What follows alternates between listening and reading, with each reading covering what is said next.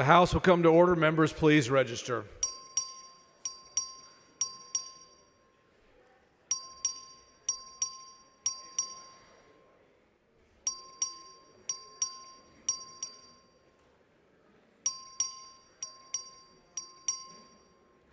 Have all members registered?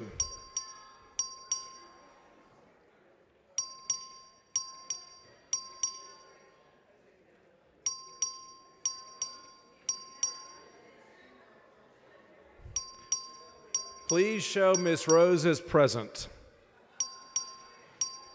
A quorum is present. The House and gallery, please rise for the invocation, which will be offered today by the Honorable Candy Noble of Collin County. Thank you, Mr. Speaker. The observance of a national day of fasting and prayer was brought to all the colonists by the Continental Congress in 1775, just days after that same body had selected as Commander-in-Chief of the Continental Army, George Washington. The day was such a success that the Continental Congress determined to call for a day of fasting and prayer each spring and a day of thanksgiving and praise each fall. And so it is my great honor to ask you to join me in prayer on this, our National Day of Prayer. Let's pray. Lord, today we are so very blessed to be living in a nation whose foundations were established in prayer to you. We thank you for our forefathers who loved you and leaned on you for guidance. We thank you, Lord, for all the times our nation has recognized our very great need for you and for your direction. So today I pray for our nation, our state, on behalf of this body that you've called to serve you. May all of us who serve on this mission field of government understand that our nation's greatness comes only because of your unmerited favor, mercy, and grace. I pray that we would trust you, Lord, with all our hearts, and that we wouldn't use our own wisdom, but lean on you for understanding, that in all our ways we would acknowledge you, and that you would make our way very clear to do your will. In Jesus' name I pray, amen. The chair now recognizes the Honorable Shelley Luther from Grayson County to lead us in the pledges of allegiance to the United States and Texas flags. Good morning. Please join me in celebrating our nation. I pledge allegiance to the flag of the United States of America and to the republic for which it stands, one nation under God, indivisible, liberty and justice for all. And now our great state. Honor the Texas flag. I pledge allegiance to thee, Texas, one state under God, one and indivisible.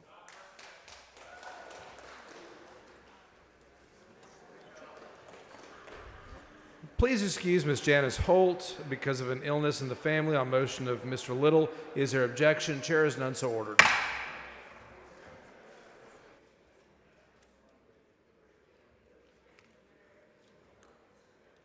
Is that our past?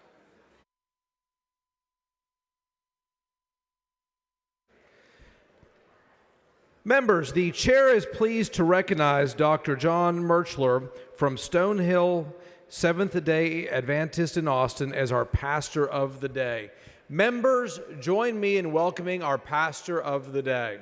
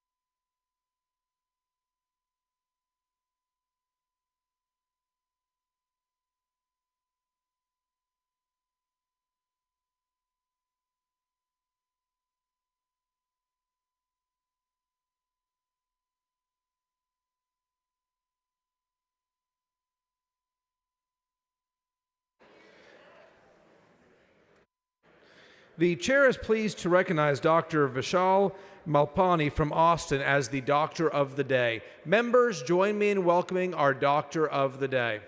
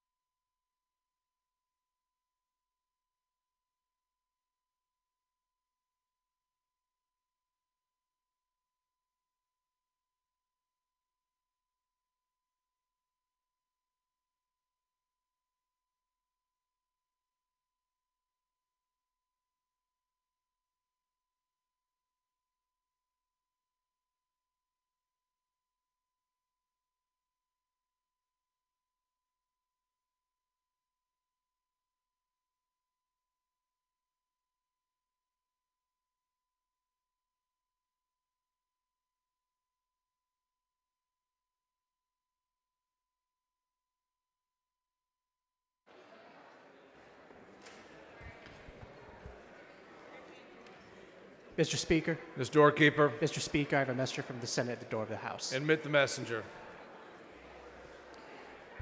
Thank you, Mr. Speaker. I am directed by the Senate to inform the House that the Senate has taken the following action. The Senate has passed the following measures. SB 324. Not yet.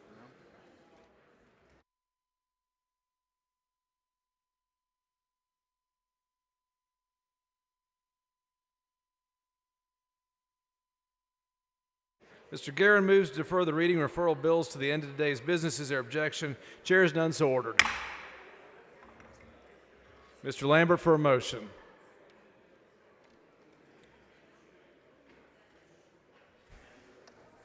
Mr. Speaker, I move that the House grant permission for all committees and subcommittees to meet while the House is in session pursuant to their committees' posting or recess motions. For purposes of this motion, committees and subcommittees scheduled to meet or reconvene today upon final adjournment or recess or during bill referral, if permission is granted, are authorized to convene upon adoption by the House of today's adjournment motion.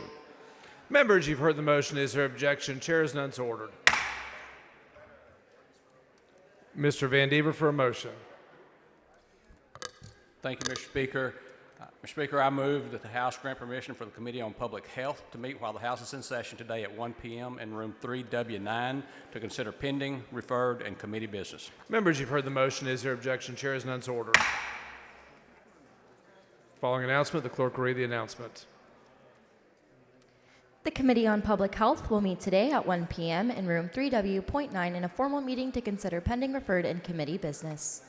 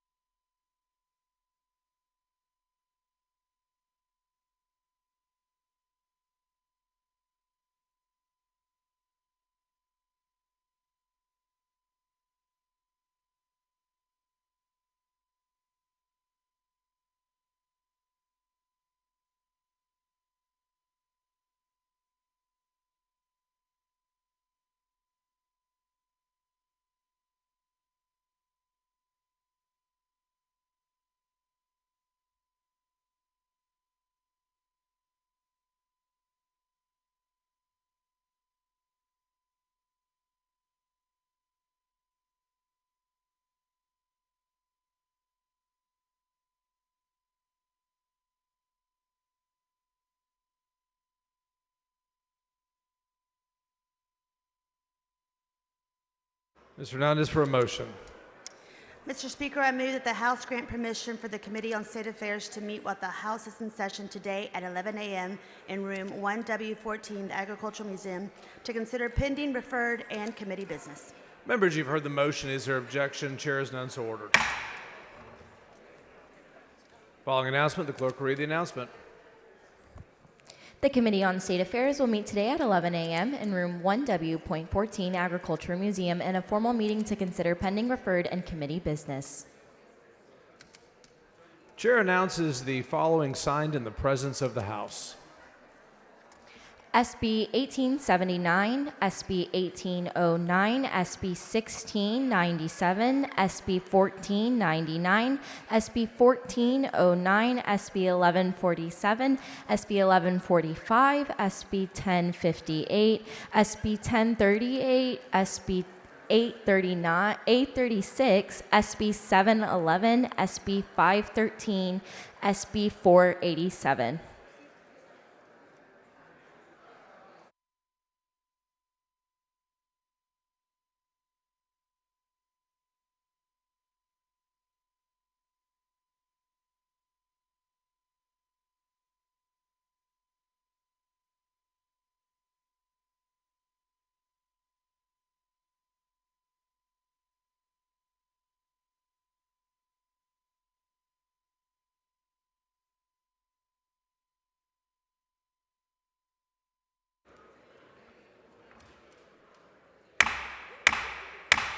Members, please take your seats.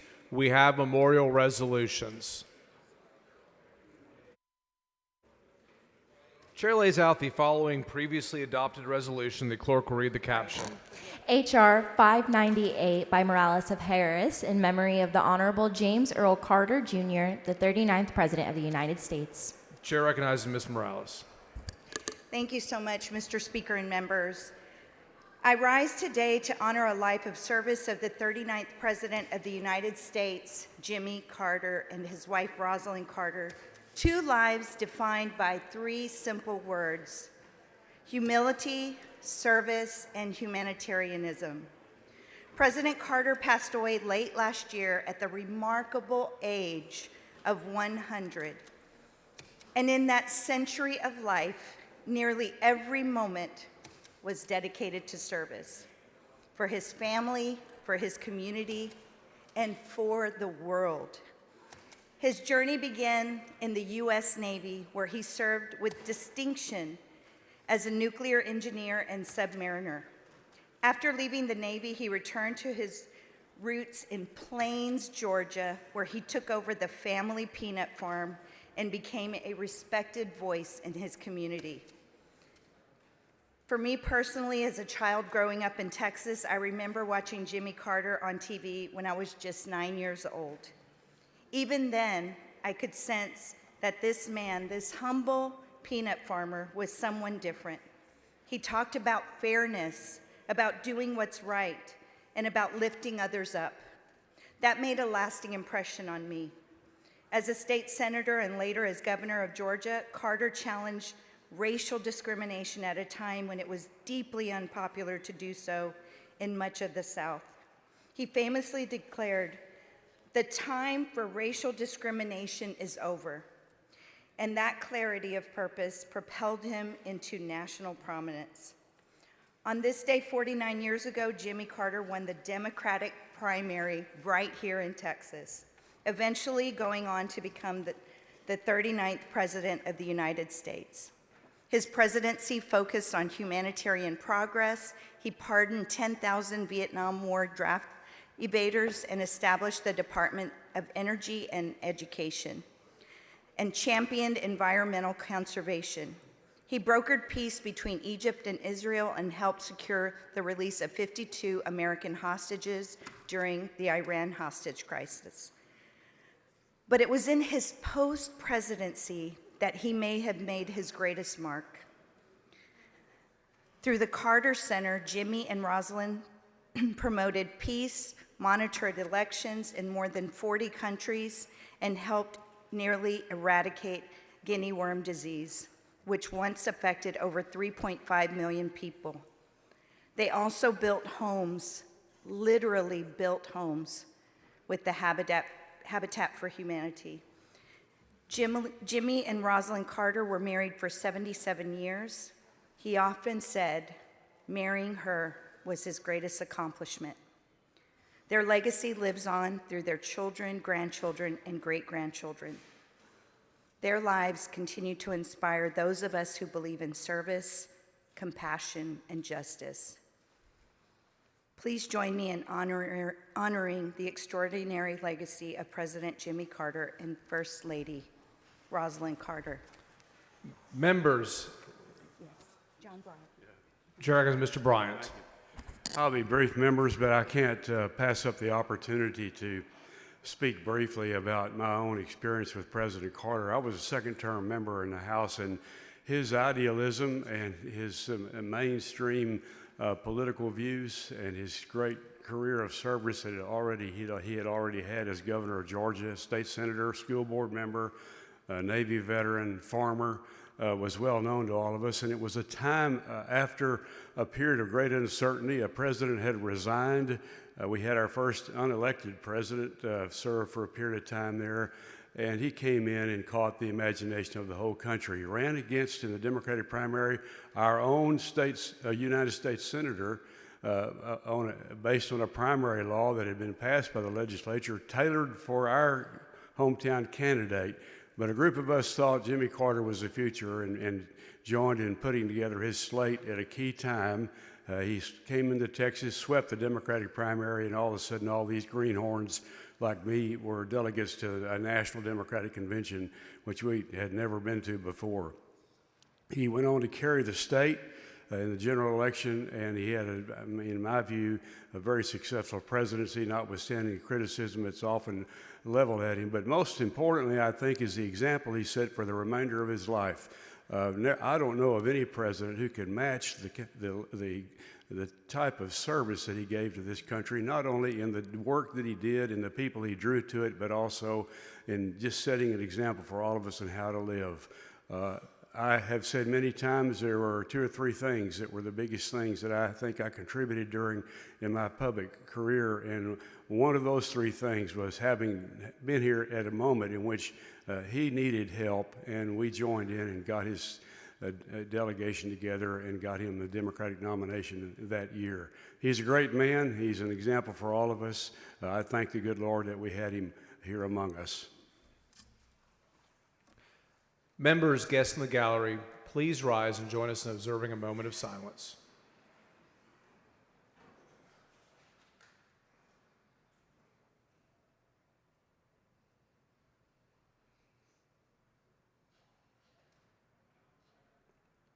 Thank you.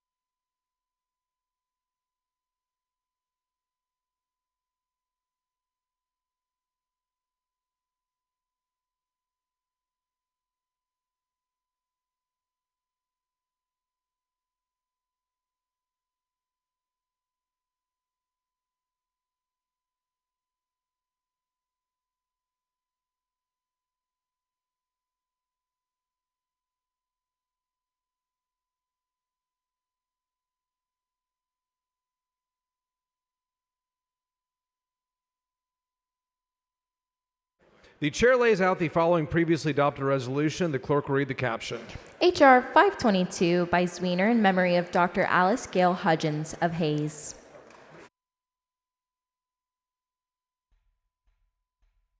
Members, this is a previously adopted memorial resolution. Will you please take your seats or your conversations outside the rails?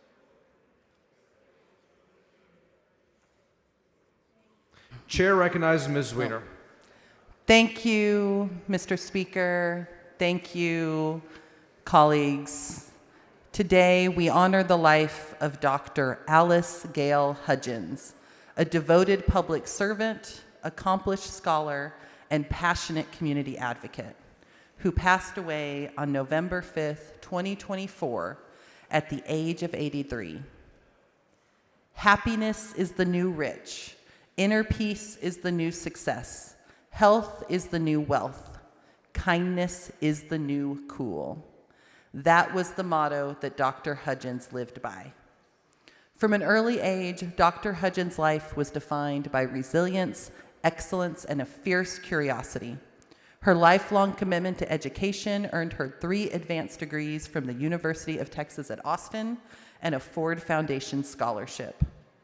Dr. Hudgens witnessed and served during pivotal moments in history, working as assistant press secretary to Governor John Connally during the tragic assassination of President John F. Kennedy, and later serving as a reference librarian at University of Texas during the tragic UT Tower shooting. She founded the Emerging Public Issues Corporation and the North Texas Greens, and she was known for her advocacy against government corruption and for environmental justice. Gale's dedication to service extended into her community. She served as a councilperson for the city of Hayes, Texas, and was a regional registrar for the Daughters of the American Revolution, where she documented 28 patriot ancestors. She also shared her love of the earth through her gardening column in the Hayes Free Press, one of our local newspapers. Dr. Hudgens' warmth, intellect, and kindness bridged cultures and generations. Whether writing a gardening column, studying new fields of thought, or encouraging intercultural understanding, she touched countless lives. Though Dr. Hudgens has passed on, her spirit continues to inspire us all to live more thoughtfully, more compassionately, and more bravely. We extend our heartfelt condolences to her beloved husband, family, and friends. Dr. Hudgens' beloved husband of more than 40 years, Harvey Davis, who is also currently the mayor of the city of Hayes, is with us today in the gallery. Harvey, could you please stand up? Members, please join me in a moment of silence to celebrate the life of Dr. Alice Gale Hudgens. Members, guests in the gallery, please rise and join us in observing a moment of silence.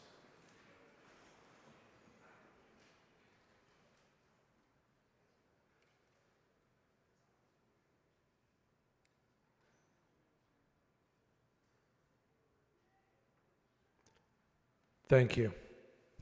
I move adoption.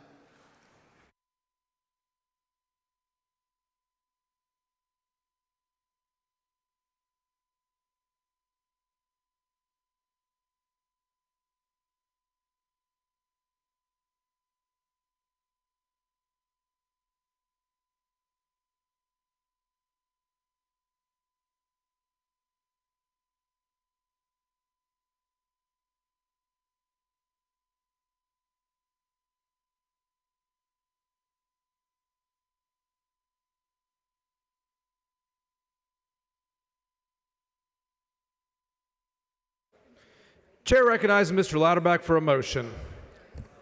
Members, I'm honored to lay out this resolution congratulating Victoria College on 100 years.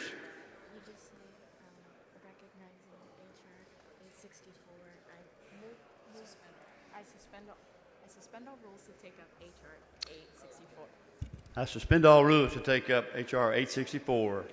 Members, you've heard the motion. Is there objection? Chair is none so ordered. Following resolution, the clerk will read the resolution. H.R. 864 by Louderback commemorating the 100th anniversary of Victoria College. Chair recognizes Mr. Louderback. Members, honored to lay out this resolution congratulating Victoria College on 100 years. We have Dr. Kent, President of Victoria College, and Amy Mundy, Executive Director of College Advancement, in the gallery with us today. Back to my left shoulder, right above over here. In February 1925, the trustees of the Victoria Independent School District voted to establish Victoria Junior College as an extension of Patty Welder High School. 51 students began attending classes that September. The college moved to its present-day site on Red River Street in 1949 under a new name, Victoria College. By 1975, the size of the campus doubled and many new facilities were completed. Through the years, Victoria College expanded its offerings and now serves 7,000 students annually, with 70% of graduates continuing to live and work in the service area. Victoria College has been a catalyst for educational attainment, economic growth, and cultural enrichment in our community. Thank you again to Victoria College for joining us today. Speaker, I move adoption. The question occurs on the adoption of the resolution. Is there objection? Chair has none. The resolution is adopted.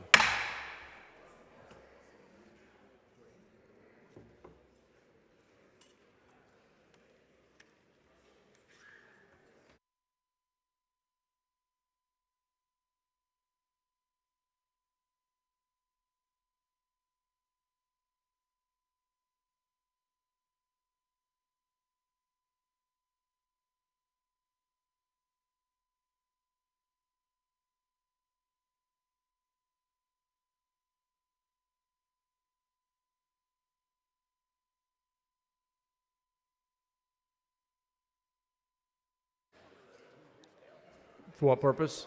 Mr. Speaker, I'd just like to request that all the comments regarding President Carter, or the late president, be recorded in the journal. Members, you've heard the motion. Is there objection? Chair is none, so ordered. Thank you. Chair recognizes Ms. Hinojosa for a motion. Thank you, Mr. Speaker. And members, I move to suspend the rules and take up H.R. 893, recognizing May as Mental Health Awareness Month. You've heard the motion. Is there objection? Chair is done, so ordered. Following resolution, the clerk will read the resolution. H.R. 893 by Hinojosa, recognizing May 2025 as Mental Health Awareness Month. Chair recognizes Ms. Hinojosa. Members, many proud members of National Alliance on Mental Health of Texas, American Foundation for Suicide Prevention of Texas, and the Defensive Line, which was founded by Solomon Thomas of the Dallas Cowboys, are gathered in Austin today to recognize May as Mental Health Awareness Month at the state capitol. Mental health is essential to the overall health and well-being of every individual, and the observance of National Mental Health Awareness Month in May provides an opportunity to highlight the need for greater empathy and support for Texans experiencing mental health issues. According to the National Alliance on Mental Health Illness, approximately 1 in every 5 Americans, including more than 4.7 million adults in Texas, live with a mental health illness. These conditions affect people of all ages, races, and backgrounds, and many, if not most, of our families members. And they are common and treatable. The stigma associated with them can be an obstacle to treatment, though, to recovery and to social acceptance. Cost is another big hurdle to receiving effective treatment, and over 1 million Texans report being unable to access the care that they need for a serious mental health illness. Mental Health Awareness Month serves as a means of educating the public about the critical issues and celebrating the progress made by those living with mental health conditions. It is fitting to acknowledge the vital work being done by community organizations, peer advocates, families, professionals, and policymakers across this state. Help me welcome up in the gallery Martha Thomas, the Chief Education Officer from the Defensive Line. Can you please stand? Oh. Chris Thomas, the Chief Executive Officer from the Defensive Line. Please stand. Vicki Saldana, Board Member for AFSP Central Texas. Anna Bunker, the Director of Programs from NAMI Central Texas. And volunteers from across Central Texas from NAMI, Texas. Thank you for your service to our state.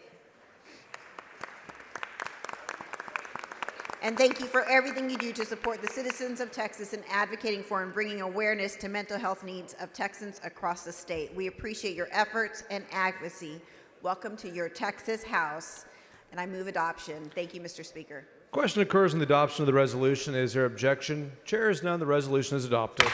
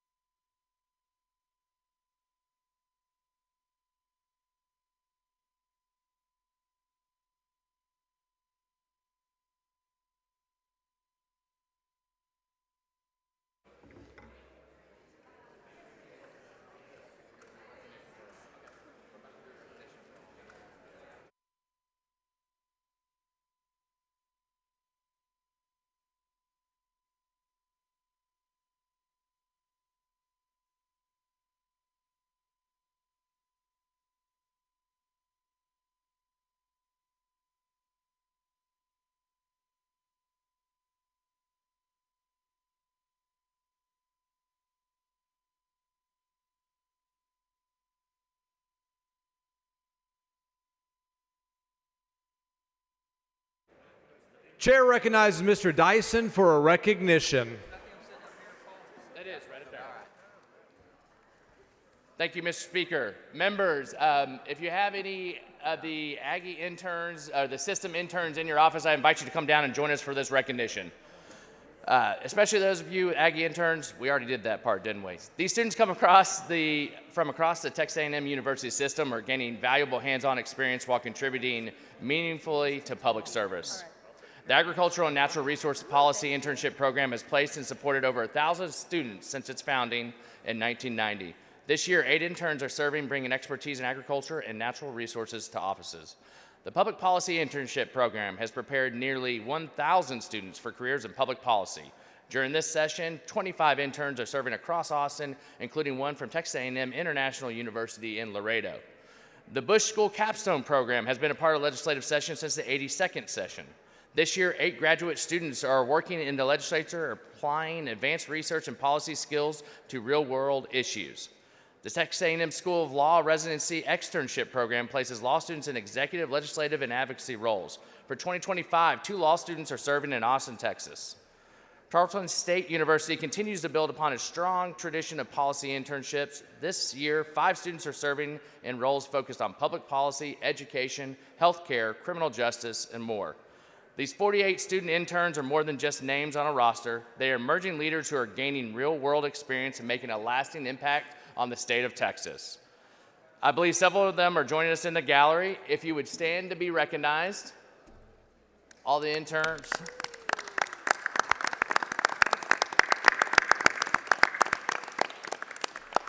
Thank all of you, especially Hayden Richards, who's working in the HD14 office with me this session, for everything you do for our offices, our districts, and the great state of Texas. Good job. Chair recognizes Mr. Curry.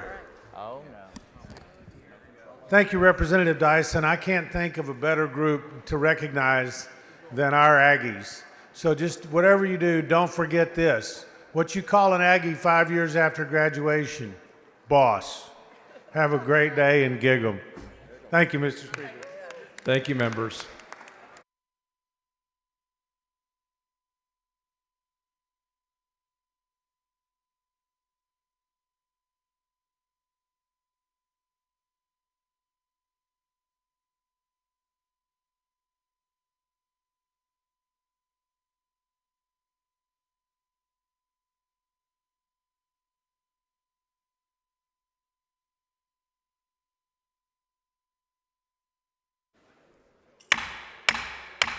Members, we're about to go on the calendar. If you have a bill, please be ready.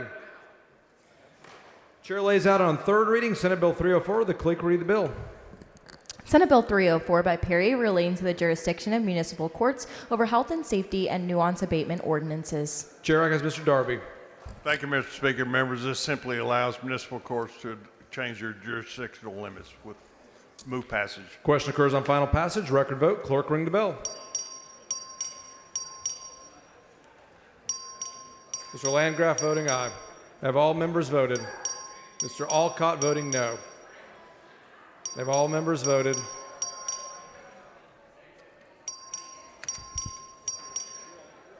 Have all members voted? 115 ayes, 19 nays. Senate Bill 304 is finally passed. Chair lays out on third reading Senate Bill 608. Clerk, read the bill. Senate Bill 608 by Flores relating to reporting information regarding certain evidence collection kits. Chair recognizes Ms. Howard. Thank you, Mr. Speaker. This bill will shine a light on the number of rape kits that are waiting to be picked up by law enforcement. Move passage.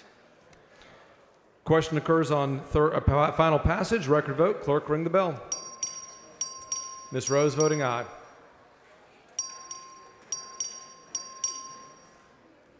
Mr. LaHood voting aye. Ms. Bowers voting aye. Have all members voted? 140 ayes, 0 nays. Senate Bill 608 is finally passed. Please excuse Mr. King to attend a meeting of State Affairs on Representative motion of Mr. Munoz. Is there objection? Chair is none, so ordered. Chair lays out on third reading Senate Bill 2312. Clerk, read the bill.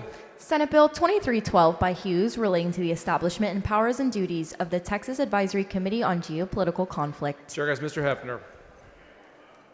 Members, this is a bill we passed relating to the establishment powers and duties of the Texas Advisory Committee on Geopolitical Conflict. Move passage. Question occurs on final passage. Record vote. Clerk, ring the bell. Ms. Rose voting aye. Have all members voted?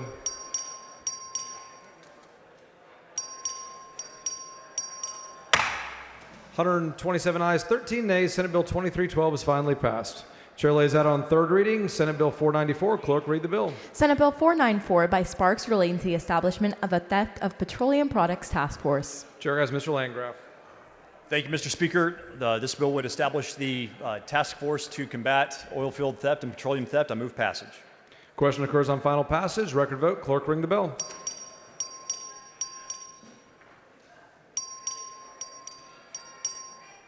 Ms. Rose voting aye. Have all members voted? 137 ayes, 6 nays. Senate Bill 494 is finally passed. Chair lays out on third reading Senate Bill 530. Clerk, read the bill. Senate Bill 530 by Sparks relating to the accreditation of certain post-secondary education institutions in the state of certain programs offered by those institutions. Chair recognizes Ms. Schaffner. Thank you, Mr. Speaker. Members, is a Clean Act bill to align state accreditation laws with federal standards which allow universities to choose a creditor that best fits their needs. I move passage. Question occurs on final passage. Record vote. Clerk, ring the bell.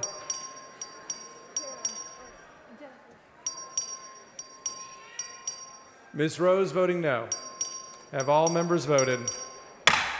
114 ayes, 28 nays. Senate Bill 530 is finally passed. Chair lays out on third reading House Bill 45. Clerk, read the bill. House Bill 45 by Hull relating to the duties of the Attorney General to prosecute human trafficking criminal offenses. Mr. Speaker, Mr. Martinez-Fisher. I rise to raise a point of order under Rule 1, Section 4. Bring your point of order down front.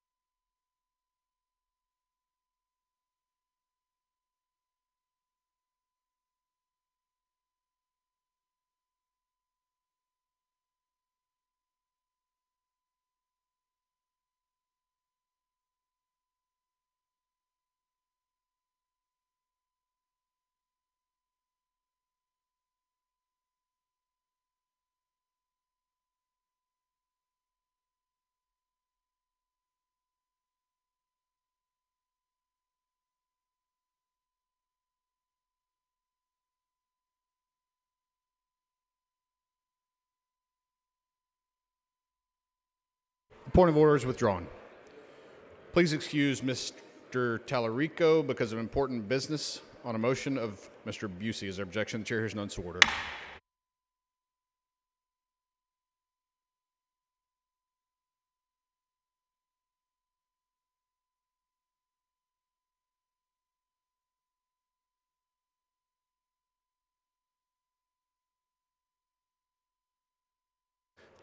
The chair recognizes Ms. Hull to explain the bill.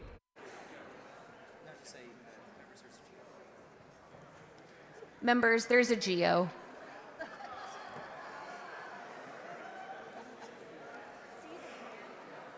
The following amendment, the clerk will read the amendment. Amendment by Vasut. Chair recognizes Mr. Vasut. Thank you, Mr. Speaker. Members, I am not Mr. Capriglione, but I do have a GO.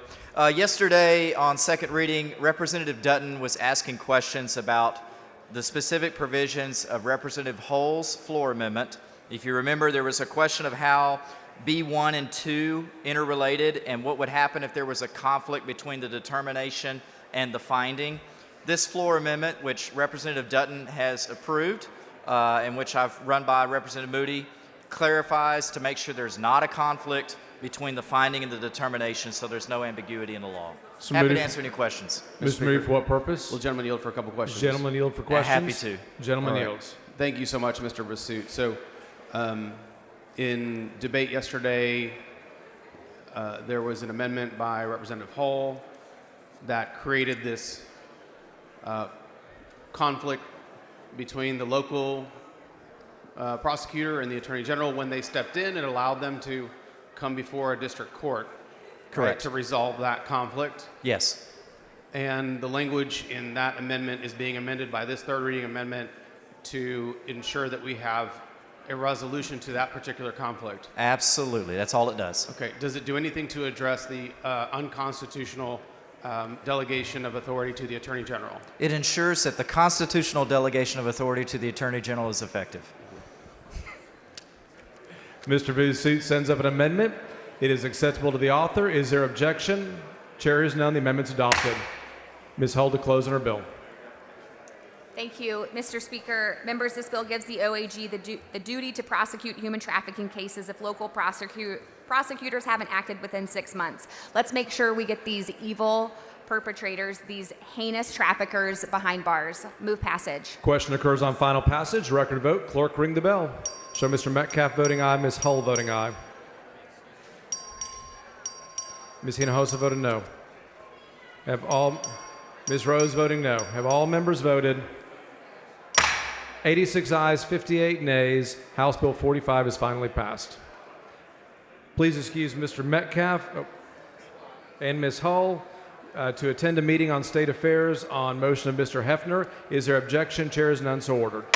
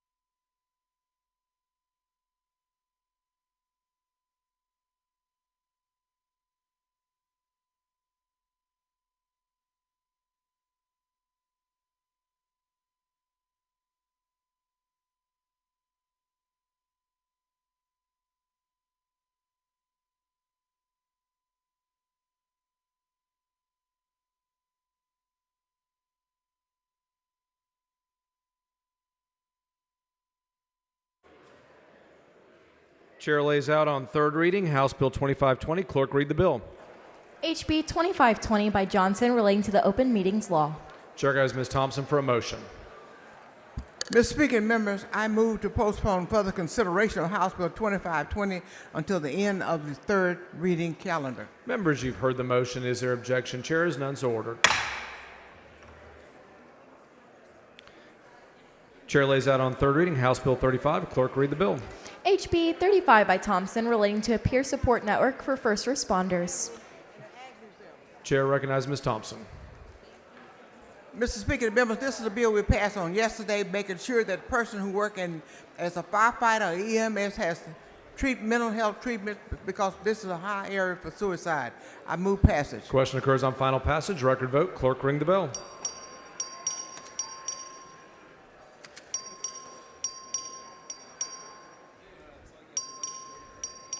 Have all members voted? Have all members voted? 116 ayes, 27 nays. House Bill 35 is finally passed.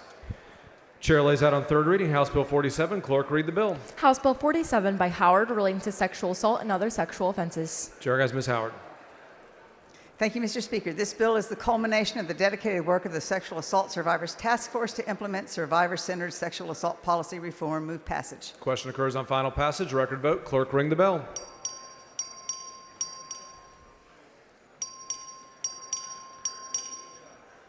Have all members voted? Mr. Harris voting aye. 140 ayes, 0 nays. House Bill 47 is finally passed. Please excuse Ms. Thompson, Ms. Hernandez, and Mr. McQueenie to attend a meeting on the Committee on State Affairs on motion of Mr. Harris. Is there objection? Chair is none, so ordered. Chair lays out on third reading House Bill 318. Clerk, read the bill. HB 318 by Guillen relating to the establishment of grant programs to provide financial assistance to qualified sheriff's departments in certain rural counties. Chair recognizes Mr. Guillen. Thank you, Mr. Speaker. Members, HB 318 tackles the severe staffing shortages in rural sheriff's departments and ensures that rural counties have the boots on the ground and the tools they need to keep Texas families safe. Move final passage. Question occurs on final passage. Record vote. Clerk, ring the bell. Have all members voted? 112 ayes, 25 nays. House Bill 318 is finally passed. Chair lays out on third reading House Bill 349. Clerk, read the bill. HB 349 by Flores relating to civil liability for removing certain individuals or animals from a motor vehicle.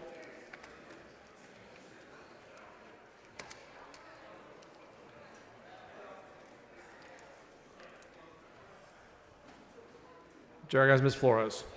Mr. Speaker, members, thank you. This is a bill we voted on yesterday that will help prevent preventable deaths of our pets in overheating cars.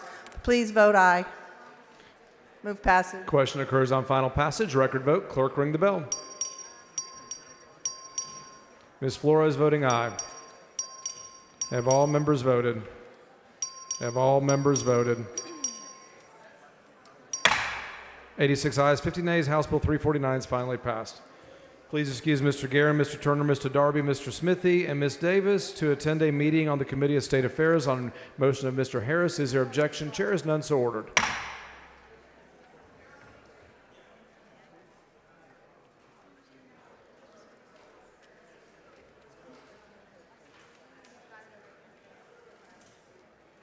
we ready? Not yet.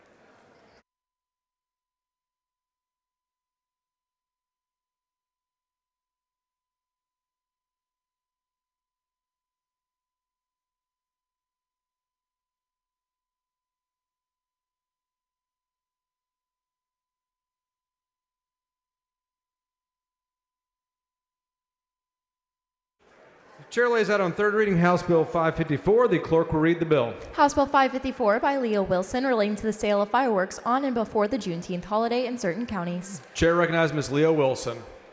I want to thank you for your overwhelming support for this yesterday. Yesterday, we did adopt an amendment to House Bill 554 that unintentionally removed the county opt-in provision allowing for the sales of fireworks during Juneteenth holiday. This amendment I bring today restores the local control, giving counties the authority as originally intended to opt in if they choose to. Following amendment, the clerk will read the amendment. Amendment by Manuel. Chair recognizes Mr. Manuel. Thank you, members. This is just to remove the amendment from yesterday. Move passage. Mr. Manuel sends up an amendment. It is acceptable to the author. Is there objection? Chair is none. The amendment's adopted. Ms. Leo Wilson on the bill as amended. Thank you very much, members. I encourage everyone that signed on to that amendment to co-author the bill, 554. Thank you. Move passage. Question occurs on final passage. Record vote. Clerk ring the bell. Show Mr. Manuel voting aye. Ms. Leo Wilson voting aye. Have all members voted? Have all members voted? 126 ayes, 7 nays. House Bill 554 is finally passed. Chair lays out on third reading House Bill 1359. Clerk will read the bill. HB 1359 by Hernandez relating to a program to provide assistance for certain retail electric customers authorizing a fee. Mr. Wally for a motion. Thank you, Mr. Speaker. I move to postpone further consideration of HC 1359 until the end of today's third reading. Members, you've heard the motion. Is there objection? Chair is none, so ordered. Chair lays out on third reading House Bill 1373. The clerk will read the bill. HB 1373 by Raymond relating to designation of a portion of the Farm to Market Road 70 in Nueces County as a Los Robles Trail. Mr. Raymond for a motion. Thank you, Mr. Speaker. Members, this is a bill we passed yesterday that would put the markers Los Robles Trail on Farm to Market Road 1833. Move passage. Question occurs on final passage. Record vote. Clerk ring the bell. Mr. Tinderholt voting aye. Mr. Manuel voting aye. Have all members voted? 132 ayes, 0 nays. House Bill 1373 is finally passed. Chair lays out on third reading House Bill 2254. Clerk read the bill. HB 2254 by Hull relating to certain healthcare service contract agreements entered into by issuers and healthcare providers. Mr. Manuel for a motion. Mr. Speaker, I move to postpone further consideration of HB 2254 until the end of today's third reading. Members, you've heard the motion. Is there objection? Chair is none, so ordered. Chair lays out on third reading House Bill 2259. The clerk will read the bill. HB 2259 by Dayala relating to the instructions for an application form for early voting ballot. Chair has Mr. Dowla. Thank you, Mr. Speaker. Members, this is a bill we passed yesterday dealing with font sizes on applications. Move passage. Question occurs on final passage. Record vote. Clerk ring the bell.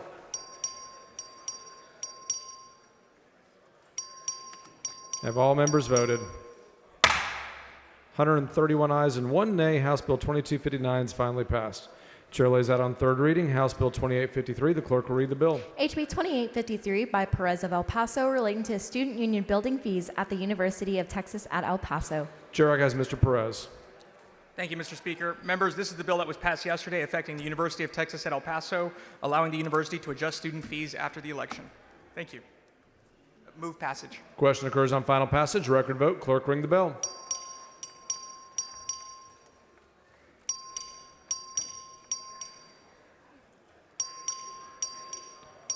Have all members voted? 80 ayes, 53 nays. House Bill 2853 is finally passed. Chair lays out on third reading House Bill 3073. The clerk will read the bill. House Bill 3073 by Howard relating to the prosecution of the offense of sexual assault. Chair has Ms. Howard. Thank you, Mr. Speaker. This is the final recommendation of the Sexual Assault Survivors Task Force. It will give law enforcement the tools they need to hold rapists accountable and keep our communities safe. I'm proud to move final passage of the Summer Willis Act. Move passage. Question occurs on final passage. Record vote. Clerk ring the bell.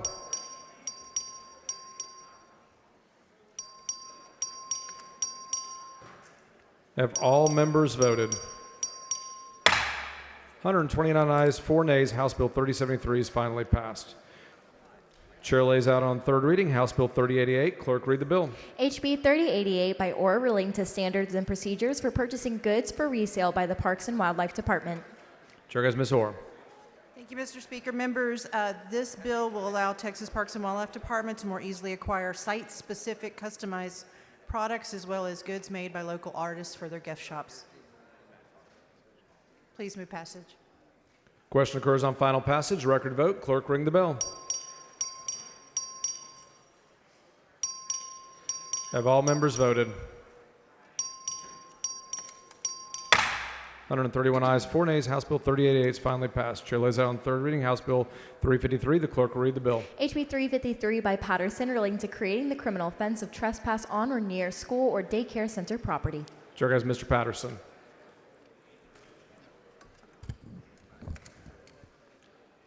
Mr. Speaker. Mr. Wu, for what purpose? Would the gentleman yield for questions? Does the gentleman yield for questions? I do. Gentleman yields for questions. Thank you. Mr. Patterson, may I just ask you some legislative intent questions? Absolutely. Okay. Your bill would create a new criminal offense, correct? Yes. And that criminal offense would be for people who remain within 250 feet of property that is adjacent to a public school or private daycare, correct? That's correct. Okay. And this 250 feet could include private property and public property, correct? That's correct. Okay. And for private property, the person would need permission to be there.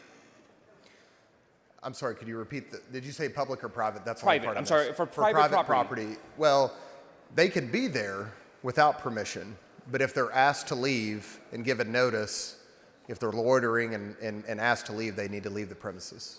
Who gets to ask them to leave? Just 1 second, it's right here. They have to leave unless they have a reasonable relationship for entering or remaining on the property that involves custody or the responsibility of a student enrolled in the school or daycare. If they have written permission from an authorized representative of the school or daycare center, receives a reasonable request to depart by an administrator, educator, or security personnel officer employed by the school or daycare center.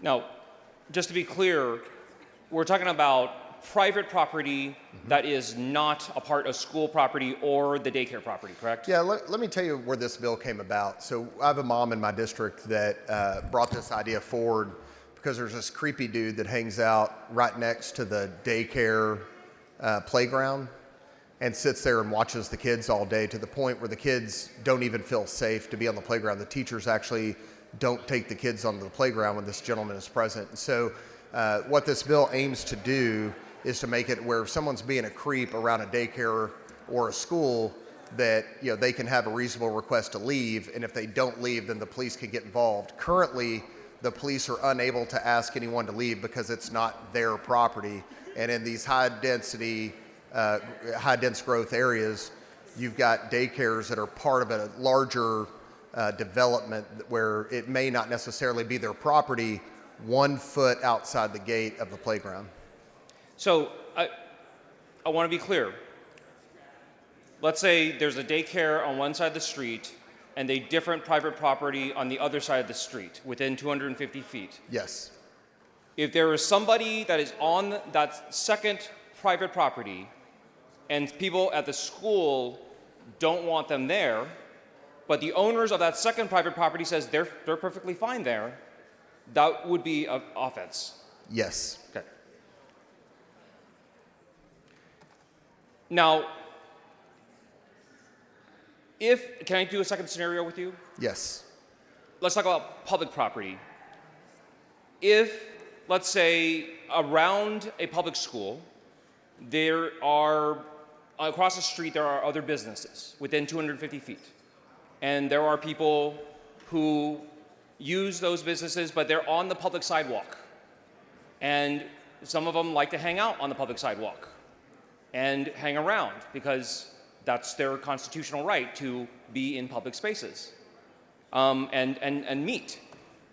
If the school or the private daycare did not want them on public property and they called the police could now arrest them for being on public property.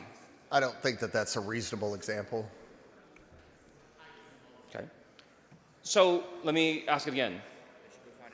Let me change some of the scenarios. I mean, somebody is saying, strike that. Let me put it this way. I have personally seen Second Amendment advocates who wear their open carry firearms and walk around public spaces, including in front of schools, to make a point that this state has open carry and the right to be in public spaces. If somebody was uncomfortable at the daycare, and they say the guy who keeps walking around our building, around this block, with a pistol on his hip, that guy's creeping me out. The police can now come and remove him and arrest him if he refuses to leave. No. Why not? because in your scenario, they didn't give him notice. Okay. They gave him notice. He says, it is my constitutional right to be in a public space with my firearm for the purpose of drawing attention. I refuse to leave. Can the police arrest him now? Potentially. Under your bill, can the police arrest him if they chose? Potentially. Okay. Is that what you intend for your bill? What I intend for my bill is that we don't have creeps hanging out outside school playgrounds and daycare playgrounds. Absolutely. Making teachers and students uncomfortable. And so that's why this is a very reasonable setback of 250 feet. I believe the Senate bill has 500 feet, and I hope to get that into alignment. But this is a very reasonable setback, in my view, as the bill's author, to protect these kids from folks that may wish to do them harm. I don't disagree with you. I don't disagree that it's a reasonable thing to do. I do disagree that it's a constitutional thing to do. Yes, sir. So I think we'll agree to disagree on that point. Yes, sir. Appreciate it. Thank you very much. Thank you, sir. Mr. Speaker. Mr. Wu, for what purpose? I move to reduce the writing the conversations on this bill for the purposes of legislative intent and place it in the journal. Members, you've heard the motion. Is there objection? Chair is none so ordered. Mr. Schatzline, for what purpose? Will the gentleman yield for a question? Gentleman yield for questions? I do. Gentleman yields for questions. Representative, I'm 100% in support of this bill. Were you aware that a armed protester repeatedly for weeks stood outside of my daughter's preschool to taunt her in Fort Worth, Texas? I was not aware of that. This has happened over and over and over, and because of the sidewalk that's public property, the police could not ask him to leave. So this bill, what you're seeking to do is create a mechanism by which police can give warning and say, hey, you're making the teachers and students feel uncomfortable. We are asking that you leave. So they would not be arrested at first. They would actually receive warning, and then if they chose to stay, it would be seen as direct defiance and wanting to make those students uncomfortable. Is that correct? I agree, and I think that's a more reasonable scenario that the police have zero tools to get involved in this currently, and I do believe that that's how the vast majority of police officers would handle that situation. Representative Patterson, for the sake of the kids in my city and in your city, I'm incredibly grateful that you brought this bill forward. Thank you. Can't wait to support it. Thank you. Jones, for what purpose? Will the gentleman yield? The gentleman yield for questions. No. Yes, I heard something. The gentleman does yield for questions. I thought I heard something. I just want to make sure. Did I hear you say that if I have private property and I allow someone to be on my private property because it's my property and property rights matter, and there's a school by my property and the people at the school don't like the person on my private property, that the school gets to decide who I can have on my private property, and if they don't get off my private property, then they can be arrested? I'm sorry, I may have misunderstood Mr. Wu's question. The bill's about public property. So the bill doesn't allow the police to arrest people who are on private property. Is that accurate? Well, it says that, all buildings, all land and buildings owned or leased by a school or daycare center, and any grounds or buildings on which an activity sponsored by the school or daycare center is being conducted. The daycare center is, defined in section 42.002, the Human Resources Code, and it discusses public property. I still thought I heard something. So my question is this. If I have private property that's within that foot range of the daycare, and they don't like the person on my private property because it's within the limits, are you telling me that they get to decide who I have on my private property? No, I don't believe so. No, you don't think so, or absolutely not, because your property rights matter? I don't believe so. Okay, thank you. Thank you. Members, this bill is simple. This is adults who want to intimidate and threaten children and teachers at daycare centers and at schools. This gives police the tools to remove those individuals, and I move passage. Question occurs on final passage. Record vote. Clerk, ring the bell. Mr. Leach voting aye.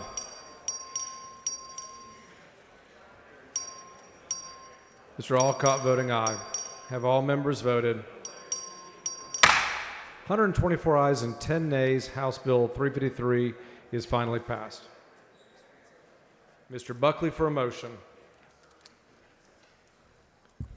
Mr. Speaker, I move the House grant permission for the Committee on Public Education to meet while the House is in session today at 12 p.m. in room 1W14 in the Ag Museum to consider pending, referred, and committee business. Members, you've heard the motion. Is there any objection? Chair has none, so ordered.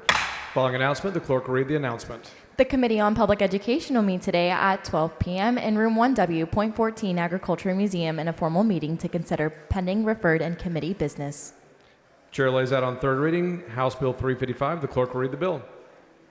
House Bill 355 by Craddock relating to the period in which the Texas Juvenile Justice Department must accept custody of a person committed to the department and to the consequences for the failure of the department to accept the custody of the person within that period. Chair recognizes Speaker Craddock. Mr. Speaker, members, this is the bill we talked about yesterday, and what it does is make the TJJD pick up the young youth that they've got standing every 30 days like they're supposed to do, where I think I read the numbers to you yesterday. Some of them are waiting 2 years to be picked up, so move passage. Question occurs on final passage. Record vote. Clerk ring the bell. Show Ms. Jones voting aye. Have all members voted? Mr. Vasut voting aye. 135 ayes, 0 nays. House Bill 355 is finally passed. Chair lays out on third readings House Bill 786. Clerk read the bill. House Bill 786 by Jones of Harris relating to justice court security in certain counties. Chair has Ms. Jones. I have a jacket just like that. Mr. Speaker, members, local justice courts in Harris County need security too, especially with shootouts that injure deputies. Move passage. Question occurs on final passage. Record vote. Clerk ring the bell. Ms. Jones voting aye. Mr. Leach voting aye. Have all members voted? 85 ayes, 50 nays. House Bill 786 finally passed. Chair lays out on third reading House Bill 762. Clerk read the bill. House Bill 762 by Leach relating to severance pay for political subdivision employees and independent contractors. Chair has Mr. Leach. Thank you, Mr. Speaker. Members, this bill puts an end to golden parachutes in Texas. Move passage. Question occurs on final passage. Record vote. Clerk ring the bell. Show Mr. Leach voting aye. Have all members voted?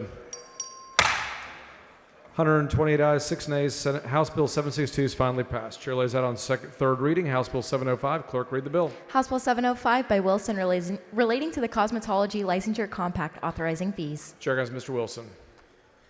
Thank you, Mr. Speaker. Members, House Bill 705 is a Department of Defense sponsored bill that would provide cosmetology licensees with opportunities for multi-state practice and would foster workforce development by reducing unnecessary licensure burden on our military spouses and Texans alike. Move passage. Question occurs on final passage. Record vote. Clerk ring the bell.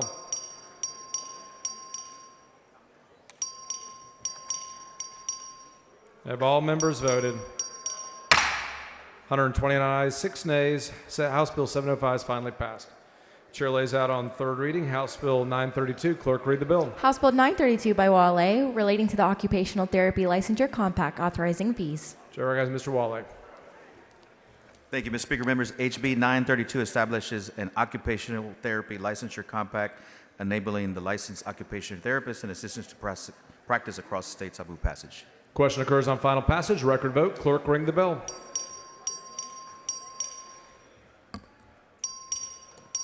Have all members voted?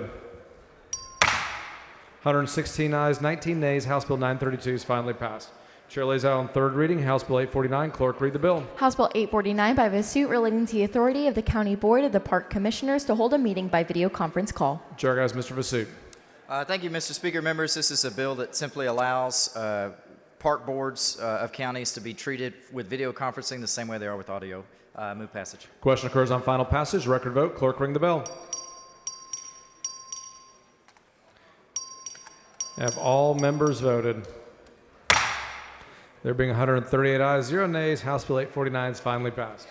Chair lays out on third reading House Bill 1119. Clerk, read the bill. House Bill 1119 by Gomez relating to the biennial report on the regional allocation of mental health beds. Chair recognizes Ms. Gomez. Thank you, Mr. Speaker. Members, good morning. HB 1119 has no fiscal impact, but most certainly will impact your districts on the much needed need that we have for mental health resources in our communities. I move passage. Question occurs on final passage. Record vote. Clerk, ring the bell.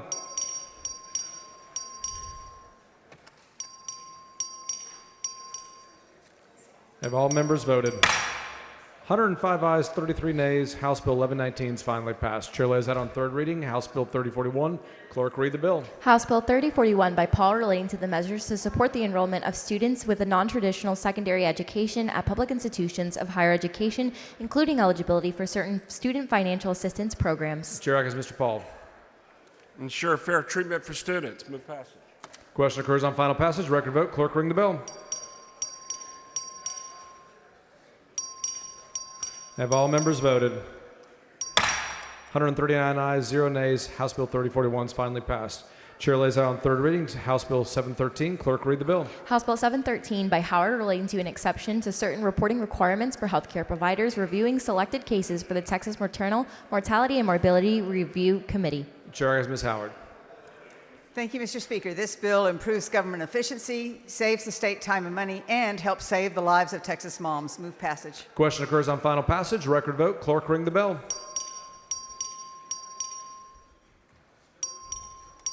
Have all members voted? 105 ayes, 34 nays. House Bill 713 is finally passed.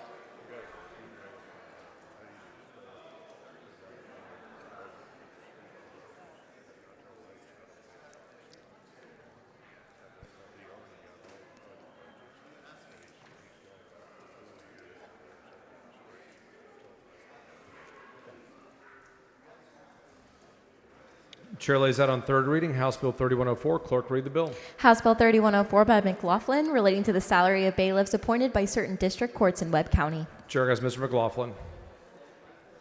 Speakers, member House Bill 3104 addresses concerns brought forth by my constituents related to bailiffs in the 341st and 406th district courts. Mr. Speaker. Mr. Canales, for what purpose? Does the gentleman yield for some questions? Does the gentleman yield for questions? Yes. The gentleman yields for questions. Thank you, Representative. I'm just curious, so does your bill say that the judges aren't going to be able to hire their own bailiffs, that y'all are going to hire them for them? Is that what this does? Well, the county and the judges of the existing bailiffs will be there, but going forward after these two bailiffs retire, then the sheriff will appoint the bailiffs for the courts. So the district judge or the judge of the court will no longer have authority to select the person that they feel is qualified to protect their court. Well, right now, one court has the ability to pick a bailiff. The other court does not. The other court's bailiff is picked by the sheriff. It's picked by the sheriff. And so Yes. so the one court that does, we're going to take that away from that judge. We're just going to make it a level playing field for both judges. It won't affect anybody there. There's no physical note or anything other than going forward after these two bailiffs retire. Is there a system in place? Is there a system in place whereby if a judge does not like the bailiff that's been appointed to them, that they're able to ask for a replacement bailiff? Well, I would think any law enforcement officer that is told by a district judge they don't want that particular bailiff, that they would replace them pretty quick. Thank you, ma'am. Mr. Raymond, for what purpose? Mr. Speaker, would gentleman yield for questions? Gentleman yield for questions? Yes. Gentleman yields for questions. Representative, this bill affects Webb County, the county we both represent. Yes, sir. That's all it affects. And this is a bill that the Webb County folks came to us to do this bill. And we decided that you would do it because you're taller and better looking. Is that right? Partially, yes. Okay, just so members would know, we've worked with our county. This is something that was brought to us, requested from us, and appreciate you bringing it forward. Yes, sir. Thank you. Move passage. Question occurs on final passage. Record vote. Clerk, ring the bell.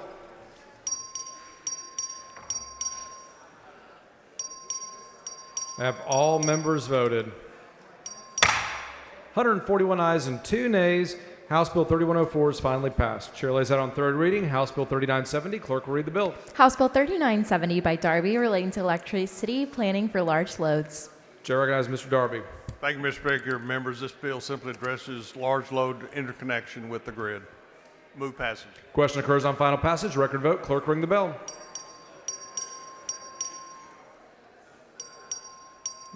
Have all members voted? 142 ayes, 0 nays. House Bill 3970 is finally passed. Chair lays that on third reading. House Bill 4042. Clerk, ring the bell. House Bill 4042 by Morales of Maverick relating to the applicability of certain safety provisions and regulatory fees administered by the Railroad Commission of Texas to gas distribution pipelines. The chair recognizes Mr. Morales. Thank you, Mr. Speaker. Members, this is a cleanup bill requested by the Texas Railroad Commission to update the definition of gas to now include propane gas distribution. Move passage. Question occurs on final passage. Record vote. Clerk, ring the bell. Mr. Campos voting aye. Have all members voted? 105 ayes, 38 nays. House Bill 4042 is finally passed. Chair lays out on third reading House Bill 4490. Clerk, read the bill. House Bill 4490 by Smithy relating to an exemption from required disclosure of information related to the next of kin of deceased persons. Chair recognizes Mr. Smithy. Thank you, Mr. Speaker. Members, this is the bill we passed yesterday that seeks to protect next of kin of victims, and I would move passage. Question occurs on final passage. Record vote. Clerk, ring the bell. Ms. Campos voting aye. Have all members voted? 143 ayes and 1 nay. House Bill 4490 is finally passed. Chair lays out on third reading House Bill 1731. Clerk, read the bill. House Bill 1731 by Campos relating to the Physician's Assistants Licensure Compact authorizing a fee. Chair recognizes Ms. Campos. Thank you, Mr. Speaker. Members, all PAs that practice under this licensure compact would have to adhere to Texas' existing laws and regulations. I move passage. Question occurs on final passage. Record vote. Clerk, ring the bell.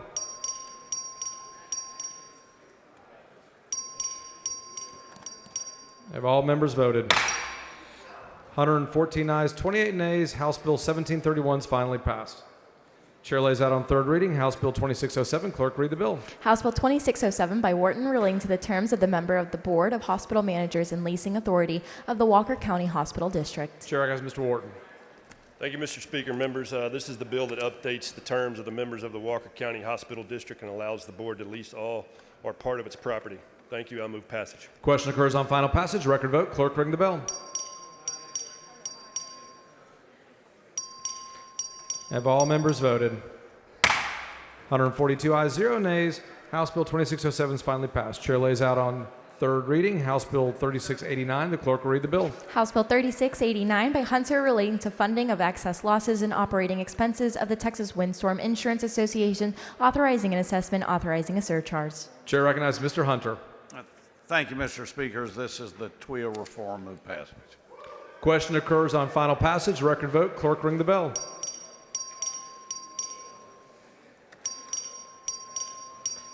Have all members voted? Have all members voted? 131 ayes and 12 nays. House Bill 3689 is finally passed. Chair lays out on third reading House Bill 1788. The clerk will read the bill. House Bill 1788 by Hernandez relating to continuing education for barbers and cosmetologists on identifying and assisting victims of sexual assault, domestic violence, and human trafficking. Chair recognizes Ms. Hernandez. Thank you, Mr. Speaker and members. This bill would add domestic violence, human trafficking, and sexual assault awareness training to continuing education license requirements for cosmetologists and barbers. I move passage. Question occurs on final passage. Record vote. Clerk, ring the bell.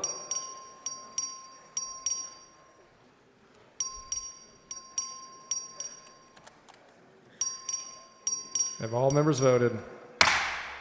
96 ayes, 49 nays. House Bill 1788 is finally passed. Chair lays out on third reading House Bill 1612. Clerk, read the bill. House Bill 1612 by Frank relating to direct payments for certain health care provided by a hospital. Chair recognizes Mr. Frank.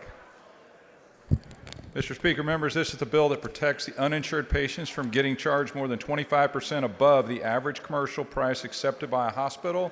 I did want to say the vast majority of hospitals are much better than charging the uninsured patients this much more. So if your hospital has a problem with it, you should probably ask them about their uninsured patient procedures. So I move passage. Question occurs on final passage. Record vote. Clerk, ring the bell.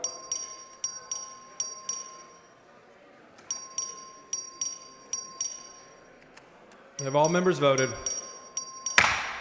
139 ayes, 5 nays. House Bill 1612 is finally passed. Chair lays out on third reading House Bill 138. Clerk, read the bill. House Bill 138 by Dean relating to the establishment of the Health Impact Cost and Coverage Analysis Program authorizing a fee. Chair has Mr. Dean. Thank you, Mr. Speaker. 138 helps reduce the cost of insurance for our Texan citizens. Please move passage. Question occurs on final passage. Record vote. Clerk, ring the bell.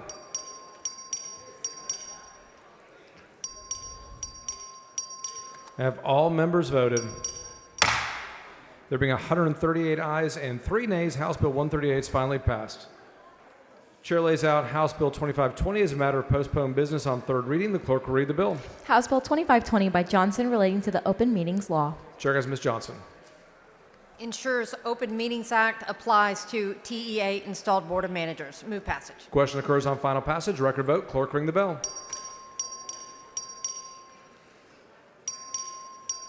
Have all members voted? 137 ayes, 3 nays. House Bill 2520 is finally passed. Chair lays out on third reading House Bill 1359. The clerk will read the bill. House Bill 1359 by Hernandez relating to a program to provide assistance for certain retail electric customers authorizing a fee. Chair has Ms. Hernandez. Thank you, Mr. Speaker and members. House Bill 1359 would establish a statewide payment assistance program for qualifying low-income and critical care residential customers to receive assistance with paying their electric bills. I move passage. Question occurs on final passage. Record vote. Clerk, ring the bell.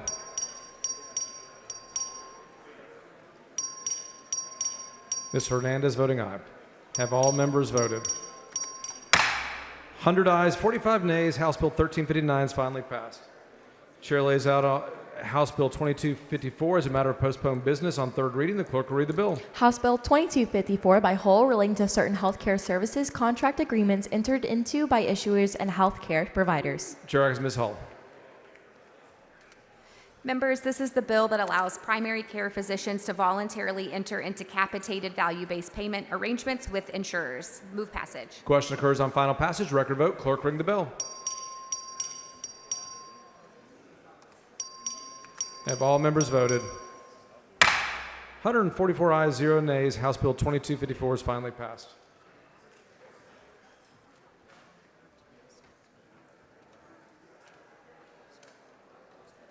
Following announcement, the clerk will read the announcement. The Committee on Homeland Security, Public Safety, and Veterans Affairs will meet today upon final adjournment, recess, or bill referral if permission granted in Room 1W.14 Agricultural Museum, and a formal meeting to consider pending referred and committee business.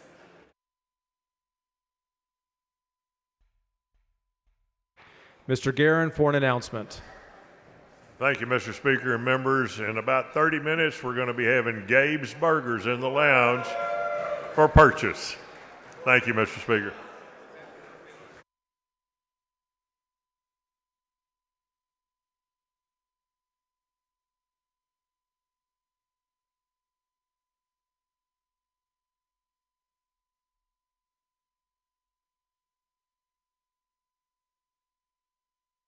Mr. Manuel, for what purpose? I was a parliamentary inquiry, Mr. Speaker. State your inquiry. Are we going to have chili dogs too? Chair is not advised.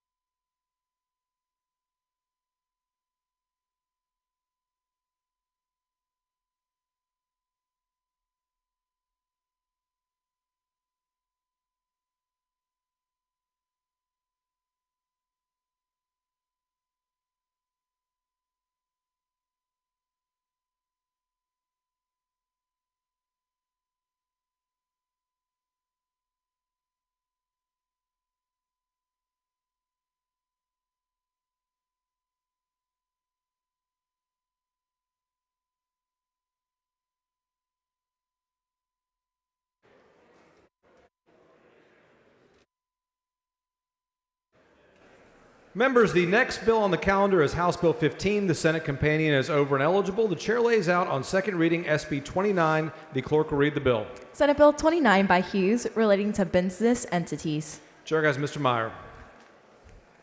Thank you, Mr. Speaker. Members, Senate Bill 29 builds on Texas' business-friendly, climate-efficient legal system and specialized business courts by reforming our corporate laws to ensure Texas continues as the best state to headquarter. First, SB 29 codifies the business judgment rule. It also establishes a threshold for derivative claims of 3% and also allows for the predetermination of director independence, establishing a clear process for corporations to form independent committees. And finally, SB 29 provides companies flexibility to resolve internal entity claims. Members, SB 29 protects shareholders and businesses while ensuring accountability for corporate misconduct. It will encourage public companies to incorporate under Texas law. It passed out of the JCJ Committee 11-0 bipartisan support. With that, Mr. Speaker, members, I believe there is an amendment. The following amendment, the clerk will read the amendment. Amendment by Meyer. Chair has Mr. Meyer. Thank you, Mr. Speaker. This is a cleanup amendment dealing with LLC and LP provisions, and with that, I move adoption. Mr. Meyer sends up an amendment. It's acceptable to the author. Is there objection? Chair has none. The amendment's adopted. Following amendment, the clerk will read the amendment.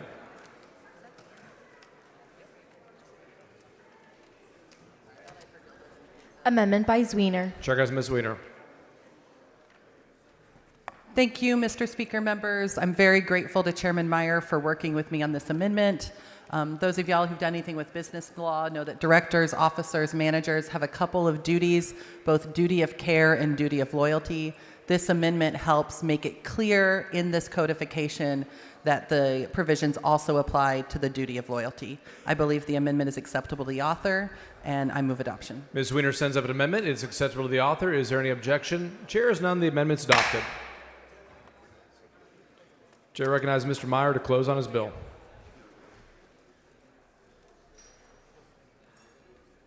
Thank you, Mr. Speaker. Members, we just want to continue with the Texas Stock Exchange, with business courts, with all we're doing in Texas to make us continue to be the most business-friendly.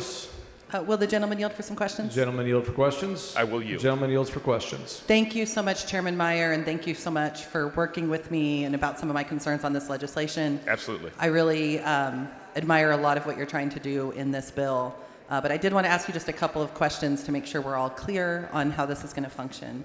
The bill codifies presumptions that must be overcome for a shareholder claim against an officer or director.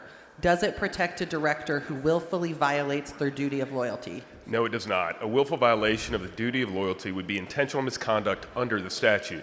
A director who takes an action designed to benefit himself or herself to the detriment of the corporation is violating his or her fiduciary duty of loyalty and committing intentional misconduct. And those bad acts are not protected by HB 15 or SB 29. So would a shareholder have a claim under this bill against a director who hid the fact that their spouse had an interest in a transaction in order to mislead the board into supporting it? Yes, what you're describing sounds like a fraud by omission, or at least an intentional act that appears to violate the director's fiduciary duties. Those sorts of acts would overcome the protections established by this bill and would support a shareholder claim. Thank you. Similarly, would a shareholder have a claim against a director or officer who engages in self-dealing to the detriment of the corporation? Yes, absolutely. That would be an intentional act that, if it put the director's interest above the interest of the corporation, would violate the director's duty of loyalty. Thank you so much, Chairman Meyer. Thank you, Appreciate it. Representative Zwiener. With that, I move passage. Question occurs on passage of third reading. Record vote. Clerk ring the bell. Show Mr. Anchio voting aye, Mr. Vassit voting aye, Mr. Leach voting aye, Mr. Moody voting aye, Mr. Meyer voting aye. Good job. Have all members voted?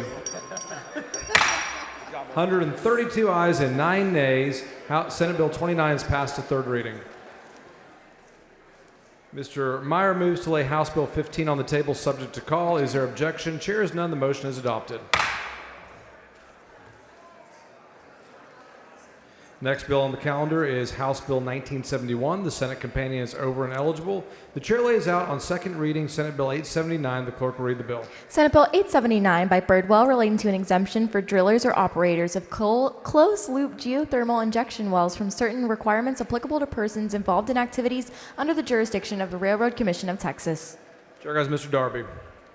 Thank you, Mr. Speaker. Members, this bill simply clarifies that operators of closed-loop geothermal injection wells are not subject to the Railroad Commission requirements like filing a P5, providing financial assurance, or paying drilling permit fees. With that, I move passage. Question occurs on passage of third reading. Record vote's been requested. Clerk, ring the bell. Have all members voted? 141 ayes, 0 nays. Senate Bill 879 is passed to third reading. Ms. Johnson, for what purpose? Mr. Speaker, may I please have all of the dialogue on HB 15 and SB 29 reduced to writing and placed in the journal? Members, you've heard the motion. Is there objection? Chair is none so ordered.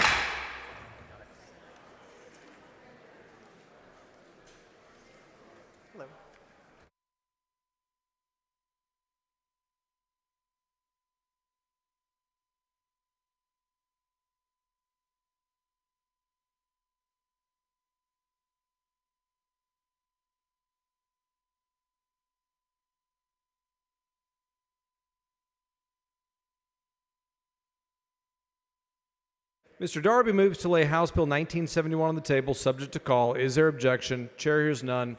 Motion is adopted.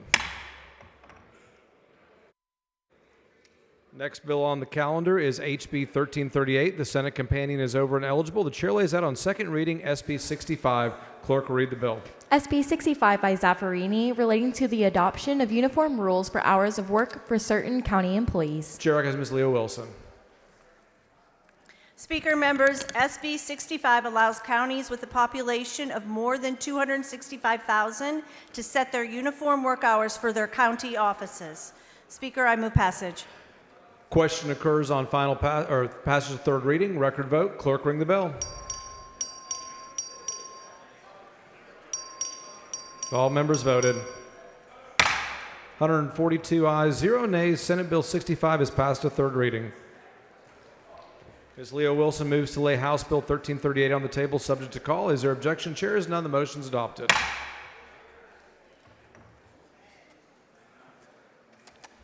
Members, the next bill on the calendar is House Bill 2989. The Senate companion is over and eligible. Chair lays out on second reading SB 1748. The clerk will read the bill.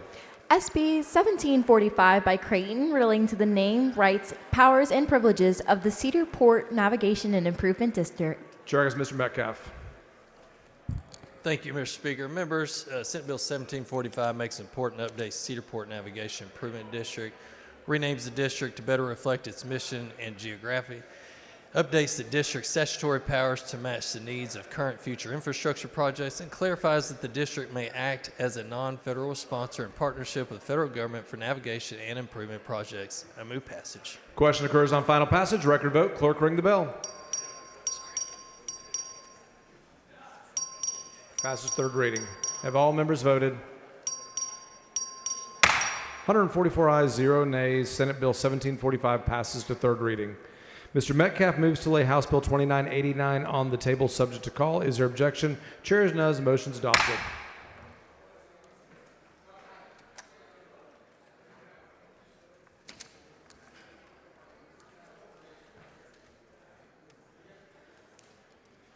Members, the next bill on the calendar is House Bill 267. The Senate companion is over and eligible. Chair lays out on second reading Senate Bill 412. The clerk will read the bill. Senate Bill 412 by Middleton, relating to the affirmative defenses to the prosecution for certain offenses involving materials or conduct that is otherwise obscene or otherwise harmful to children. Chair has Mr. Patterson.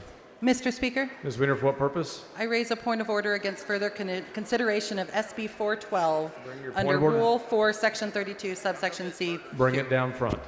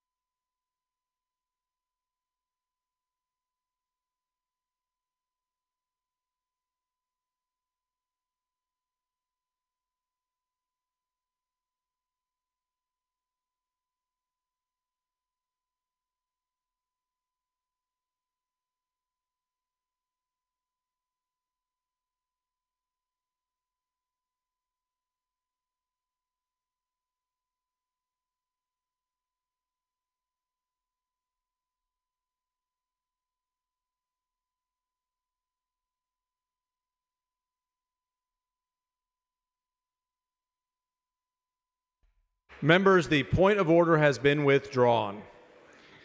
Please excuse members of the Public Education Committee to attend a meeting of the Committee on Public Education on motion of Ms. Davis. Is there any objection? Chair is none, so ordered.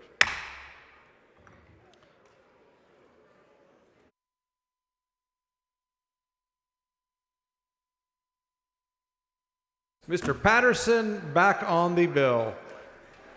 Ms. Zwiener, for what purpose? Mr. Speaker, I raise a point of order against further consideration of SB 412 under Rule 8, Section 1A of the House Rules. Bring your point of order down.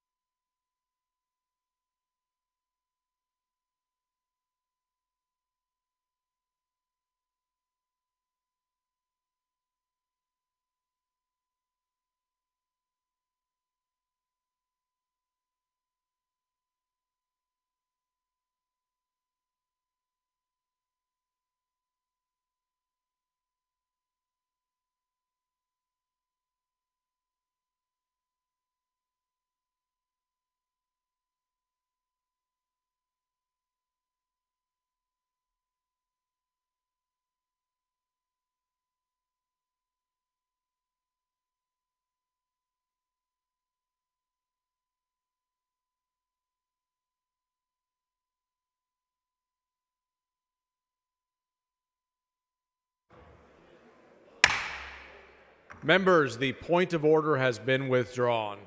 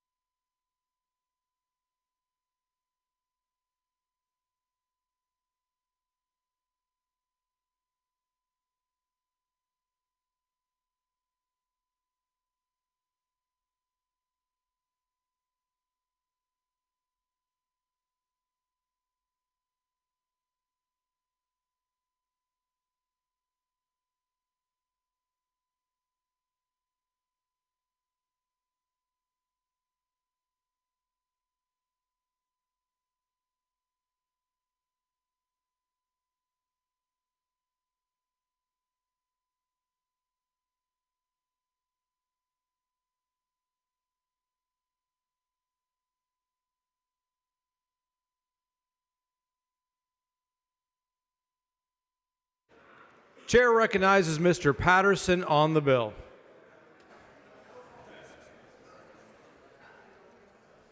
Thank you, Mr. Speaker. Members, I've got one for you today. And it's absolutely ridiculous that I stand before you with these sections of Chapter 43 of the Penal Code still law of the land in Texas. But today we're here to change that. Section 43.24 relates to the sale, distribution, or display of harmful materials to a minor.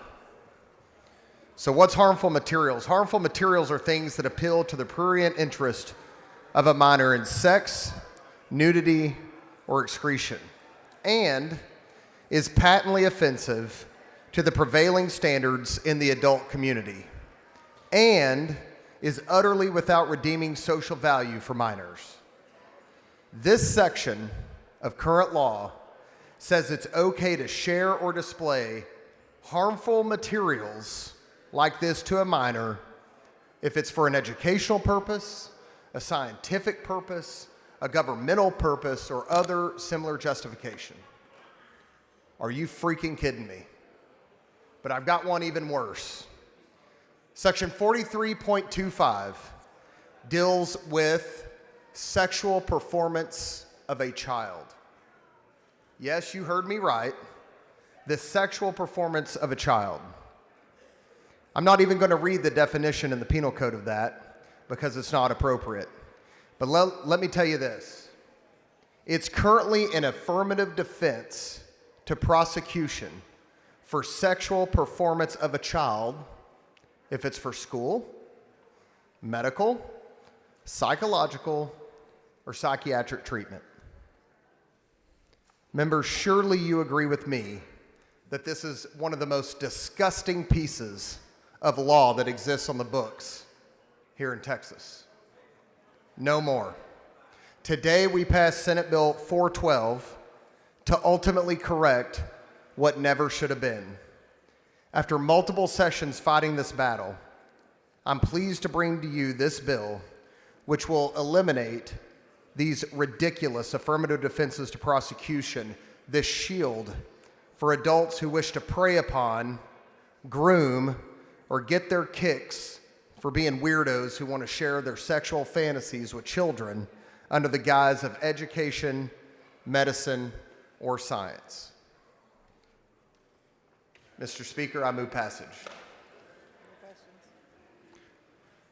Question occurs on passage third reading. Record vote's been requested. Clerk, ring the bell. Mr. Patterson voting aye.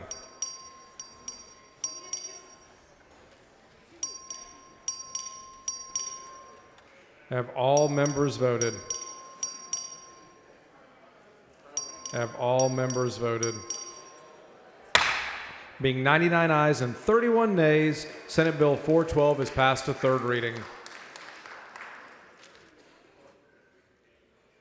Mr. Patterson moves to lay House Bill 267 on the table subject to call. Is there objection? Chair is none. The motion is adopted.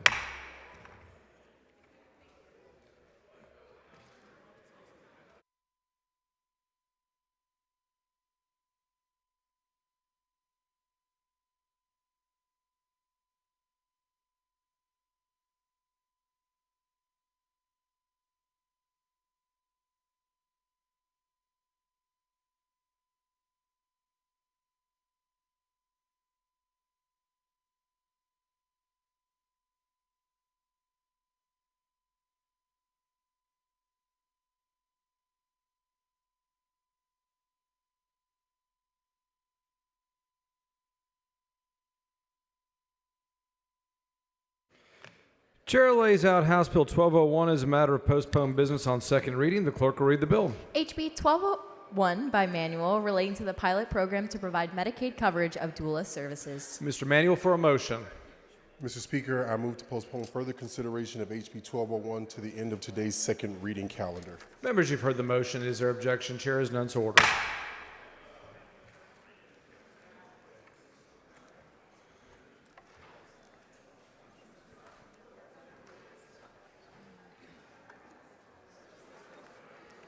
Members, the next bill on the calendar is House Bill 2954. The Senate companion is over and eligible. The chair lays out on second reading SB 1746. The clerk will read the bill.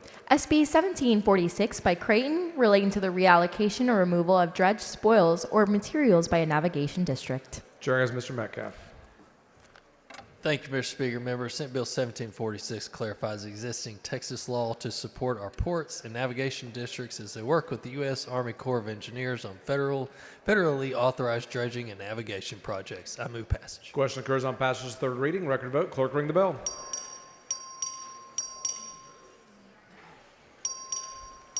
Have all members voted? 125 ayes, 0 nays. Senate Bill 1746 passed to third reading. Mr. Metcalf moves to lay House Bill 2954 on the table subject to call. Is there objection? Chair has none. The motion is adopted.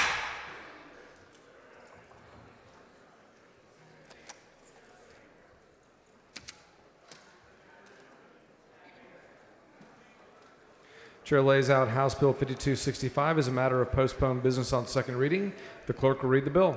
HB 5265 by Wilson relating to Healthcare Professional Education Fund.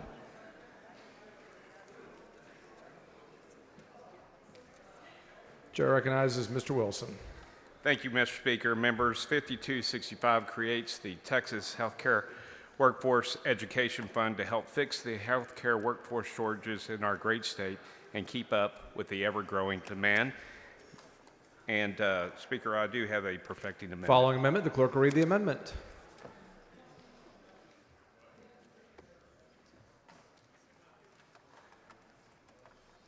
Amendment by Wilson. Chair has Mr. Wilson. Yes, Mr. Speaker, this amendment simply clarifies that the cost of maintaining the fund at the Comptroller's office will be paid out of the fund itself. Move adoption. Mr. Wilson sends up an amendment. It's acceptable to the author. Is there any objection? Chair is none. The amendment is adopted. Mr. Wilson on the bill as amended. Mr. Speaker, I move passage. Question occurs on passage to engrossment of House Bill 5265. Record vote. Clerk, ring the bell.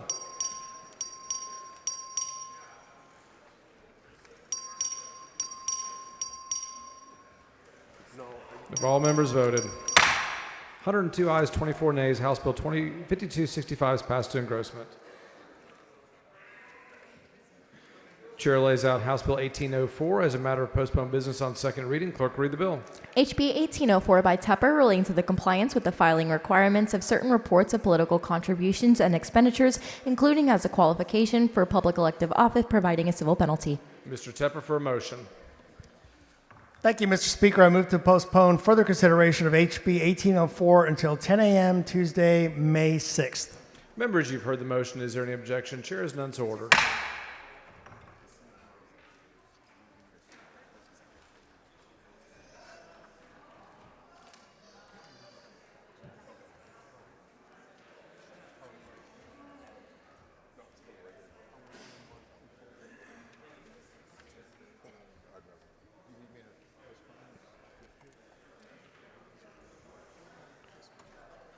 Chair lays out on second reading House Bill 5061 as a matter of postponed business. Clerk will read the bill. HB 5061 by Leach relating to prohibiting certain activities by contractors and vendors of state agencies, providing administrative penalties. Mr. Manuel for a motion. Mr. Speaker, I move to postpone further consideration of HB 5061 to the end of today's second reading calendar. Members, you've heard the motion. Is there objection? Chair is none, so ordered. Chair lays out on second reading House Bill 1520. The clerk will read the bill. HB 1520 by Kitzman relating to the Angelina and Nueces River Authority following recommendations of the Sunset Advisory Commission, specifying grounds for the removal of a member of the Board of Directors. Chair has Mr. Kitzman. Mr. Speaker, members, House Bill 1520 is a recommendation of the Sunset Advisory Commission. The commission works to improve operations for all agencies and authorities in Texas through continual reviews. If passed, House Bill 1520 would extend the Angelina and Neches River Authority sunset date 12 years to the year 2037. Mr. Speaker, I move passage. Question occurs on passage to engrossment. Record vote. Clerk ring the bell. Mr. Bell voting aye. Mr. Kitzman voting aye.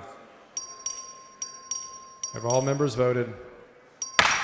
127 ayes and 0 nays. House Bill 1520 is passed to engrossment.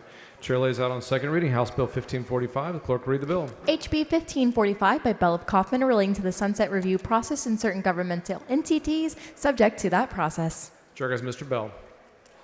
Thank you, Mr. Speaker. Members, House Bill 1545 is the sunset schedule bill. Each session, this is done to make clear which agencies the legislature will review during the interim, keeping in mind the balance necessary for Sunset's resources and workload. For the next biennium, Sunset's review schedule counts for over a third of the state's budget and over 40% of the state of Texas employees, incorporating the Health and Human Enterprise agencies, which include the Health and Human Services Commission, the Texas Department of Family and Protective Services, the Department of State Health Services, and all subsidiary agencies that fall within these agencies. The Texas Workforce Commission, the State Office of Administrative Hearings, and the State Board of Veterinary Medical Examiners, the Texas Juvenile Justice Department, and a limited review of the Texas Soil and Water Conservation Board are also on the review schedule. Mr. Speaker, I have a perfecting amendment. Following amendment, the clerk will read the amendment. Amendment by Bell of Kaufman. Mr. Bell to explain the amendment. Thank you, Mr. Speaker. Members, this is a perfecting amendment adjusting the sunset review dates for the Texas Pharmaceutical Initiative and the Texas Optometry Board and incorporates multi-state compacts, reciprocity agreements, and similar agreements into the sunset review process. I move adoption. Mr. Bell sends up an amendment. It is acceptable to the author. Is there objection? Chair hears none. The amendment's adopted. Thank you, Mr. Bell on the bill. Thank you, Mr. Speaker. I move passage. Question occurs on passage to engrossment. Record vote. Clerk ring the bell. Mr. Bell of Kaufman voting aye. Mr. Kitzman voting aye. Mr. Kane voting aye. Mr. Morgan voting aye. Have all members voted? 127 ayes and 1 nay. House Bill 1545 is passed to engrossment.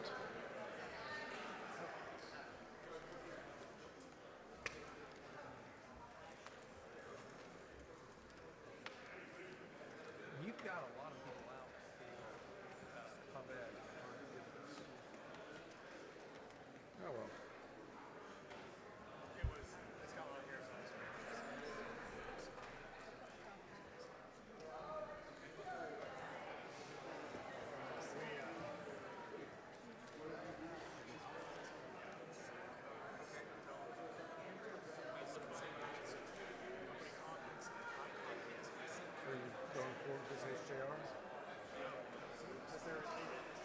You're going to do a motion? Okay.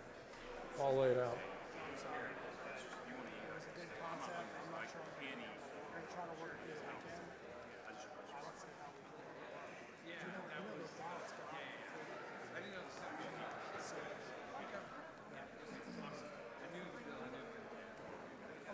Chair lays out HJR 110. The clerk will read the resolution. HJR number 110 by Tepper, proposing a constitutional amendment requiring the filing of required political funding reports and personal financial statements to be eligible to hold certain public elective offices. Mr. Tepper for a motion. Thank you, Mr. Speaker. Members, this was related to that other bill. I move to postpone further consideration of HJR 110 until 10 a.m. Tuesday, May 6th. Members, you've heard the motion. Is there objection? Chair is none, so ordered.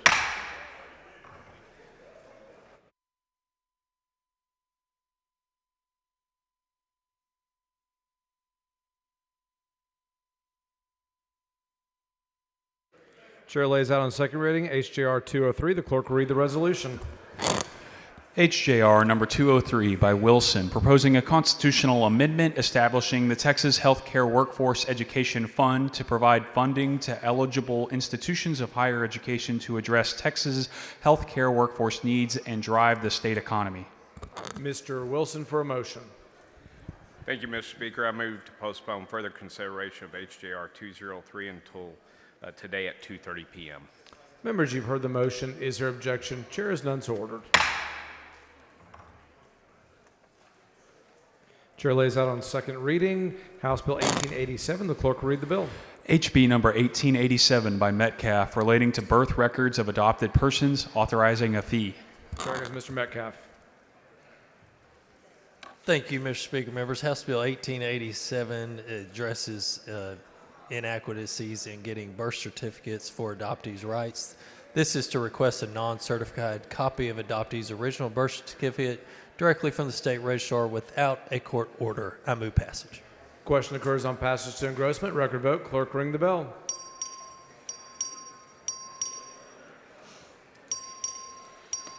Have all members voted? Ms. Rose voting aye. Have all members voted? 131 ayes and 1 nay. House Bill 1887 is passed to engrossment. Chair lays out on second reading House Bill 1914. Clerk will read the bill. HB number 1914 by Cook, relating to the modification of a possession order and temporary possession of a child when a conservator of the child is incapacitated. Chair recognizes Mr. Cook. Thank you, Mr. Speaker. House Bill 1914 ensures that when one parent becomes incapacitated, that the non-incapacitated parent can exercise their court-ordered possession rights without interference from non-parents. House Bill 1914 helps reduce unnecessary litigation, protect parental rights, and ensure children remain with the fit parent when the other parent is temporarily incapacitated. Move passage. Question occurs on passage to engrossment. Record vote. Clerk ring the bell.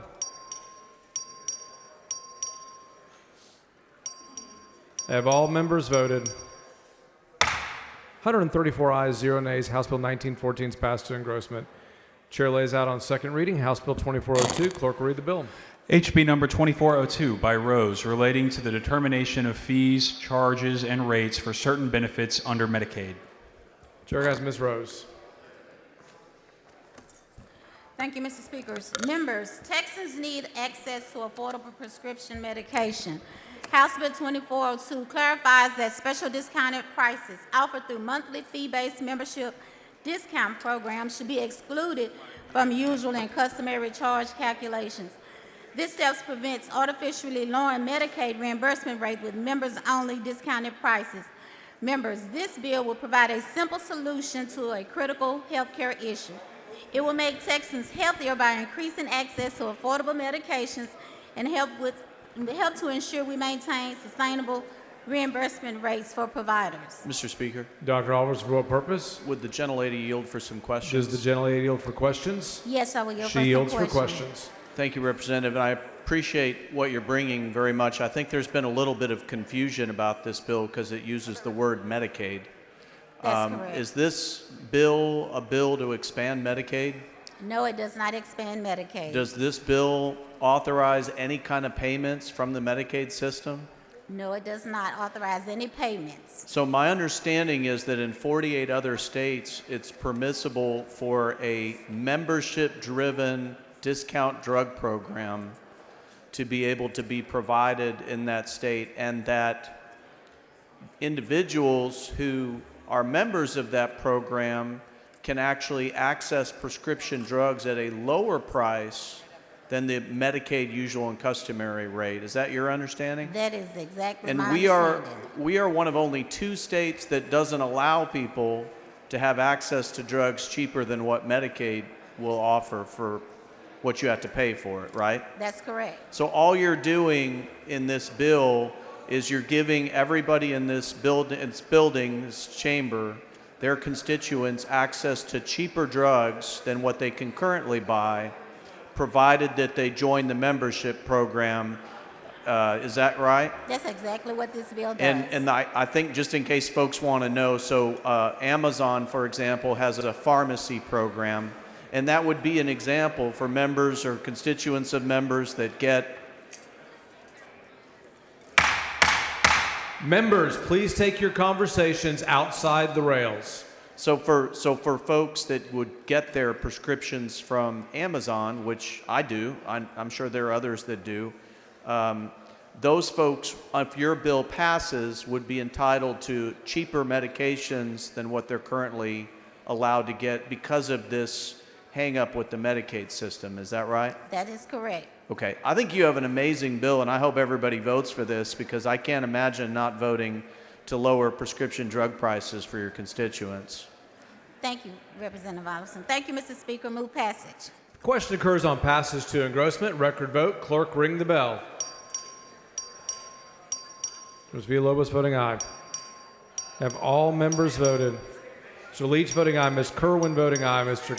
Kane voting no. Ms. Leo Wilson voting no. Mr. Hunter voting aye. Have all members voted? Being 120 ayes and 13 nays, House Bill 2402 is passed to engrossment. Members, if you have returned from a committee, if you will check in with the clerk, you will be able to be registered to vote again.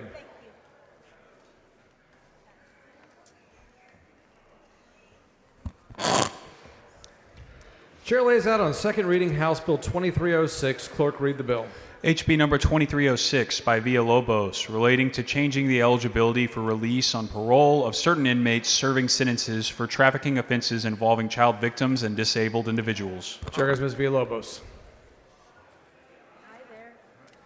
Excellent. Yes, I am. A while. This bill will add 4 offenses to the no parole list. 1, anyone who is trafficking children in Texas. 2, anyone who is forcing children into forced labor or disabled individuals. And 3, anyone who's making profit off of those things. This updates current law to help ensure that those in our society that are most vulnerable serve their full sentence. Thank you. I move passage. Question occurs, passage to engrossment. Record vote. Clerk, ring the bell. Mr. Morgan voting aye. Ms. Leo Wilson voting aye. Mr. Alders voting aye. Have all members voted?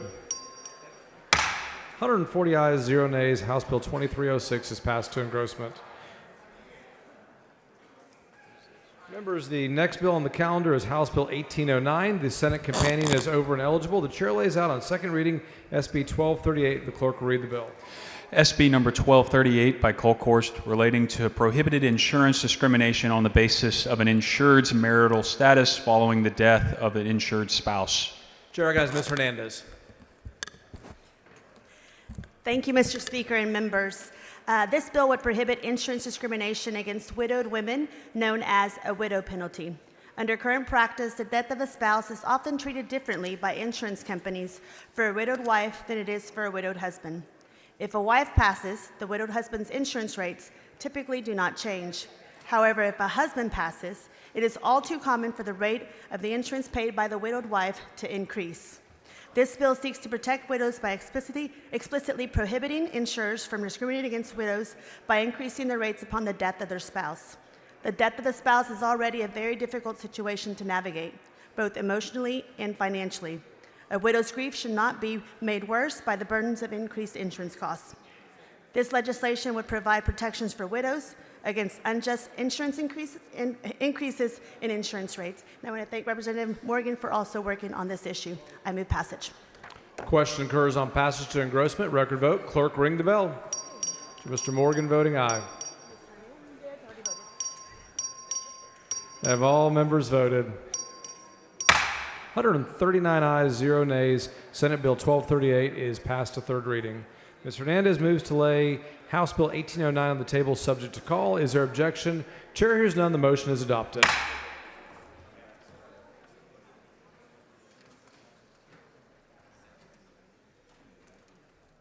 Chair lays out on second reading House Bill 2350. Clerk will read the bill. HB number 2350 by Dutton, relating to standing in a suit affecting the parent-child relationship.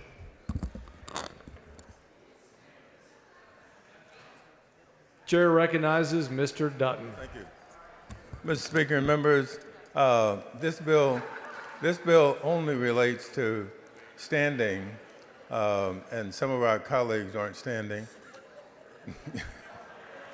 But this bill just decides who has standing in a suit affecting the parent-child relationship.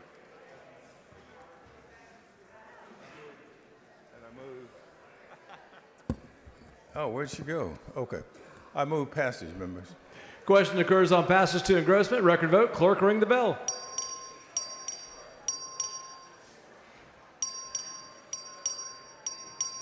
Have all members voted? 141 ayes, 0 nays. House Bill 2350 is passed to engrossment. Chair lays out on second reading House Bill 3000. Clerk will read the bill.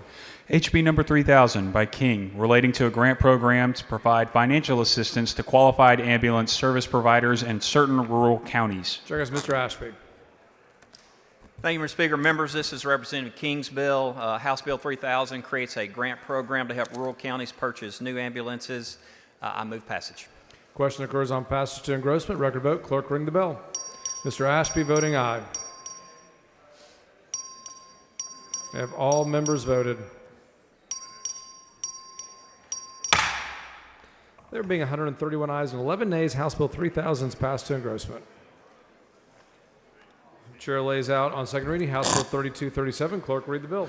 HB number 3237 by Turner, relating to certain energy consumption goals for institutions of higher education and certain governmental entities. Chair has Mr. Turner.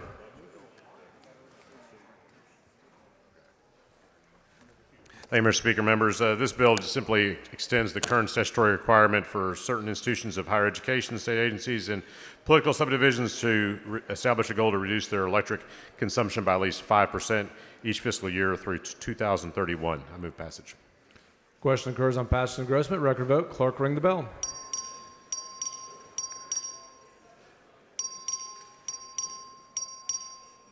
Have all members voted? 95 ayes, 43 nays. House Bill 3237 is passed to third engrossment.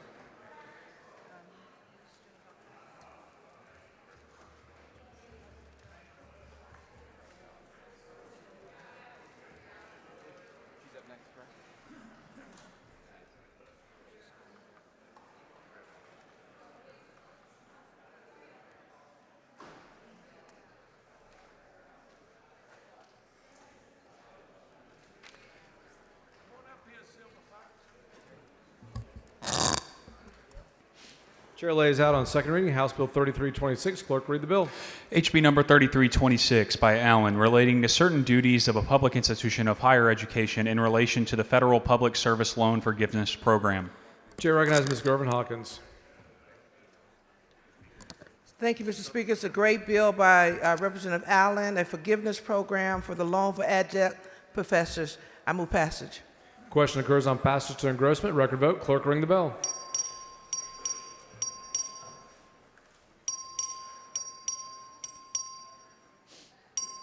Have all members voted? There being 75 ayes and 66 nays, House Bill 3326 is passed to engrossment.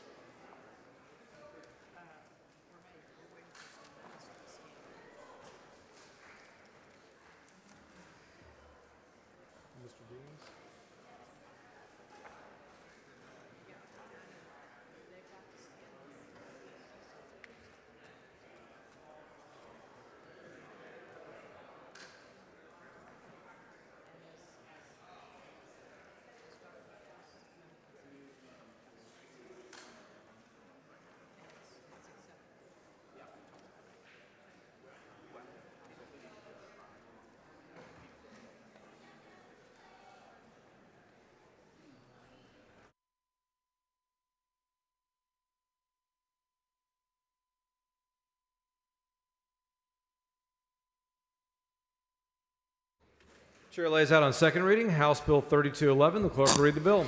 HB number 3211 by Dean, relating to the participation of optometrists and therapeutic optometrists in managed care plans providing vision benefits. Chair goes Mr. Dean.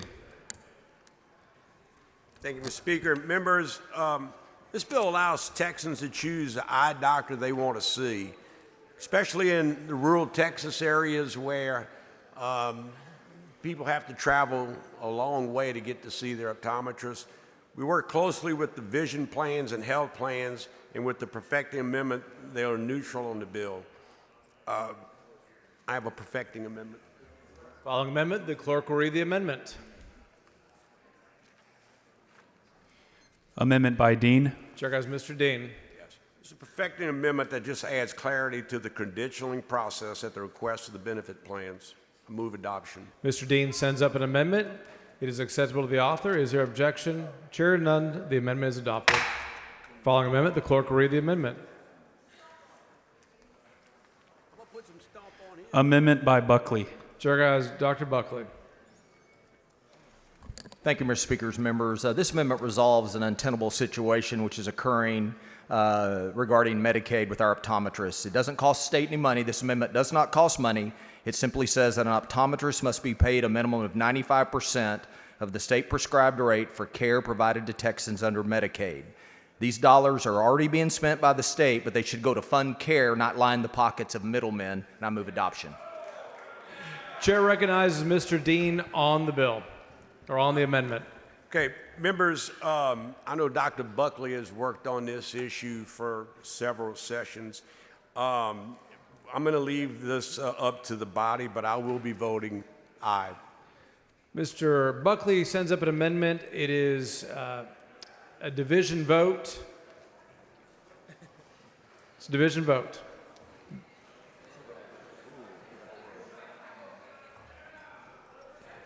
Strike the board. The amendment is adopted.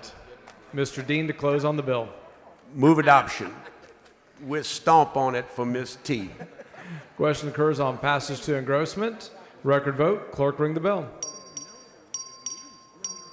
Mr. Alcott voting aye. Have all members voted? 142 ayes and 1 nay. House Bill 3211 is passed to engrossment.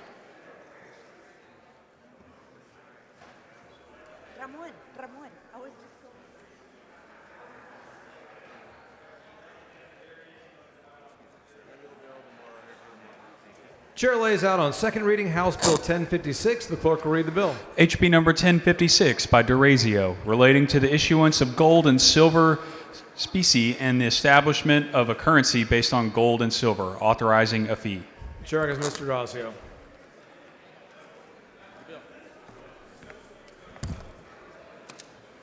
Mr. Speaker, members, this legislation makes gold and silver legal tender and authorizes the comptroller to create a program using existing technology for the value of gold and silver to be transferred by electronic means. By creating a functional medium of exchange, this legislation should prevent the privacy, compliance costs, and tax implications that exist without the state's involvement. And I believe we have an amendment. Mr. Speaker. Mr. Turner, for what purpose? The gentleman yield for some questions. Does the gentleman yield for questions? I will yield, Mr. Turner. Gentleman yields for questions. Thank you, Representative DeRazio. I just want to walk through a couple of points of the bill, if we could. So the bill establishes a currency in the state of Texas based on gold and silver, right? That's the primary purpose of the bill. Could you please re-ask that question? Sure. The bill, House Bill 1056, establishes a currency based on gold and silver. No, the bill uses Article 1, Section 10 of the U.S. Constitution, which says, no state shall enter into a treaty, alliance, or confederation, ... or make anything but gold and silver coin a legal tender of payment of debts. Okay, I agree. That's what the Constitution says. But that wasn't, respectfully, that wasn't my question. I'm just reading from the caption of the bill. that the bill is relating to the issuance of gold and silver specie and the establishment of a currency based on gold and silver. That's correct. Okay, great. And so I think in the first, am I right, in the first couple of pages of the bill, pages 1 and 2, it speaks to those provisions of issuance of gold and silver specie and the establishment of a currency based on gold and silver. It's like I'm looking on page 2 at the top of the page, the comptroller shall establish and provide for the issuance of gold and silver specie, right? That's what that provision's doing in the bill.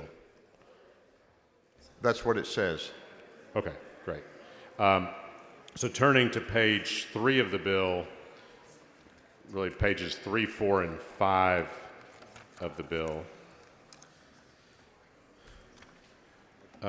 This deals with the pooled depository account, right?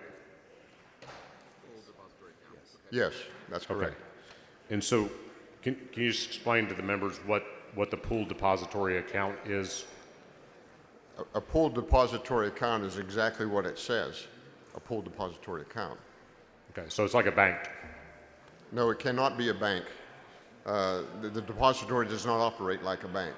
It operates like a warehouse. Okay. I'm sorry, like a what? A warehouse.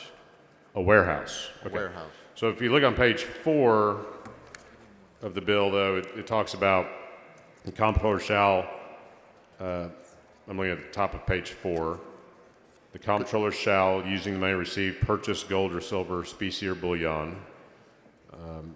And then subsection 2, deposit for the person the gold and silver specie or bullion. Issue to the person, number 3, issue to a person a gold and silver currency account with the depository. And then it goes on to talk about under subsection C, on receiving a person's designation under subsection A2, the comptroller shall withdraw from the person's depository account the amount of gold or silver specie, issue to a person a gold and silver currency account with the depository. That's what the bill does, right? I'm just reading from the bill, but You just defined it and read it perfectly. okay. Thank you. Very good, very good. All right, that's what I thought. It just those seem to me to be similar to banking functions, but I'll accept your definition or description as a warehouse instead. So lastly, Mr. Drazio, on page 6. It's DeRazio, like raise the garage door. I beg your DeRazio. pardon, Mr. Thank you. DeRazio. Mr. DeRazio. At the bottom of page 6, this is section 2116.110, fee. The comptroller may establish a fee for the issuance or redemption of gold and silver currency to cover the comptroller's costs. So that's allowing the comptroller to assess a fee when they issue gold or silver currency. That's what that does? Okay. On bottom of page 6. Okay, it says the comptroller may establish a fee for the issuance or redemption of gold and silver currency to cover the comptroller's cost. That's what it says. Okay, so that's a fee. And then it says, and an industry standard merchant fee for use. What is that? This is extending on to page 7 of the bill. An industry standard merchant fee. This is essentially... The merchant fee is like the interchange fee. Okay, so who pays the interchange fee? You have an amendment to it. Oh, wait.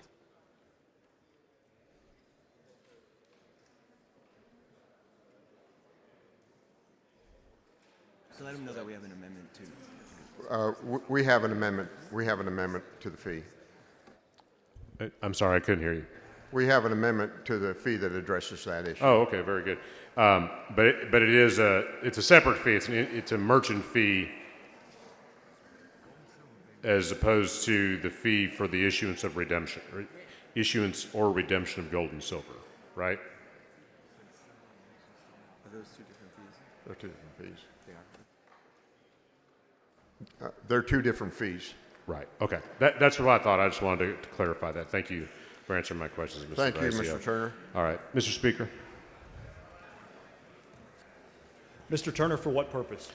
Rise to call a point of order against further consideration of House Bill 1056 under Rule 8, Section 1A1, that the caption does not provide reasonable notice of the subject of the proposed measure, and Rule 8, Section 1B, that the caption does not disclose that the bill authorizes multiple fees. Mr. Turner, please bring your point of order down front. Thank you.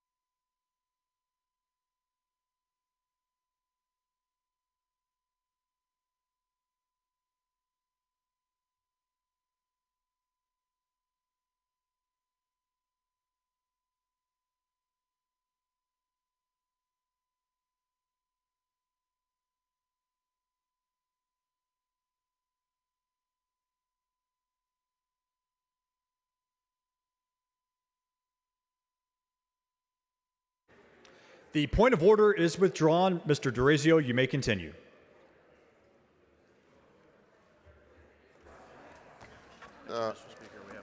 Mr. Speaker, we have an amendment.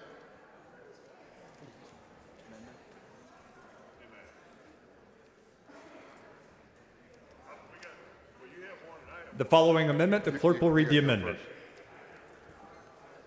Amendment by DeRazio. No, this is your amendment. Chair recognizes Mr. DeRazio to explain the amendment. Chair recognizes Mr. DeRazio to explain the amendment. Mr. Speaker, this amendment is to codify the fee established by the comptroller to cover costs that may not exceed the industry standard merchant fee. I move passage. Mr. Speaker. And it's acceptable to me. I move Mr. passage. Bryant, for what purpose? I raise a point of order against further consideration of House Bill 1056 on the basis that the bill analysis fails to comply with House Rule Section 32C2, which requires that a bill analysis accurately summarize the substance of the bill.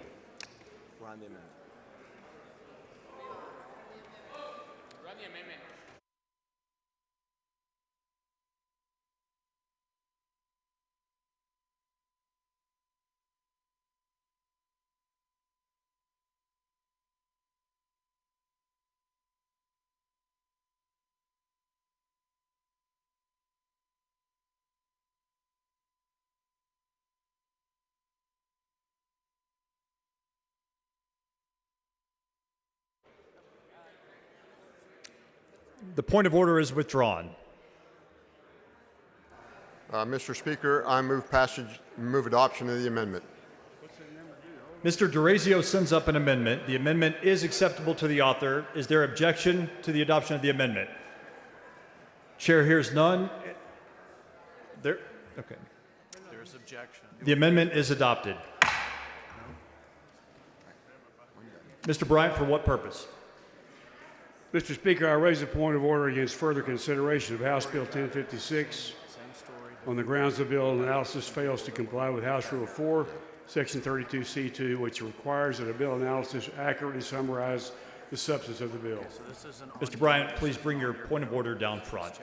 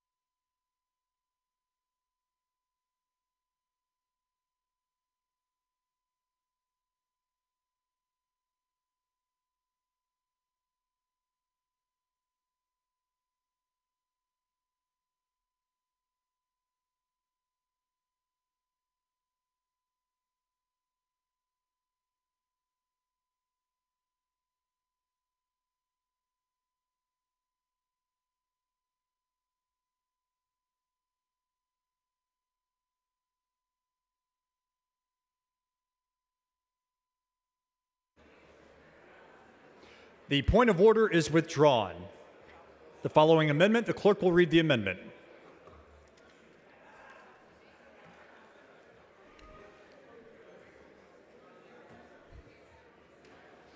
Amendment by Guerin. Chair recognizes Mr. Guerin to explain the amendment. Thank you, Mr. Speaker and members. This amendment makes the implementation of a state gold currency contingent on a final order from a federal court. I believe it's acceptable to the author. Mr. Lambert, for what purpose? Mr. Speaker, would the gentleman yield for a question? Mr. Guerin, do you yield for a question? Yes, I would, Mr. Speaker. Chairman Gentleman Guerin, yields. could you just expound a little bit? Well,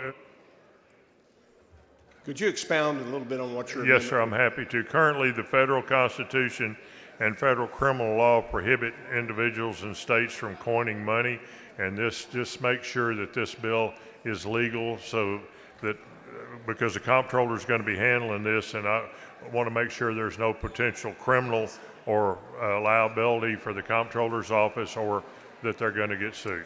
So if the bill is passed, it would be subject to your amendment actually going into effect would dictate that's correct. the timing That's correct, of that sir. implementation. All right, thank you. Thank you. Mr. Vasut, for what purpose? Gentleman, yield for a brief question. Yes, sir, I Gentleman will. yields. I just want to make sure, I think on our amendment system, Representative Guerin right now is showing the amendment about the fee. And I just want Well, to that was Mr. Durazio's amendment. That was Mr. Durazio's amendment? Yes, sir. Durazio. Durazio. You got me saying it wrong. Durazio. Okay. Okay. All right, no, we're good. I just want to make sure we're on the right amendment. Okay. Thank you, sir. Thank you. Mr. Guerin sends up an amendment. The amendment is acceptable to the author. Is there objection to the adoption of the amendment? There is objection. This is a record vote. All those in favor of the amendment vote aye. All those opposed vote nay. The clerk will ring the bell. Show Mr. Durazio voting aye.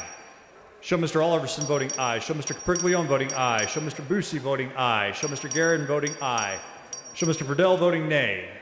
Have all members voted? Show Mr. King voting aye. Have all members voted? There being 106 ayes and 29 nays, the amendment is adopted. Is there anyone who wishes to speak on, for, or against HB 1056? Seeing none, the chair recognizes Mr. Durazio to close on the bill. Good job. I move passage. A question occurs on passage to engrossment of HB 1056. This is a record vote. The clerk will ring the bell. Show Mr. Capriglione voting aye. Show Mr. Hunter voting aye. Show Mr. Busey voting nay. Show Mr. Oliverson voting aye. Show Mr. Verdell voting aye. Show Mr. Durazio voting aye. Show Mr. Patterson voting aye. Show Mr. Lopez Rivera voting aye. Have all members voted?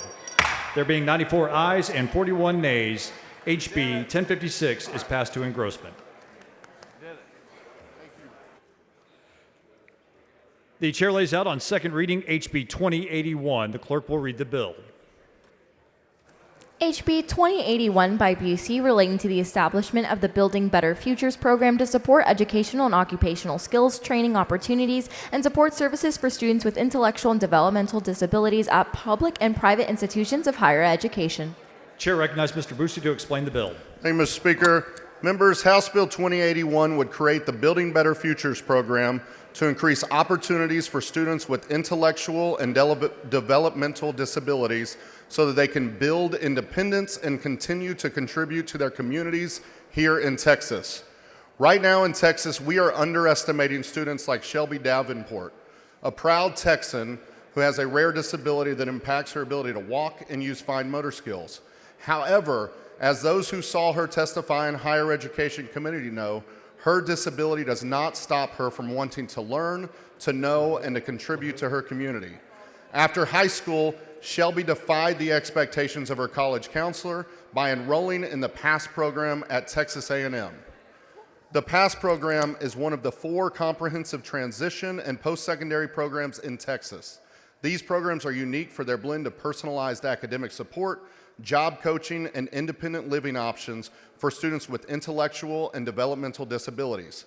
Over 70% of participants in these sorts of programs find jobs within 2 years of graduation, and yet we only have 200 seats available statewide. We have a duty to address this shortage by enabling the Higher Education Coordinating Board to establish additional programs and coordinate with existing campuses. I want to share that this project will be in good hands, as Shelby is now using the job coaching she received through the PASS program as the program coordinator at Texas A&M. Shelby is here in the audience with us today. I would like to ask her to stand, as well as Brooke, Kaysen, and his mom, our other students who will benefit and came to testify and showed their courage. Members, at its heart, this bill is a pathway that enables Texans with IDD to build their own futures and pave their own Texas story. And with that, Mr. Speaker, I move passage. The question occurs on passage to engrossment of HB 2081. Record vote has been requested. Record vote is granted. The clerk will ring the bell. Show Mr. Busey voting aye. Show Mr. Ashby voting aye. Show Dr. Oliverson voting aye. Show Mr. Kitzman voting aye. Show Mr. Bernal voting aye. Show Ms. Howard voting aye. Have all members voted? Have all members voted? There being 124 ayes and 17 nays, HB 2081 is passed to engrossment. Chair lays out on second reading HB 2187. The clerk will read the bill. HB 2187 by Howard, relating to hospital staffing report processes and to retaliation and mandatory overtime protections for nurses providing administrative penalties.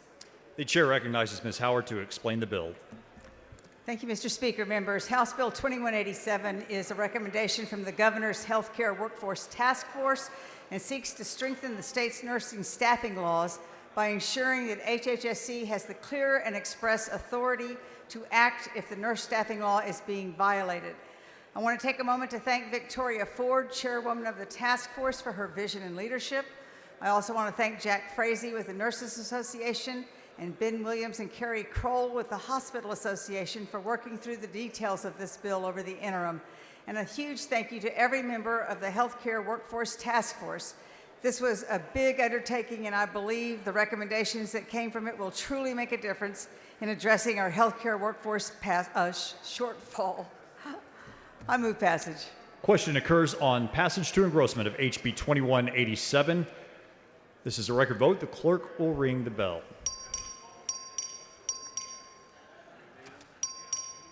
Have all members voted? There being 143 ayes and 0 nays, HB 2187 is passed to engrossment. Chair lays out on second reading House Bill 3092. The clerk will read the bill. HB 3092 by Gertis, relating to a certificate of public convenience and necessity to construct an electric transmission line. Chair recognizes Mr. Gertis to explain the bill.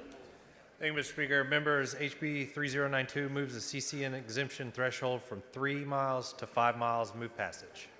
The question occurs on passage to engrossment of HB 3092. This is a record vote. The clerk will ring the bell. Have all members voted?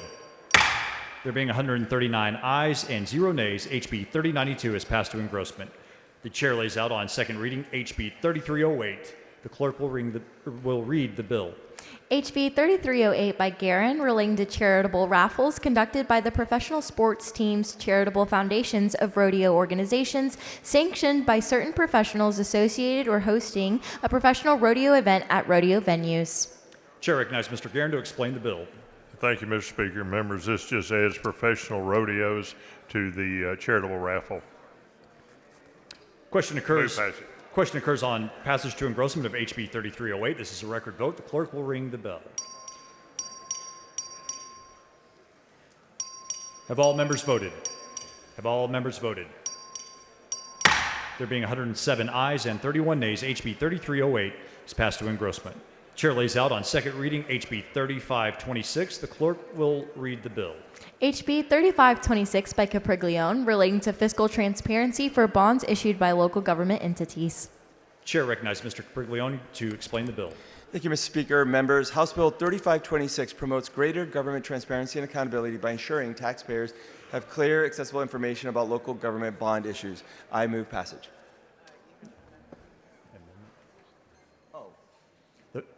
The following amendment, the clerk will read the amendment.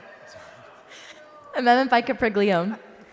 Chair recognizes Mr. Capriglione to explain the amendment. This amendment is just a perfecting amendment to fix some of the language. I move adoption. Mr. Capriglione sends up an amendment. The amendment is acceptable to the author. Is there objection to the adoption of the amendment? Chair hears none, and the amendment is adopted. Chair recognizes Mr. Capriglione to close on the bill. I move passage. The question occurs on passage to engrossment of HB 3526. This is a record vote. The clerk will ring the bell. Show Mr. Capriglione voting aye. Have all members voted? Have all members voted? There being 138 ayes and 0 nays, HB 3526 is passed to engrossment. The chair lays out on second reading HB 3750. The clerk will read the bill. HB 3750 by Manuel, relating to reimbursing certain Department of Family and Protective Service employees for certain legal expenses. Chair recognizes Mr. Manuel to explain the bill. Thank you, Mr. Speaker and members. HB 3750 allows for DFPS to reimburse employees for legal costs when they take steps to ensure their personal safety due to threats encountered while performing their duties. Mr. Speaker, Mr. Harless, for what purpose? will the gentleman yield for a couple questions? I do. Gentleman yields. Are you aware that I've struggled with knee pain for several years? I do now. Okay. Well, if I make you mad, would you please let me know? Absolutely. I move passage, Mr. Speaker. A question occurs on passage to engrossment of HB 3750. This is a record vote. The clerk will ring the bell. Show Mr. Manuel voting aye. Show Ms. Plisa voting aye. Show Mr. McQueenie voting aye. Have all members voted? Have all members voted? There being 143 ayes and 1 nay, HB 3750 is passed to engrossment.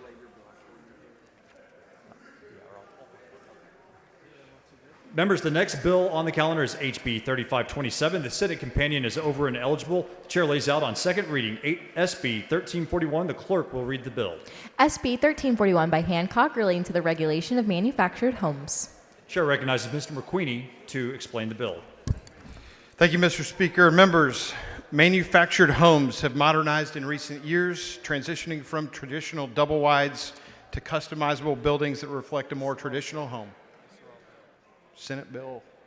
Oh, yeah, that's right. Senate Bill 1341 will amend statutory definitions for manufactured home, HUD code manufactured home to reflect federal law. It will remove outdated paper retention policies and streamline the buying process. I move passage. The question occurs on passage to third reading of SB 1341. This is a record vote. The clerk will ring the bell. Show Mr. McQueenie voting aye. Show Mr. Kane voting aye. Have all members voted? Have all members voted? There being 140 ayes and 3 nays, SB 1341 is passed to third reading. Mr. McQueenie moves to lay House Bill 3527 on the table subject to call. Is there objection? Chair hears none, and the motion is adopted. Chair lays out on second reading HB 4219. The clerk will read the bill. HB 4219 by Capriglione, relating to a governmental body's response to a request for public information. Chair recognizes Mr. Capriglione to explain the bill. Thank you, Mr. Speaker. Members, House Bill 4219 ensures that government bodies respond promptly to public information requests. It does that by establishing clear expectation of a response within 10 days if no responsive records exist. I move passage. The question occurs on passage to engrossment of HB 4219. This is a record vote. The clerk will ring the bell. Show Mr. Capriglione voting aye. Have all members voted? There being 140 ayes and 2 nays, HB 4219 is passed to engrossment. The chair lays out on second reading HB 4230. The clerk will read the bill. HB 4230 by Metcalf, relating to the establishment of a hike and bike trail to be known as the Bicentennial Trail. Chair recognizes Mr. Metcalf to explain the bill. Thank you, Mr. Speaker. Members, House Bill 4230 directs the General Land Office to coordinate a hike and bike trail network connecting the Alamo to the state capitol in time for the bicentennial. Move passage. The question occurs on passage to engrossment of HB 4230. This is a record vote. The clerk will ring the bell. Show Mr. Metcalf voting aye. Show Mr. Lopez of Bear voting aye. Have all members voted? Have all members voted? There being 124 ayes and 19 nays, HB 4230 is passed to engrossment. Chair lays out on second reading HB 4290. The clerk will read the bill. HB 4290 by Darby, relating to a qualifying cogenerator that serves a large load and a co-located desalination facility. Chair recognizes Mr. Darby to explain the bill. Thank you, Mr. Speaker. Members, this bill removes a key regulatory barrier and includes the integration of power generation, desalination, and computing infrastructure, particularly in areas like West Permian Basin. And I do have one perfecting amendment. The following amendment, the clerk will read the amendment. Amendment by Darby. Chair recognizes Mr. Darby to explain the amendment. Members, this amendment simply excludes the electric cooperatives and municipal-owned utilities from the bill, and it is acceptable to the author, and I move adoption. Mr. Darby sends up an amendment. The amendment is acceptable to the author. Is there objection to the adoption of the amendment? The chair hears none, and the amendment is adopted. Chair recognizes Mr. Darby to close on the bill. I move passage. The question occurs on passage to engrossment of HB 4290. This is a record vote. The clerk will ring the bell. Show Mr. Darby voting aye. Show Mr. Lopez of Bear voting aye. Have all members voted? Have all members voted? There being 141 ayes and 0 nays, HB 4290 is passed to engrossment. Chair lays out on second reading HB 5238. The clerk will read the bill.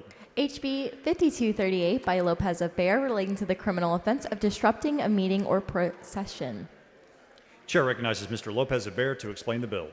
Thank you, Mr. Speaker. Members, House Bill 5238 is before you today. It modernizes the section of the law relating to disruption of meetings to include the disruption of virtual meetings. There is law on the books today for a physical disruption, nothing there talking about virtual interruptions. I had the misfortune of being involved in a couple of those meetings over the course of the last year, and they certainly are disruptive to those folks that are engaged in trying to have public discourse, and this bill will remediate that. So with that, I move passage. Question occurs on the passage to engrossment of HB 5238. This is a record vote. The clerk will ring the bell. Show Mr. Bear of Lopez voting aye. Have all members voted? Have all members voted? There being 141 ayes and 1 nay, HB 5238 is passed to engrossment. The chair lays out on second reading HB 4804. The clerk will read the bill. HB 4804 by Hefner relating to the revocation of a driver's license and the disqualification from operating a commercial motor vehicle. Chair recognizes Mr. Hefner to explain the bill. Thank you, Mr. Speaker. Members, the 88th Legislature passed SB 1518 and established the Terrorist Offender Registry under CCP Article 65. This article mirrored CCP Article 62 for the Sex Offender Registry. However, there were some statutes that were not amended. Section 521.348 authorizes the department to revoke a driver's license or identification card on a person who fails to comply with the sex offender issuance requirements. House Bill 4804 would update this list to include terrorist offender issuance requirements. Move passage. Question occurs on passage to engrossment of HB 4804. This is a record vote. The clerk will ring the bell. Show Mr. Hefner voting aye. Have all members voted? Have all members voted? There being 136 ayes and 3 nays, HB 4804 is passed to engrossment. Chair lays out on second reading HB 4749. The clerk will read the bill. HB 4749 by Landgraf relating to the reconstruction of the jury wheel and the jurors' qualification in certain counties. Chair recognizes Mr. Leach to explain the bill. Thank you, Mr. Speaker. Members, I'm laying this bill out on behalf of Representative Landgraf. I know there's a lot of controversy and questions surrounding this bill. The author just wanted me to tell you to vote your district, members. Move passage. Question occurs on passage to engrossment of HB 4749. The clerk will ring the bell. Show Mr. Leach voting nay. Have all members voted? Have all members voted? There being 136 ayes and 7 nays, HB 4749 is passed to engrossment.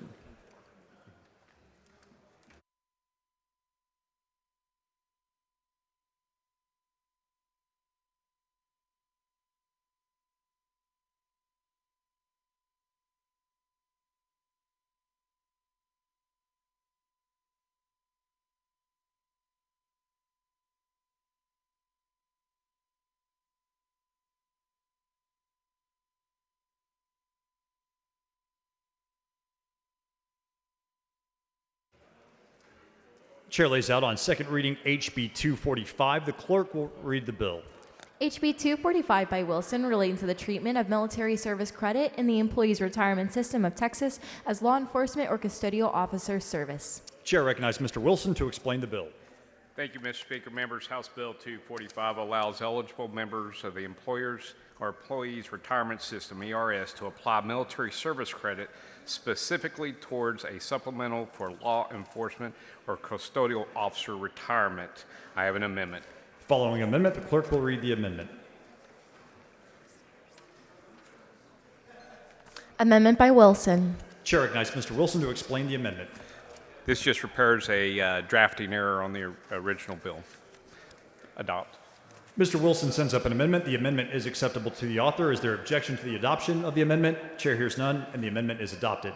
Chair recognizes Mr. Wilson to close on the bill Move as passage. amended.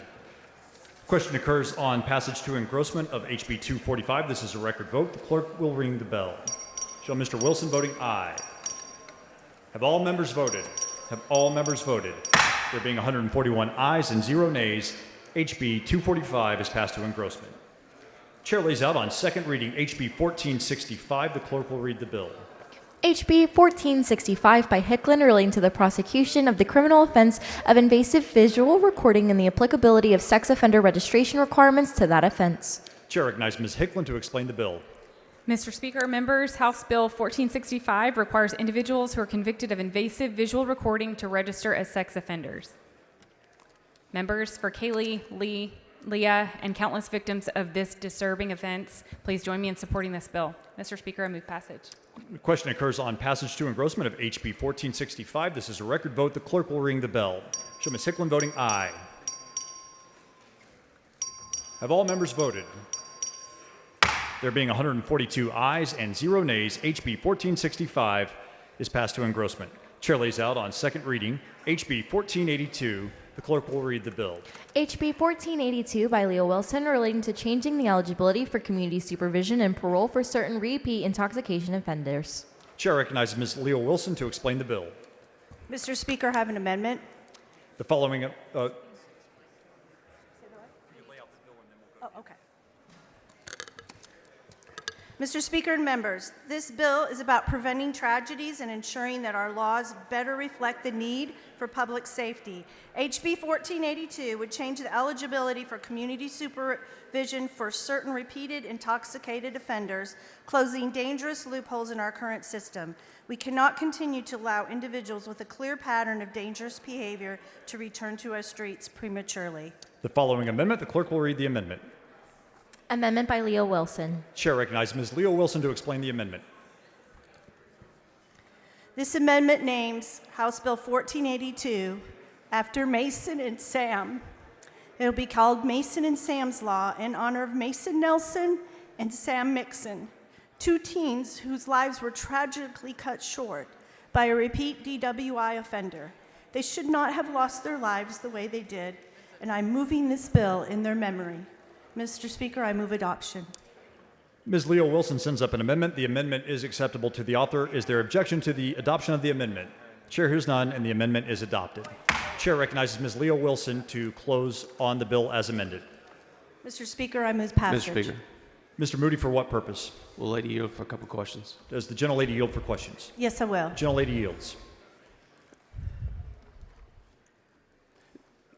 You've got a prohibition in this bill on community supervision under 42A. Is that correct? I believe so. Okay. Does that also change eligibility for parole? No, the parole was removed. I think we addressed that Okay. in the substitute. Would you? Okay. I think that was. I think there might be a question as to that. Okay. Would you mind? Would you mind postponing this for 10 minutes so we could just discuss that parole eligibility portion? Yes, I will. Thank you. Thank you so much. Uh-huh.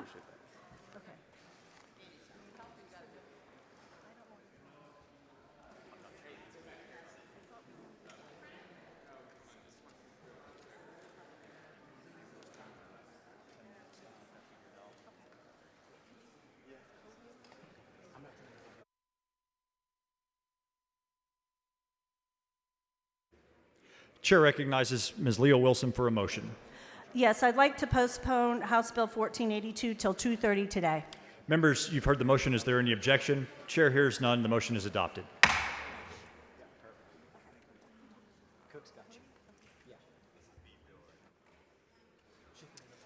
Chair lays out on second reading HB 294. The clerk will read the bill. HB 294 by Cortez, relating to the regulation by a municipality or property owners association of food production on single-family residential lots. Chair recognizes Mr. Cortez to explain the bill. Thank you, Mr. Speaker. Members, House Bill 294 amends the property code to prevent cities and HOAs from creating ordinances that would restrict growing fruits, vegetables, and raising and the keeping of domestic fowl or adult rabbits on single-family residential lots. Growing a home garden has numerous benefits, such as providing access to high-quality, fresh, and nutritious food and reducing families' food bill. Members, if you vote for this bill, we can guarantee that there will be a chicken in every pot. Chicken in every pot. I move passage. Mr. Kane, for what purpose? Oh, sorry. A question for the author. Absolutely. Gentleman yields. Yes, sir. So I don't think people are listening, though. So if we pass this bill, it does what again? A chicken in every pot. And a chicken on every lot. Thank you. It's a great bill. Move passage.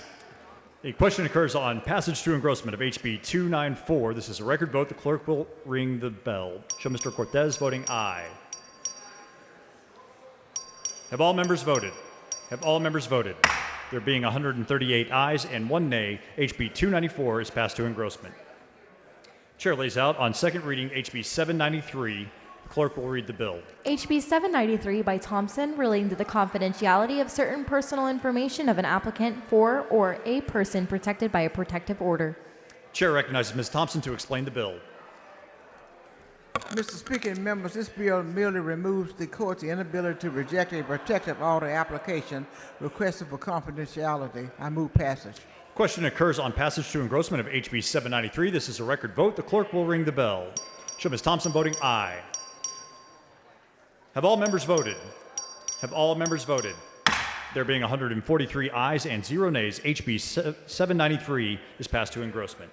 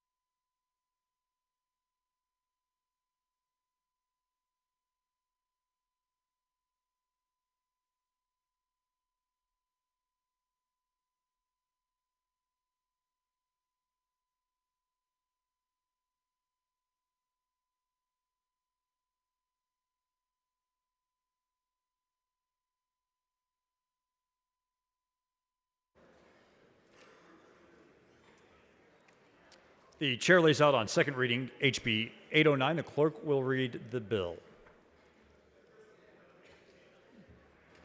HB 809 by Thompson, relating to the execution of a waiver of citation by a digitized signature in a suit for the dissolution of a marriage. Chair recognizes Ms. Thompson to explain the bill. Mr. Speaker and members, this is a very simple bill that allows for the use of digital signatures on waivers of service in divorce cases and allows for the electronic notarization as well. I move passage. The question occurs on passage to engrossment of HB 809. This is a record vote. The clerk will ring the bell. Show Ms. Thompson voting aye. Have all members voted? Have all members voted? There being 124 ayes and 17 nays, HB 809 is passed to engrossment. Chair lays out on second reading HB 3928. The clerk will read the bill. HB 3928 by Thompson relating to providing notice of a vehicle towed to a vehicle storage facility by publication on a third-party internet website. Chair recognizes Ms. Thompson to explain the bill. Mr. Speaker and members, this bill allows a vehicle storage facility to provide an alternative notice on a website approved by the Texas Department of License and Regulations. I move passage. The question occurs on passage to engrossment of HB 3928. This is a record vote. The clerk will ring the bell. Show Ms. Thompson voting aye. Have all members voted? Have all members voted? There being 138 ayes and 1 nay, HB 3928 is passed to engrossment. The chair lays out on second reading HB 3334. The clerk will read the bill. HB 334 by Ordaz relating to the establishment of a county employee family leave pool program. Chair recognizes Ms. Ordaz to explain the bill. Thank you, Mr. Speaker. This would allow counties to voluntarily create a shared leave family leave pool so employees can be there for their families during life's most important moments without creating extra costs for counties. I move passage. Question occurs on passage to engrossment of HB 334. This is a record vote. The clerk will ring the bell. Show Ms. Ordaz voting aye. Have all members voted? Have all members voted? There being 140 ayes and 1 nay, HB 334 is passed to engrossment. Chair lays out on second reading HB 2037. The clerk will read the bill. HB 2037 by Darby relating to the repairs made by pursuant to a tenant's notice of intent to repair and refund of a tenant's security deposit. Chair recognizes Mr. Darby to explain the bill. Thank you, Mr. Speaker. Members, this bill simply modernizes outdated landlord-tenant statutes by updating how tenants may conduct repairs and provide forwarding addresses for security deposit refunds. Move passage. Question occurs on passage to engrossment of HB 2037. This is a record vote. The clerk will ring the bell. Show Mr. Darby voting aye. Have all members voted? Have all members voted? There being 140 ayes and 0 nays, HB 2037 is passed to engrossment. The chair lays out on second reading HB 1973. The clerk will read the bill. HB 1973 by Cook relating to the proof of the identity of a child's parent and a suit affecting the parent-child relationship. Chair recognizes Mr. Cook to explain the bill. Thank you, Mr. Speaker. Members, House Bill 1973 strengthens safeguards in suits affecting parent-child relationships by requiring petitioners to submit a certified copy of the child's birth certificate if available. If not, other alternative measures are set forth in the bill. Move passage. Question occurs on passage to engrossment of HB 1973. This is a record vote. The clerk will ring the bell. Show Mr. Cook voting aye. Show Mr. Cunningham voting aye. Have all members voted? Have all members voted? There being 142 ayes and 0 nays, HB 1973 is passed to engrossment. Chair lays out on second reading HB 285. The clerk will read the bill. HB 285 by Ordaz relating to the prosecution of the offense of cruelty to non-livestock animals. Chair recognizes Ms. Ordaz to explain the bill. Yes, come on over. Okay. Thank you, Mr. Speaker and members. Thank you for the opportunity to present this meaningful piece of legislation. First, I'd like to express my sincere gratitude to the bipartisan joint authors and co-authors who have joined in the support on this effort. House Bill 285, known as Poncho's Law, aims to protect our beloved pets from harm caused by criminally negligent behavior. Under current law, families have limited recourse when their dogs or cats are injured due to such negligence. This bill seeks to ensure accountability and prevent those who act irresponsibly from endangering other pets in the future. As a proud pet owner, I understand how deeply our animals become to our families. It's only right that we take steps to safeguard them. Mr. Speaker, I respectfully move passage of HB 285.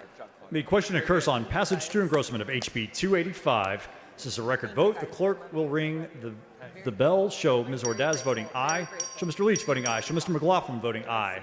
Show Ms. Flores voting aye. Have all members voted? Have all members voted? There being 123 ayes and 19 nays, HB 285 is passed to engrossment. Chair lays out on second reading HB 4341. The clerk will read the bill. HB 4341 by McLaughlin relating to the Critical Infrastructure Facility Emergency Response Maps and the Critical Infrastructure Emergency Response Maps Grant Program. Chair recognizes Mr. McLaughlin to explain the bill. Thank you, Mr. Speaker. Members, House Bill 4341 is about making one thing, making sure our first responders have the information they need when every second counts. This bill requires airports and military installations to submit standardized emergency response maps to the Department of Public Safety and local law enforcement. These maps will be secure and only shared with DPS and law enforcement. This bill also creates a grant program to help facilities meet these requirements. This is a common sense step to better protect our communities. Members, I have a perfecting amendment that is acceptable to the author. The following amendment, the clerk will read the amendment. Amendment by McLaughlin. Chair recognizes Mr. McLaughlin to explain the amendment. Is just striking the federal government and putting this state. Mr. Move McLaughlin sends up an amendment. The amendment is acceptable to the author. Is there objection to the adoption of the amendment? The chair hears none, and the amendment is adopted. Chair recognizes Mr. McLaughlin to close on the bill as amended. Move passage. The question occurs on passage to engrossment of HB 4341. This is a record vote. The clerk will ring the bell. Show Mr. Kane voting aye. Show Mr. McLaughlin voting aye. Show Mr. Cook voting aye. Have all members voted? Have all members voted? There being 138 ayes and 0 nays, HB 4341 is passed to engrossment.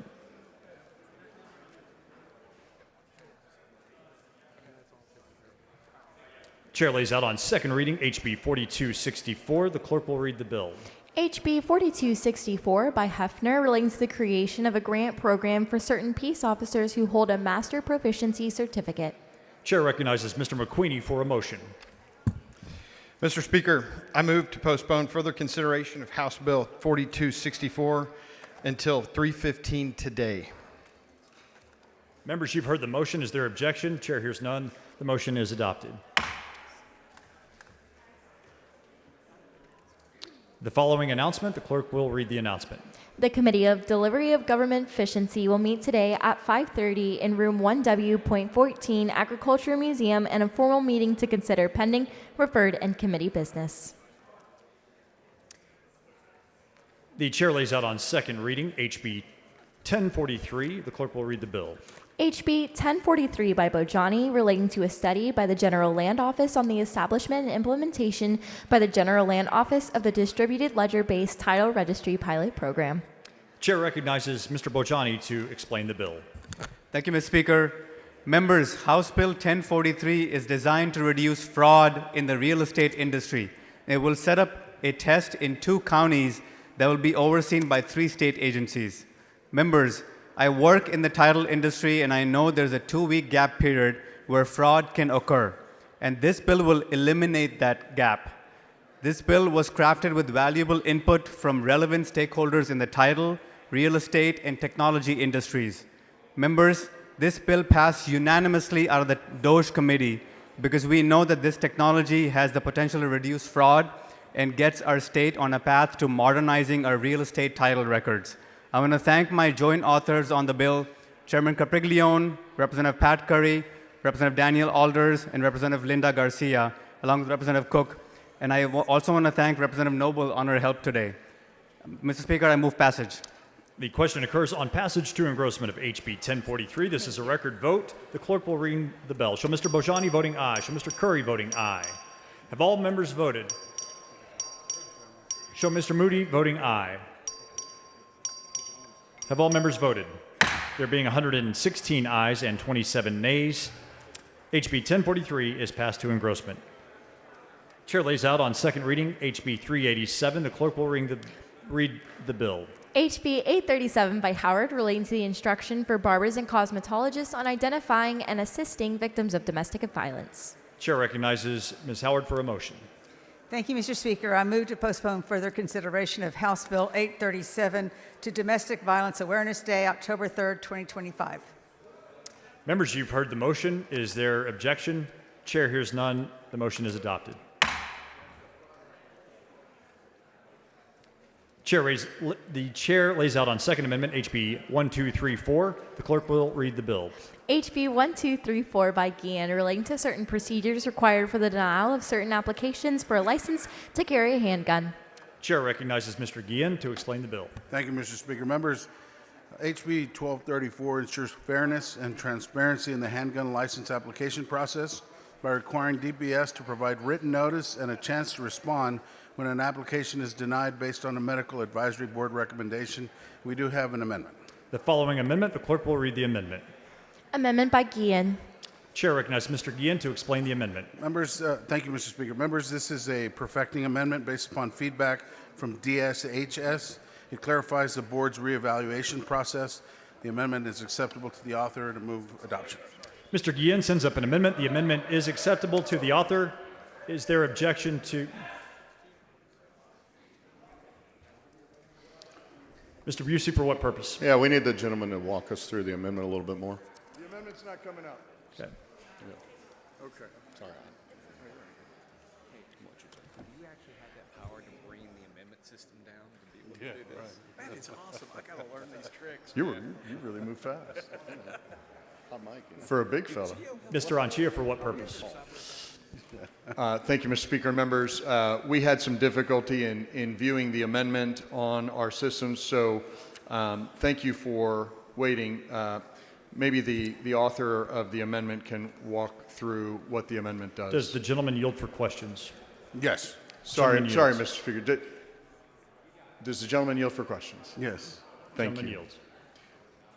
Sorry, Chairman Guillen, we had some difficulty with our FAS system. Can you talk about what the amendment does once again? Yeah.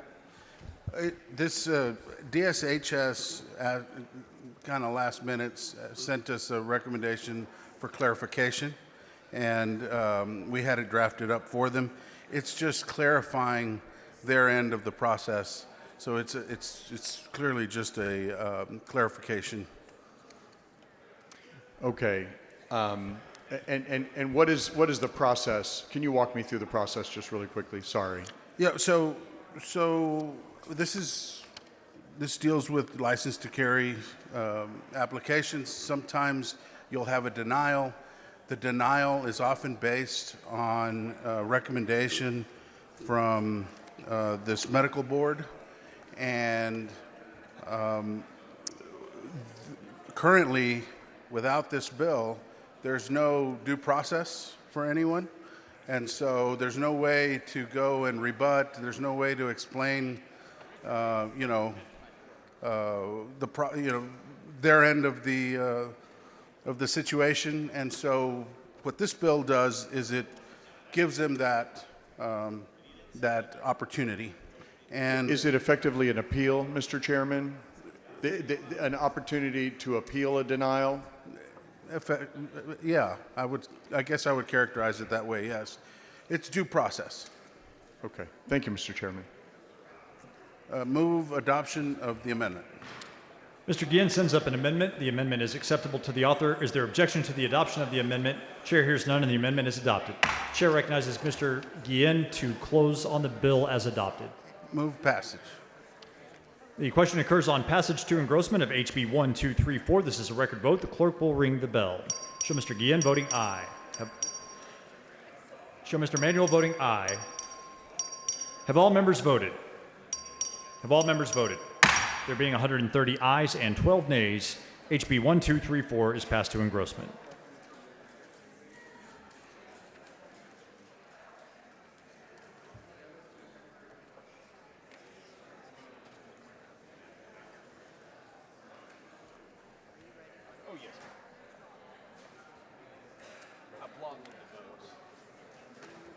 The chair lays out HJR 203 as a matter of postponed business on second reading. The clerk will read the resolution. HJR 203 by Wilson, proposing a constitutional amendment establishing the Texas Healthcare Workforce Education Fund to provide funding to eligible institutions of higher education to address Texas healthcare workforce needs and drive the state economy. Chair recognizes Mr. Wilson to explain the resolution. Thank you, Mr. Speaker. Members, we have a significant health care provider shortage here in the state of Texas. HJR 203 proposes a constitutional amendment to create the Texas Healthcare Workforce Education Fund, which would be managed and dispersed according to the rules we just established in this House by passing House Bill 5265 earlier today. I move adoption. The question occurs on the adoption of HJR 203. This is a record vote required by the Constitution. The clerk will ring the bell. Show Mr. Wilson voting aye. Show Mr. Manuel voting aye. Show Mr. Darby voting aye. Have all members voted? Have all members voted? There being 137 ayes and 2 nays, HJR 203 is adopted. The chair lays out on second reading HB 1193. The clerk will read the bill. HB 1193 by manual relating to the confidentiality of certain information on a marriage license and applications for a marriage license and a declaration of informal marriage. Chair recognizes Mr. Manuel to explain the bill. Thank you, Mr. Speaker and members. HB 1193 allows individuals filing an informal marriage declaration to request their identifying information to be kept confidential, providing the safe privacy protections available for traditional marriages, and I move passage. Question occurs on passage to engrossment of HB 1193. This is a record vote. The clerk will ring the bell. Show Mr. Manuel voting aye. Have all members voted? Have all members voted? There being 141 ayes and 0 nays, HB 1193 is passed to engrossment. Chair lays out on second reading HB 1194. The clerk will read the bill. HB 1194 by manual relating to the period during which an order for emergency protection remains in effect. Chair recognizes Mr. Manuel for a motion. Thank you, Mr. Speaker. I move to postpone further consideration of HB 1194 until 10 a.m. Tuesday, May 6th. Members, you've heard the motion. Is there any objection? Hearing none, the motion is adopted. Okay. Chair lays out on second reading HB 1646. The clerk will read the bill. HB 1646 by Lujan relating to the amount of an expenditure that may be paid for an emergency service district employee without board approval. Chair recognizes Mr. Lujan for a motion. Mr. Speaker, I move to postpone further consideration of HB 1646 until 10 a.m. Saturday, May 10th. Members, you've heard the motion. Is there any objection? Chair hears none. The motion is adopted. Do you want?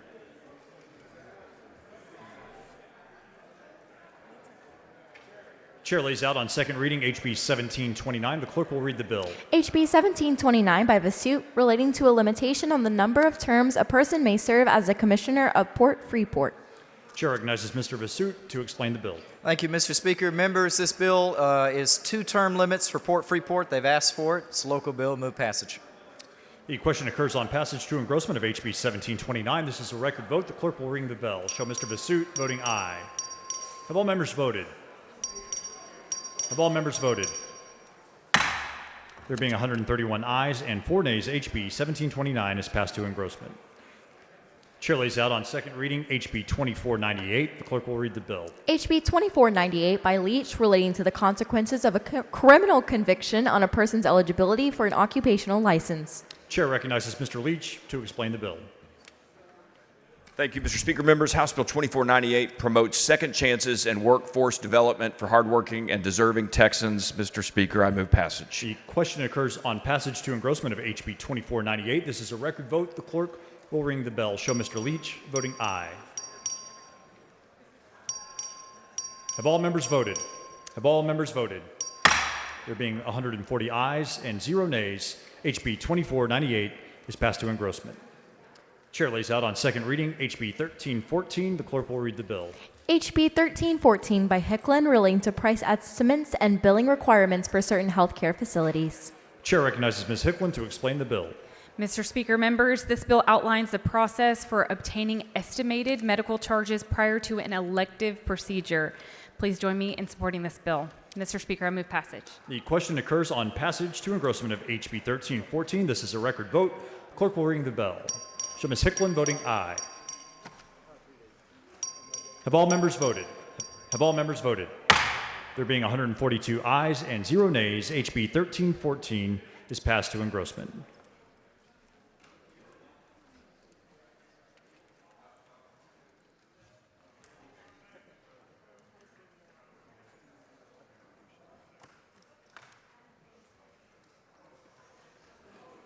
Chair lays out on second reading HB 2295. The clerk will read the bill. HB 2295 by Capriglione relating to newborn screening tests for Duchenne muscular dystrophy. The chair recognizes Mr. Capriglione for a motion. Mr. Speaker, I move to postpone further consideration of House Bill 2295 until 10 a.m. Monday, May 5th. Members, you've heard the motion. Is there any objection? Chair hears none, and the motion is adopted.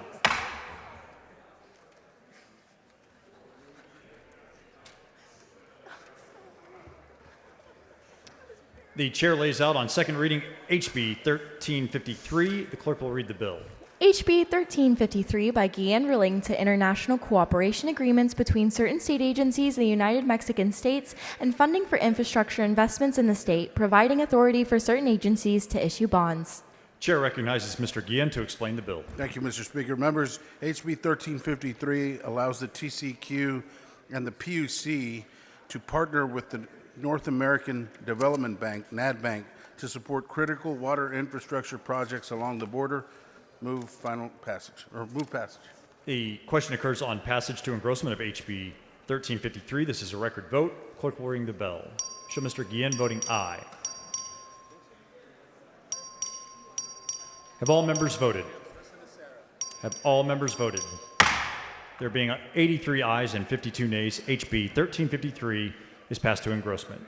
Chair lays out on second reading HB 1531. The clerk will read the bill. HB 1531 by Howard relating to the definition of facility for purposes of workplace violence prevention requirements. Chair recognizes Ms. Howard for a motion. Mr. Speaker, I move to postpone further consideration of House Bill 1531 until 10 a.m. Tuesday, May 6th. Members, you've heard the motion. Is there objection? Chair hears none, and the motion is adopted. Chair lays out on second reading HB 1988. The clerk will read the bill. HB 1988 by Lujan relating to the disclosure of certain information by the Texas Juvenile Justice Department. Chair recognizes Mr. Lujan for a motion. Mr. Speaker, I move to postpone further consideration of HB 1988 until 10 a.m. Thursday, May 8th. Members, you've heard the motion. Is there any objection? Chair hears none, and the motion is adopted. Chair lays out on second reading HB 5398. The clerk will read the bill.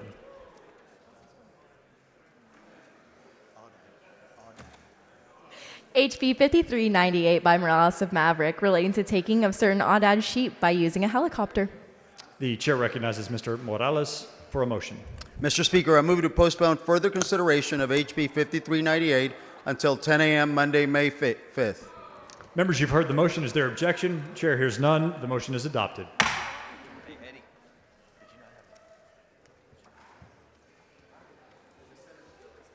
Chair lays out on second reading HB 3960. The clerk will read the bill. HB 3960 by Paul relating to the effect of certain misrepresentations on certain insurance policies. Chair recognizes Mr. Paul to explain the bill. Thank you, Mr. Speaker. Members, HB 3960 clarifies that a life insurance policy may be rescinded during the 2-year constability period when the individual who purchased the policy provides false answers to material facts and application. We also have an amendment. The following amendment, the clerk will read the amendment.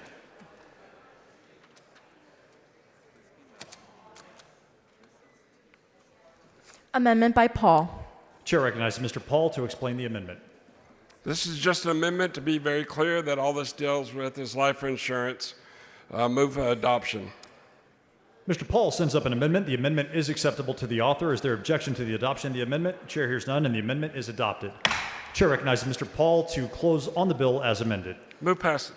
The question occurs on passage to engrossment of HB 3960. This is a record vote. The clerk will ring the bell. Show Mr. Paul voting aye. Have all members voted? Have all members voted? There being 117 ayes and 26 nays, HB 3960 is passed to engrossment. The chair lays out on second reading HB 3923. The clerk will read the bill. HB 3923 by Bell of Kaufman relating to state employment opportunities for individuals who do not hold a bachelor's degree. Chair recognizes Mr. Bell of Kaufman to explain the bill. Thank you, Mr. Speaker. Members, House Bill 3923 modernizes Texas state hiring practices by removing unnecessary 4-year degree requirements for relevant government positions. This legislation strengthens the state workforce, broadens the candidate pool, and promotes upward mobility for all Texans. Thank you, Mr. Speaker, and I move passage. The question occurs on passage to engrossment of HB 3923. This is a record vote. The clerk will ring the bill. Show Mr. Bell of Kaufman voting aye. Have all members voted? Have all members voted? There being 138 ayes and 1 nay, HB 3923 is passed to engrossment. Chair lays out on second reading HB 1407. The clerk will read the bill. HB 1407 by Guillen relating to public utility agencies, providing authority to issue bonds, providing authority to impose assessments. Chair recognizes Mr. Guillen for a motion. Thank you, Mr. Speaker. Members, the Senate bill is over but not yet eligible, so I move to postpone further consideration of House Bill 1407 until 10 a.m. Monday, May 5th. Members, you've heard the motion. Is there objection? Chair hears none. The motion is adopted.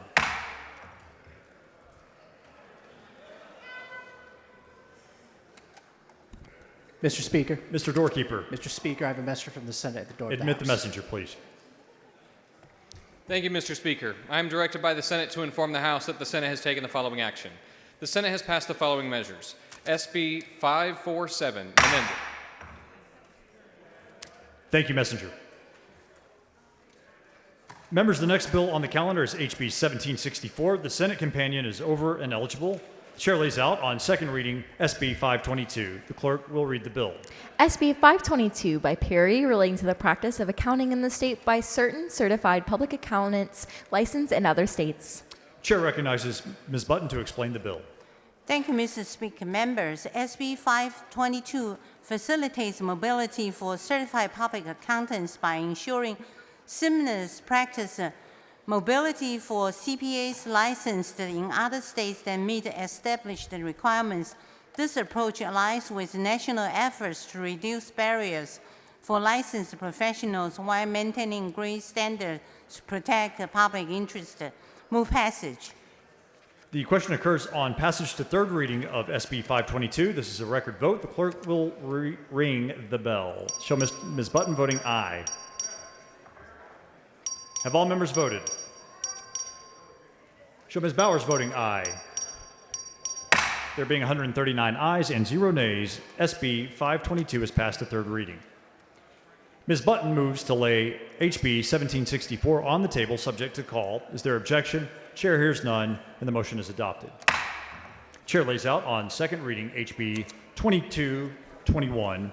The clerk will read the bill. HB 2221 by Hull relating to certain trade practices related to life insurance, annuity contracts, and accident and health coverage. Chair recognizes Ms. Hull to explain the bill. Thank you, Mr. Speaker. Members, this bill would allow for life insurers to provide loss control measures like a heart monitor without having to file a new policy with TDI in the same way that property and casualty insurance can. Move passage. The question occurs on passage to engrossment of HB 2221. This is a record vote. The clerk will ring the bell. Show Ms. Hull voting aye. Show Ms. Bowers voting aye. Have all members voted? Have all members voted? There being 137 ayes and 1 nay, HB 2221 is passed to engrossment. The chair lays out on second reading HB 2214. The clerk will read the bill. HB 2214 by Wale relating to notice requirements for a leased dwelling located in a floodplain. Chair recognizes Mr. Guerin for a motion. Thank you, Mr. Speaker. Members, I move to postpone further consideration of HB 2214 until 8 a.m. Monday, May 8th. Members, you've heard the motion. Is there objection? Chair hears none. The motion is adopted.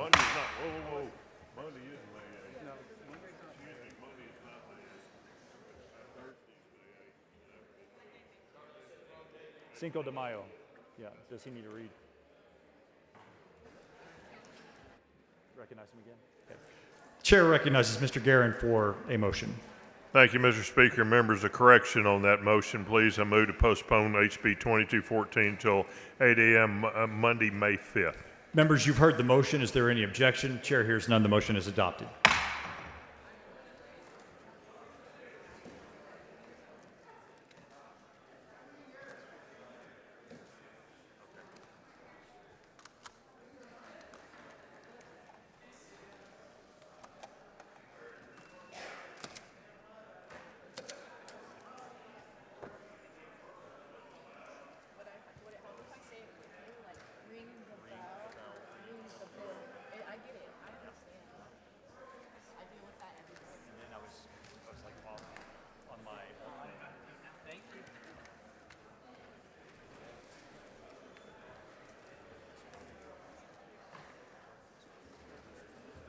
Chair recognizes Mr. Phelan for a motion.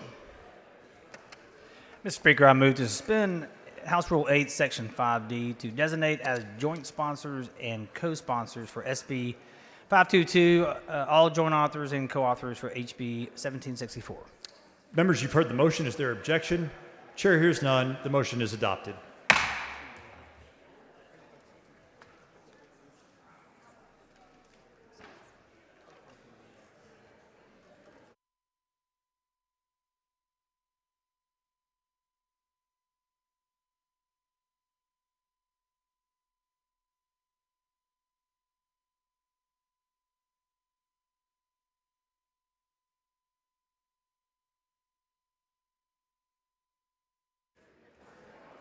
Chair lays out on second reading HB 2517.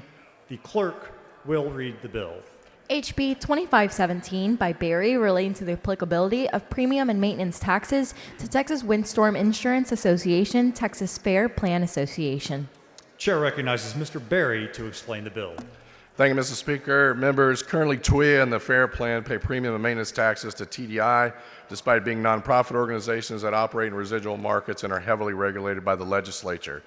HB 2517 exempts TWIA and the Fair Plan from these taxes, which will increase their ability to pay claims, lessen the need to purchase reinsurance, and help lower their overall operating costs. Move passage.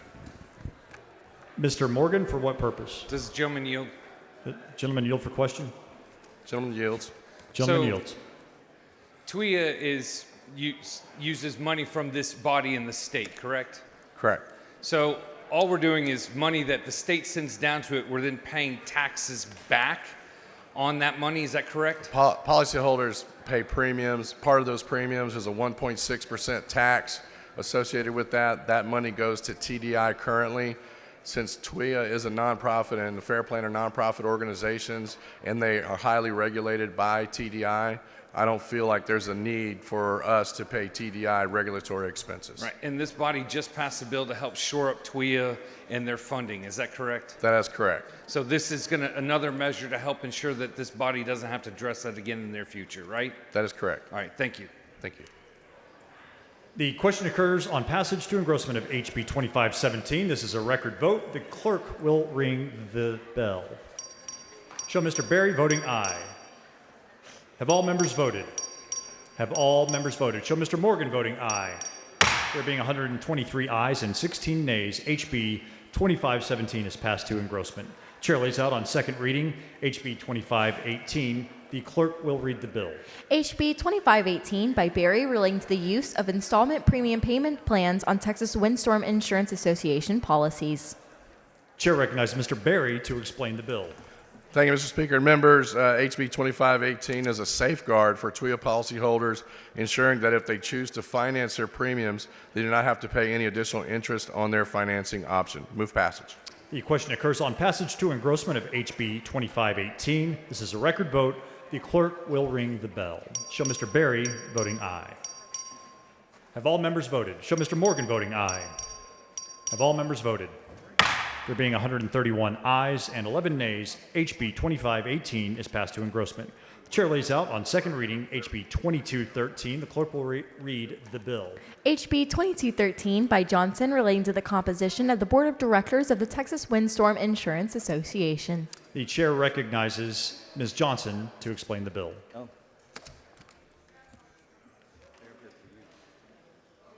Mr. Speaker. Mr. Schofield, for what purpose? Parliamentary inquiry. State your inquiry. Did the chair instruct the clerk to read the bill or ring the bell? The chair has been giving the clerk mixed instructions throughout the afternoon. The chair recognizes Ms. Johnson to explain the bill. Thank you, Mr. Speaker and members. This is another TWIA bill. So to sit on the board for TWIA, you can either be in a first-tier coastal county or you have to be 100 miles inland. That leaves a space of Texans not qualified to participate, and we need more people to fill this board. This bill would simply open up to all Texans available to sit on the TWIA board. And I do have an amendment on this bill. The following amendment, the clerk will read the amendment. Amendment by Barry. Chair recognizes Mr. Berry to explain the amendment. Thank you, Mr. Speaker. Members, this amendment just simply specifies that at least one of the members appointed to the TWIA board must be actively offering and/or servicing TWIA policies. Move passage. Mr. Berry sends up an amendment. The amendment is acceptable to the author. Is there objection to the adoption of the amendment? Chair hears none. The amendment is adopted.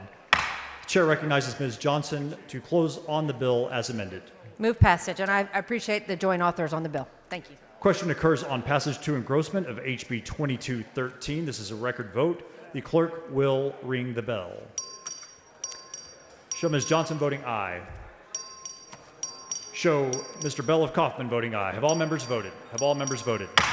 There being 123 ayes and 14 nays, HB 2213 is passed to engrossment. The chair lays out on second reading HB 5008. The clerk will read the bill. HB 5008 by Bell of Kaufman relating to the use of the Skills Development Fund by certain entities. Chair recognizes Mr. Bell of Kaufman for a motion. Mr. Speaker, I move to postpone further consideration of HB 5008 to 10 a.m. Tuesday, Monday, May the 6th. Members, you've heard the motion. Is there any objection? The chair hears none, and the motion is adopted. The chair lays out on second reading HB 5092. The clerk will read the bill. HB 5092 by Tepper relating to the operation and dissolution of the Lubbock Redevelopment Authority and to agreements between Texas Tech University and the authority. Chair recognizes Mr. Tepper to explain the bill. Thank you, Mr. Speaker. House Bill 5092 facilitates the development of technology and critical infrastructure at the former Reese Air Force Base in collaboration with Texas Tech University. The bill also directs the Lubbock Reese Redevelopment Authority to collaborate with various federal agencies in these efforts. The bill amends the composition of Reese's board and ensures that board members have experience in technology or critical infrastructure technology. On a personal note, I was stationed at Reese in 1988, became a sergeant there, and then got my degree at Texas Tech later, and it's very satisfying for me to put the two together. Move passage. The question occurs on passage to engrossment of HB 5092. This is a record vote. Clerk will ring the bell. Show Mr. Tepper voting aye. Have all members voted? Have all members voted? There being 125 ayes and 16 nays, HB 5092 is passed to engrossment. Following announcement, the clerk will read the announcement. The Committee on Human Services will meet today upon final adjournment at desk 24 and a formal meeting to consider pending, referred, and committee business. The chair lays out on second reading HB 3421. The clerk will read the bill. HB 3421 by Hayes relating to a descendant's estates and other matters involving probate courts. The chair recognizes Mr. Hayes for a motion. Members, I move to postpone further consideration of House Bill 3421 as the Senate Bill 1448 is coming over and eligible, and move to postpone until Tuesday, May 6th at 10 a.m. Members, you've heard the motion. Is there any objection? Chair hears none. The motion is adopted.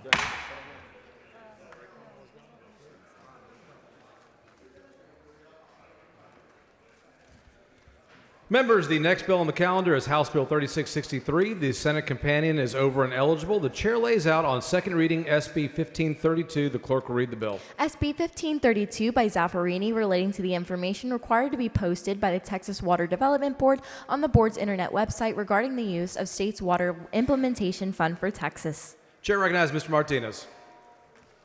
Thank you, Mr. Speaker. Members, this bill was brought by the Texas Water Development Board and eliminates any outdated reporting requirements, and I move passage. Question occurs on passage to engrossment. Record vote. Clerk, ring the bell.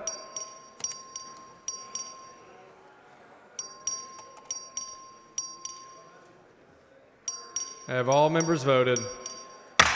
109 ayes and 17 nays. Senate Bill 1532 is passed to third reading.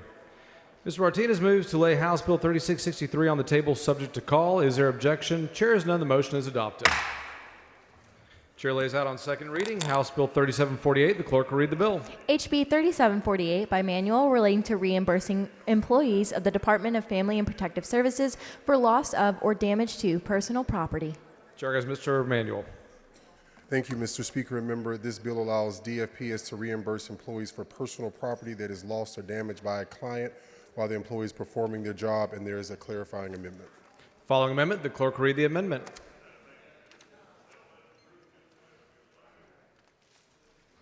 Amendment by manual. Chair has Mr. Manuel to explain the amendment. Thank you. This amendment just clarifies that during their duty, if it's a neighbor, someone in the home, as long as they're doing the job, that they would be reimbursed. There's a cap on it. It's already money that's within the agency.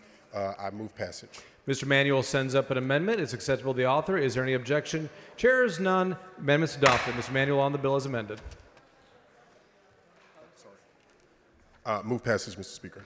Question occurs on how passage to engrossment. Record vote. Clerk ring the bell.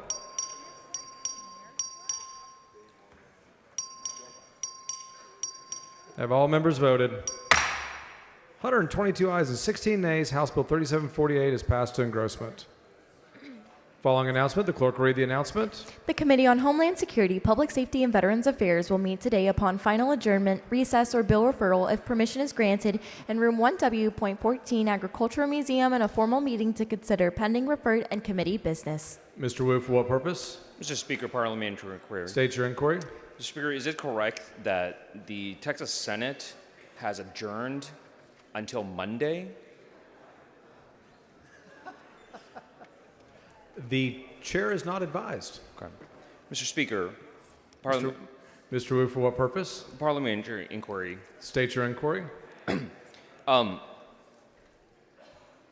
Is it correct that the House has sent over 379 bills to the Texas Senate? Roughly? Mr. Wu, the chair is not advised, but I would not dispute that. Okay. Mr. Speaker. Mr. Wu, for what purpose? Parliamentary inquiry. State your inquiry. Is it your understanding, is it correct that the Senate so far has passed 2 House bills? Mr. Wu, the chair is not advised, but I would not dispute that. Okay. And, Mr. Speaker. Mr. Wu, for what purpose? Parliamentary inquiry. State your inquiry. Is it correct that the House sent over House Bill 2, the bill that's supposed to help protect our schools, on April the 17th? Mr. Wu, the chair is not advised, but I would not dispute that. Okay. Mr. Speaker. Mr. Wu, for what purpose? Parliamentary inquiry. State the inquiry. Is it your understanding that the Senate has had that bill, has HB2, in the Senate committee since April 23rd and has not granted it a hearing, including today? Mr. Wu, the chair is not advised. Okay. Mr. Speaker. Mr. Wu, for what purpose? Parliamentary inquiry. State your inquiry. How many weeks of session are there left?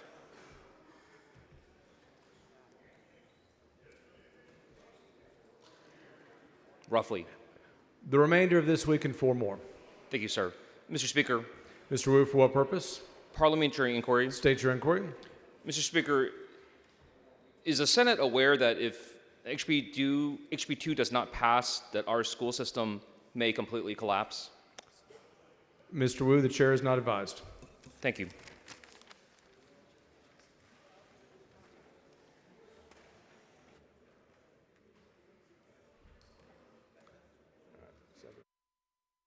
Chair lays out on second reading House Bill 3800. The clerk will read the bill.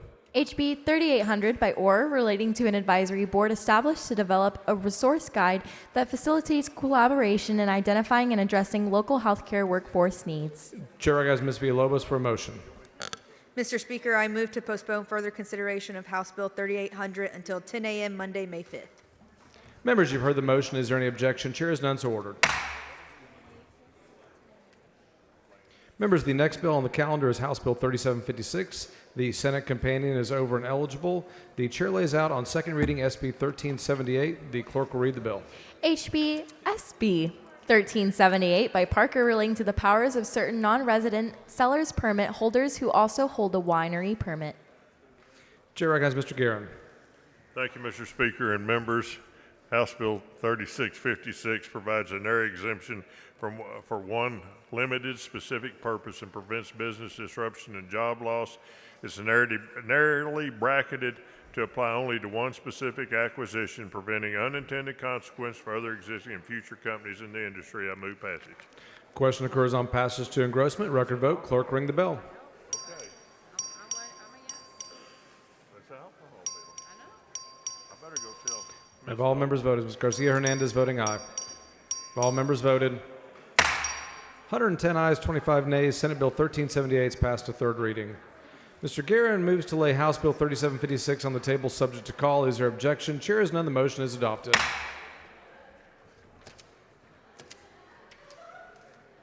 Chair lays out on second reading House Bill 2613. The clerk will read the bill. HB 2613 by Harris Davila relating to the liability of a water park entity for injuries arising from certain activities. Chair guys, Ms. Harris Davila for a motion. Mr. Speaker, I move to postpone further consideration of HB 2613 until 10 a.m. Monday, May 5th. Members, you've heard the motion. Is there any objection? Chair is none so ordered. Members, the next bill on the calendar is House Bill 3782. The Senate companion is over and eligible. The chair lays out on second reading SB 1062. The clerk will read the bill.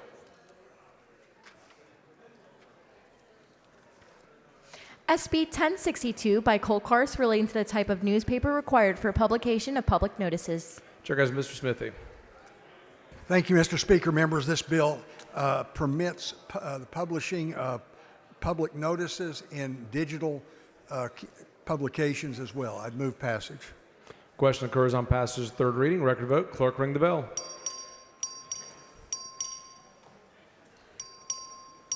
Have all members voted? 145 ayes, 0 nays. Senate Bill 1062 is passed to third reading. Mr. Smithy moves to lay House Bill 3782 on the table subject to call. Is there objection? Chair hears none, and the motion is adopted.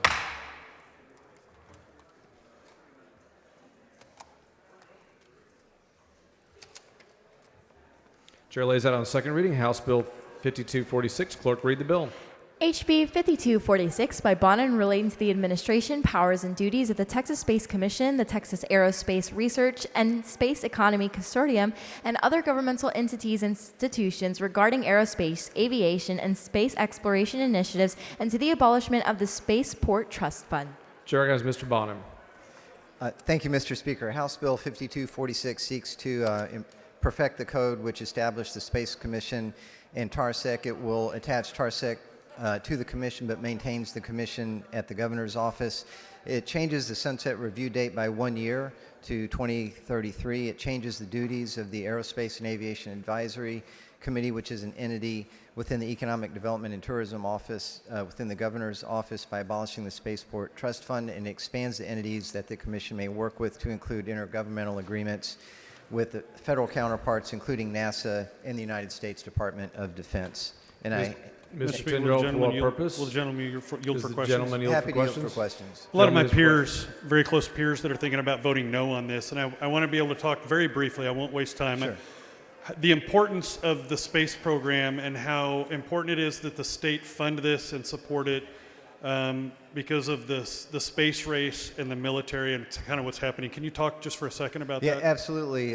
We're in an exciting but also a challenging time where access to orbit and beyond has become much more affordable, and as a result, we're seeing the rapid expansion and development of technology, and that includes by foreign adversaries that seek to have dominance over our country and over the free world. So this is the state of Texas, which is the home of human space flight, and then some of the most amazing accomplishments that you're seeing down in South Texas with the development of the largest reusable rocket in history that will not only transform our access to orbit and beyond, but it allows us to protect our country and then also make sure that our country remains the leader of the free world through the 21st century. And so it's important for people to know that the space race that's happening is whoever owns space, owns the electromagnetic spectrum, and space is pretty much going to own the combat space. And I liken it to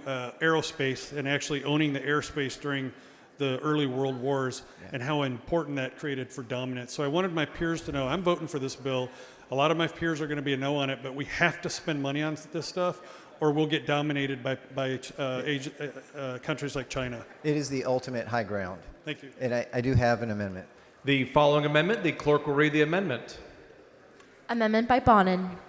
Chair has Mr. Bonin on the amendment. Thank you. This, Mr. Speaker, this amendment will allow the Commission to enter into intergovernmental agreements, in particular with the Department of Defense and NASA, subject to approval by the Governor.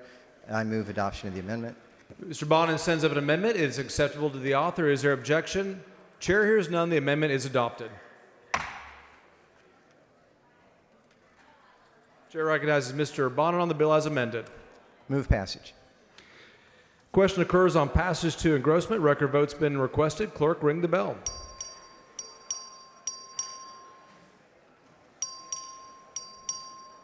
Have all members voted? There being 142 ayes and 1 nay, House Bill 5246 is passed to engrossment.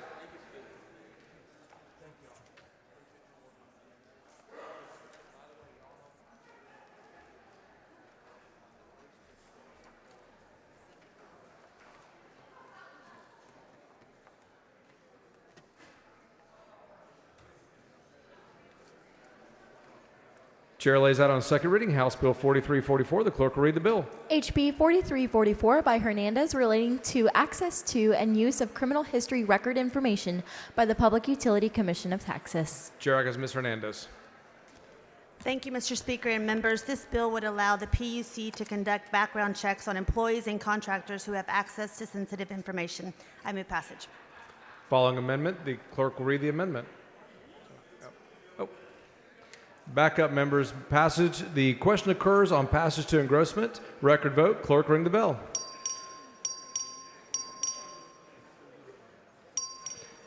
Have all members voted? 133 ayes and 9 nays. House Bill 4344 is passed to engrossment. Chair lays out House Bill 1482 as a matter of postponed business on second reading. The clerk will read the bill. HB 1482 by Leo Wilson, relating to changing the eligibility for community supervision and parole for certain repeat intoxication offenders. Chair recognizes Ms. Leo Wilson. Thank you, Mr. Speaker. I do have an amendment. The following amendment, the clerk will read the amendment. Amendment by Moody. Chair recognizes Mr. Moody. Thank you, Mr. Speaker and members, and I want to thank Representative Leo Wilson for hitting pause real quick on this bill. It's been very gracious to work with me and Chairman Cook as well.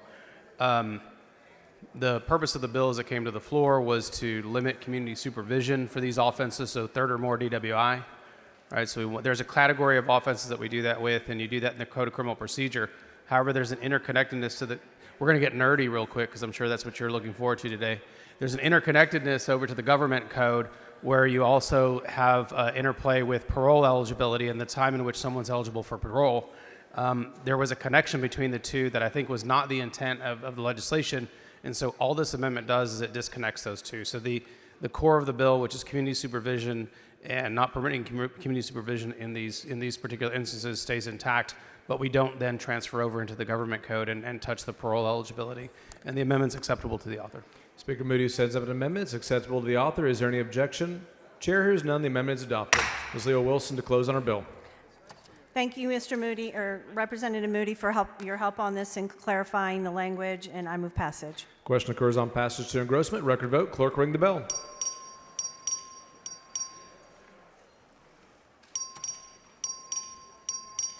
Have all members voted?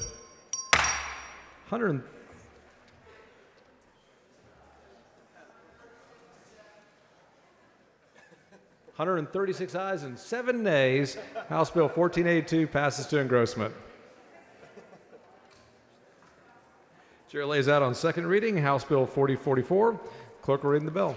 HB 4044 by Meyer, relating to certain expenditures by public institutions of higher education and university systems that are eligible for certain tax credits. Chair recognizes Mr. Meyer. Thank you, Mr. Speaker. Members, House Bill 4044 reauthorizes the participation of public institutions of higher education and university systems in the existing Texas Historic Preservation Tax Credit Program, and I move passage. Question occurs on passage to engrossment. Record vote. Clerk, ring the bell.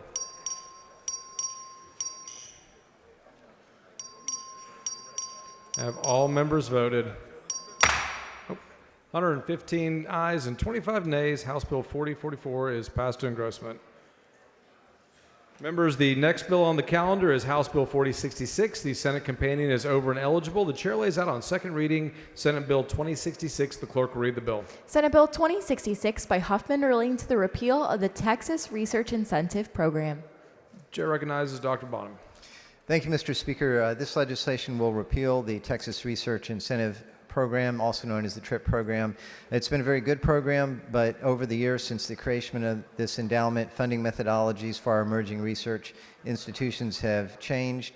Of note, there's a backlog which we are going to fund, so we will pay off the backlog and end the program. I move passage. Question occurs on passage of third reading. Record vote. Clerk, ring the bell. Have all members voted? Being 139 ayes, 0 nays, Senate Bill 2066 is passed to a third reading. Mr. Bonham moves to lay House Bill 4066 on the table subject to call. Is there objection? Chair has none. The motion is adopted.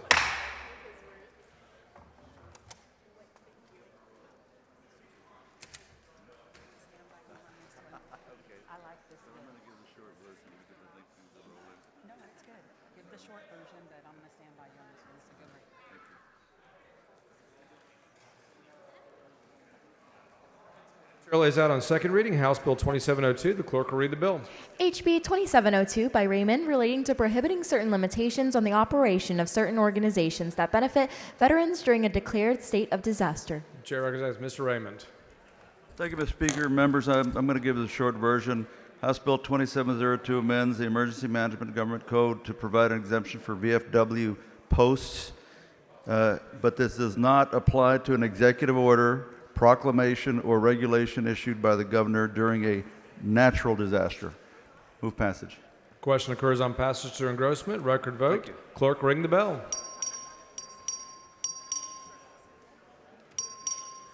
Have all members voted? 141 ayes, 1 nay. House Bill 2702 is passed to engrossment.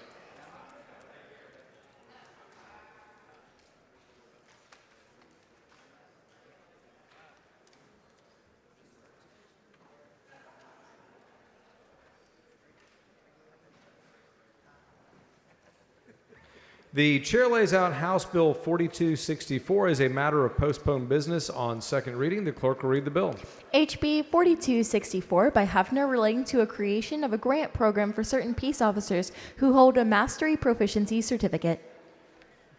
Chair recognizes Mr. Hefner. Thank you, Mr. Speaker. Members, House Bill 4264 offers a one-time $5,000 stipend after taxes for a peace officer upon being granted a Master Peace Officer certification from the Commission on Law Enforcement, and I believe there's an amendment. Following amendment, the clerk will read the amendment. Amendment by Morgan. Chair has Mr. Morgan. This is just a clarifying amendment to say that the grant can only be awarded to somebody once. Chair Ms. Morgan sends up an amendment. It's acceptable to the author. Is there any objection? Chair hears none. The amendment's adopted. Mr. Hefner to close on the bill. Thank you, Mr. Speaker. Members, this is just a bill that's aimed at enhancing the longevity of law enforcement officers' careers through some incentive just to help them stay in the workforce longer. Move passage. Question occurs on passage to engrossment. Record vote. Clerk, ring the bell.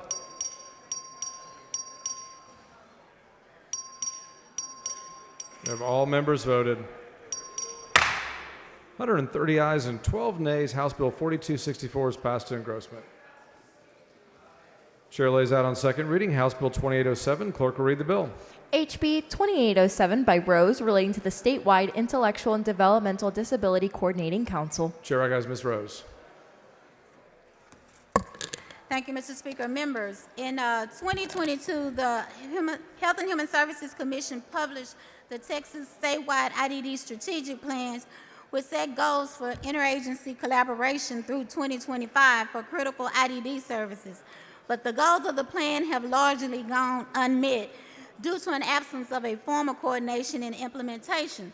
So House Bill 2807 establishes a statewide intellectual and developmental disability coordinating council to coordinate agencies and produce new 5-year plans. And members, we passed this bill last legislative session, and it was vetoed by the governor. And our office met with the governor's office and worked out the misunderstanding. He thought that my bill was duplicative of what he does with the Governor's Committee on the People with Disabilities.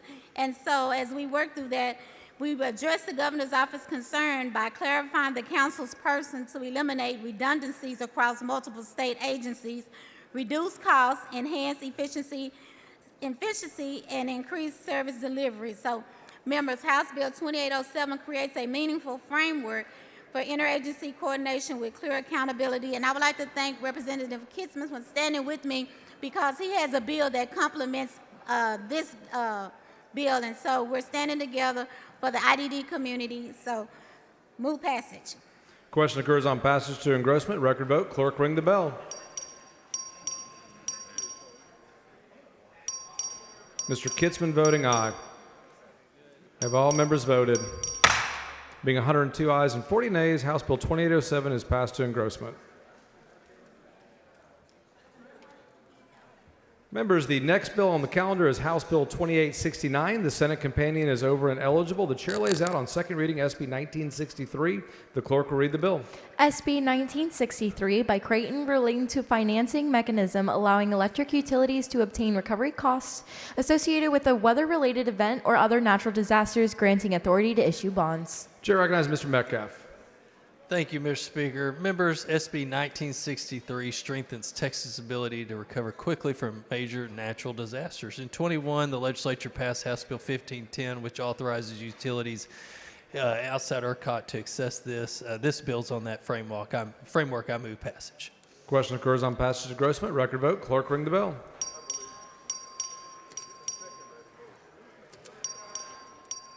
Have all members voted? 117 ayes and 20 nays. Senate Bill 1963 is passed to third reading. Mr. Metcalf moves to lay House Bill 2869 on the table subject to call. Is there objection? Chair is none. The motion is adopted. Chair lays out on second reading House Bill 2898. The clerk will read the bill. HB 2898 by Frank relating to requirements for certain meteorological evaluation towers. Chair recognizes Mr. Frank. Yep. Members, this bill will codify the notification system that TxDOT uses for Met Tower construction projects. I filed this bill to ensure that in my district and 14 other communities in Texas with an air base can be assured of meaningful collaboration with developers. I apologize, but there is an amendment. Following amendment, the clerk will read the amendment.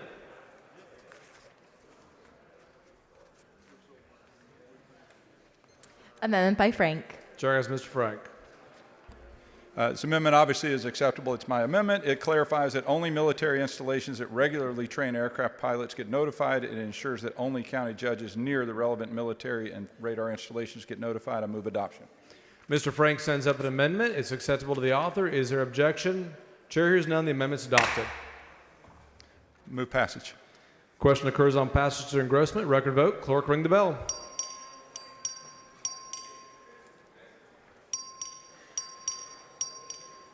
Have all members voted? 136 ayes, 8 nays. House Bill 2898 is passed to engrossment.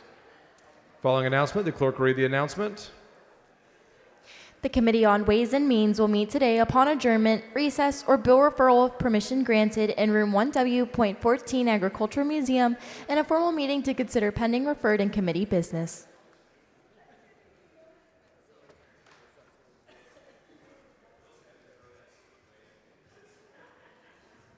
Chair lays out on second reading House Bill 3181. Clerk will read the bill. HB 3181 by Dutton relating to the enforcement of a court order for possession of or access to a child and related order modifications. Chair recognizes Mr. Dutton. Thank you, Mr. Speaker. Members, there is an amendment to this bill, and I'd like to have the amendment laid out. Following amendment, the clerk will read the amendment. Amendment by Dutton. Chair recognizes Mr. Dutton on the amendment. Thank you, Mr. Speaker. Sometimes court orders access to a child by the non-custodial parent, and that doesn't happen. What the amendment does, members, is it says that this bill will apply on final orders only, and after 3 times the court has to deal with a person who fails to honor the court order, that will represent a material change in circumstance. And so that's all the bill does, and I move passage. Mr. Dutton sends up an amendment. It's acceptable to the author. Is there objection? Chair has none. The amendment's adopted. Chair has Mr. Dutton to close on the bill. Thank you, Mr. Speaker. Again, what this does is make sure that the court orders are followed.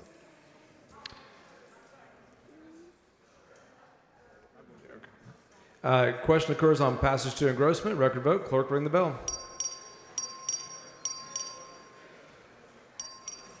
Have all members voted? 137 ayes and 3 nays. House Bill 3181 is passed to engrossment. Chair lays out on second reading House Bill 3250. Clerk will read the bill. HB 3250 by Darby relating to the regulation of real estate appraisers and appraisal management companies. Chair has Mr. Darby. Thank you, Mr. Speaker. Members, this bill simply supports workforce growth in the appraisal industry by allowing the Texas Appraiser Licensing and Certification Board to offer need-based stipends funded solely by grants to aspiring and supervisory appraisers, and there is an amendment. Following amendment, the clerk will read the amendment. Amendment by Darby. Chair has Mr. Darby. Members, this amendment simply corrects the drafting oversight to ensure that persons completing the requirements necessary for their certificate and license are also covered. It is acceptable, and I move adoption. Mr. Darby sends up an amendment. It's acceptable to the author. Is there objection? Chair hears none. The amendment's adopted. Mr. Darby on the bill. Move passage. Question occurs on passage to engrossment. Record vote. Clerk, ring the bell.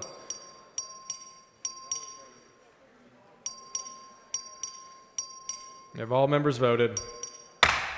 111 ayes and 29 nays. House Bill 3250 is passed to engrossment. Members, the next bill on the calendar is House Bill 4153. The Senate companion is over and eligible. The chair lays out on second reading SB 2204. The clerk will read the bill. SB 2204 by Birdwell relating to the applicability of uniform grant and contract management standards to certain Texas Water Development Board programs. Chair has Ms. Fairley. Mr. Speaker, members, this bill makes grant processes at the Water Development Board more efficient. I move passage. Question occurs on passage to engrossment. Record vote. Clerk ring the bell.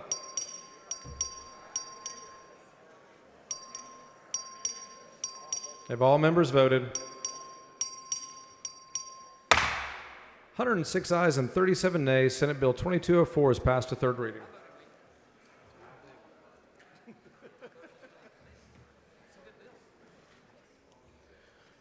Ms. Fairley moves to lay House Bill 4153 on the table, subject to the call. Is there objection? The chair is none. The motion is adopted. Chair lays out on second reading HB 2091. Clerk will read the bill. HB 2091 by Martinez relating to the provision of financial assistance by the Texas Water Development Board for certain projects. Chair recognizes Mr. Martinez to explain the bill. Thank you, Mr. Speaker. Members, this is just a bill for financial assistance for water reclamation projects, and I do have an amendment. Following amendment, clerk will read the amendment. Amendment by Martinez. Thank you, Mr. Speaker. Members, this just recategorizes the funds where it could be used for water reclamation projects, and I move adoption. It is acceptable to the author. Mr. Martinez sends up an amendment. The amendment is acceptable to the author. Is there any objection to the adoption of the amendment? The chair has none. The amendment's adopted. Chair recognizes Mr. Martinez on the bill as amended. Thank you, Mr. Speaker. I move passage. The question occurs in the passage to engrossment of HB 2091. It's a record vote. The clerk will ring the bell. Show Mr. Ashby voting aye.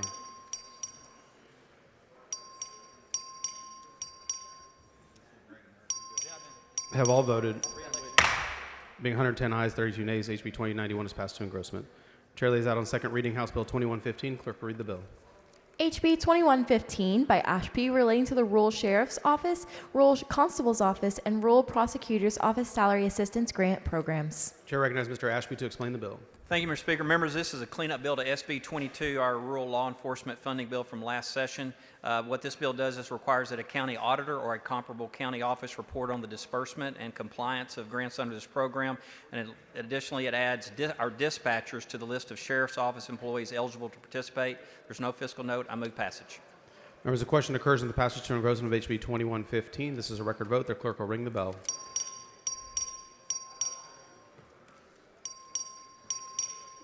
Have all members voted? There being 125 ayes, 17 nays, HB 2115 is passed to engrossment. Mr. Speaker, parliamentary inquiry. Mr. Tinderholt, for what purpose? Parliamentary inquiry. State your inquiry. Mr. Wu came up here and made some statements. I want to see if you can set the record straight. Are you aware that the Senate has passed 725 bills and the House has passed 361 bills? The chair is not advised. Mr. Tinderholt. Thank you, Mr. Speaker.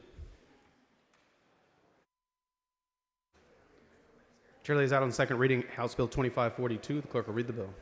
HB 2542 by Kitzman relating to the establishment of a work group to study and make recommendations on certain services needed by individuals with an intellectual or developmental disability.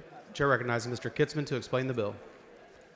Thank you, Mr. Speaker. Members, House Bill 2542 establishes a work group to study and make recommendations on specialized services for people with IDD that will address behavioral health challenges. This bill is a step forward to protecting and supporting those individuals and families with IDD.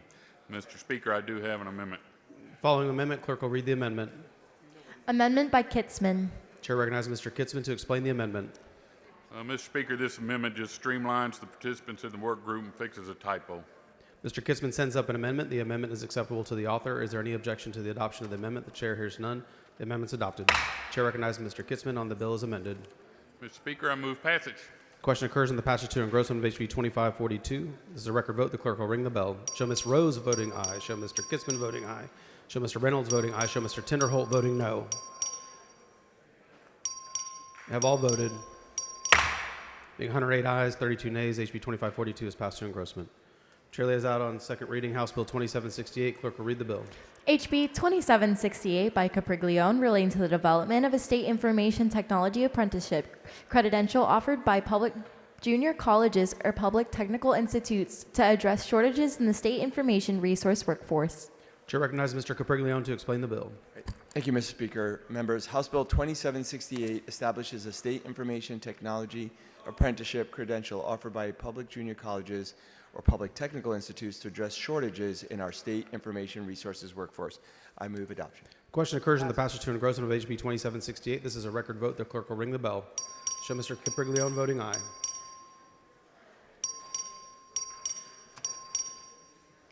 Have all voted. Being 143 ayes, 0 nays, HB 2768 is passed to engrossment. Chair lays out on second reading House Bill 3349. Clerk will read the bill. HB 3349 by Tepper relating to the Events Trust Fund and to abolish the Pan American Games Trust Fund, Olympic Games Trust Fund, and Motorsports Racing Trust Fund. Chair recognizes Mr. Tepper to explain the bill. Thank you, Mr. Speaker. House Bill 3349 amends procedures related to the administration of the Events Trust Fund and makes the ETF more accessible to smaller communities. The bill increases state funding for events held in less populous local governments, compresses the timeline for funding to be remitted to a local government after an event occurs. Lastly, the bill abolishes unused funds and removes the Olympics as an eligible event, the Pan American Games, and things that it hasn't been used for. We did a little cleaning up while we're in there. Mr. Speaker, Ms. Goodwin, for what purpose? will the gentleman yield for some questions? Does the gentleman yield for questions? I yield for questions. The gentleman yields. Thank you. Representative Tepper, who needs access to the Major Events Reimbursement Fund that currently doesn't have access? Well, the Major Events Fund is reserved for specific events like the Super Bowl, the Final Four of NCAA basketball, and that sort of those sorts of events. Is your intention with filing this bill to give any specific organization access to Texas taxpayer dollars for their events? None specific, and in this bill, we are not touching the Major Events Reimbursement Fund. We're only accessing the Events Trust Fund. How does this bill ensure that taxpayer dollars aren't being funneled to organizations that are ideological in nature, such as the NRA? I think the governor's office and the Bureau of Tourism handles the applications for that, and besides that, I'm not advised. Are you aware that in 2024, almost $1 million was dedicated through the Event Trust Funds program to the NRA to offset the cost of bringing their convention to Dallas? I'm not advised, but that sounds great. Is this bill filed with the intention of supporting House Bill 2385 by Representative Guillen? I'm not familiar with House Bill 2385. House Bill 2385, in conjunction with yours, would allow for the NRA to access funds through this event, major events fund. Thank you. I hope they get to access it. Thank you. Jones, for what purpose? Will the gentleman yield? Gentlemen, yield for questions. Yield for questions. So, Yield so for I'd like to questions. figure out. So as a person who's competed for the United States in the Pan American Games, you're getting rid of the Pan American Games Trust Fund? The fund has never been used. If we wanted to bring it back at some point, you think it's important, we can probably bring it back. But we noticed, let me answer your question. We noticed that the Olympics fund and the Pan American Games funds were just never used and never accessed. So we did some cleaning up while we were there. Because when you bid for a major sporting event, the Olympics, the Pan Am Games, the Super Bowl, whatever, cities have to get together bids. They have to raise money to show that the places that they want to host the events can support it. And I mean, I'm trying to remember where I think I competed at the Pan Am Games in '87 in Indianapolis, if I remember correctly. But I've competed in major events. So if these funds are available, I think it would definitely be an impediment for the cities in Texas that want to compete for these international events to participate, because it does take money. Again, they can use the Events Trust Fund if it comes to that, but the Major Events Trust Fund, they're listed there. It has never been utilized, and as far as we know, no one has ever applied to use them. We're not, let me be clear, we're not picking on the Pan American Games or the Olympics.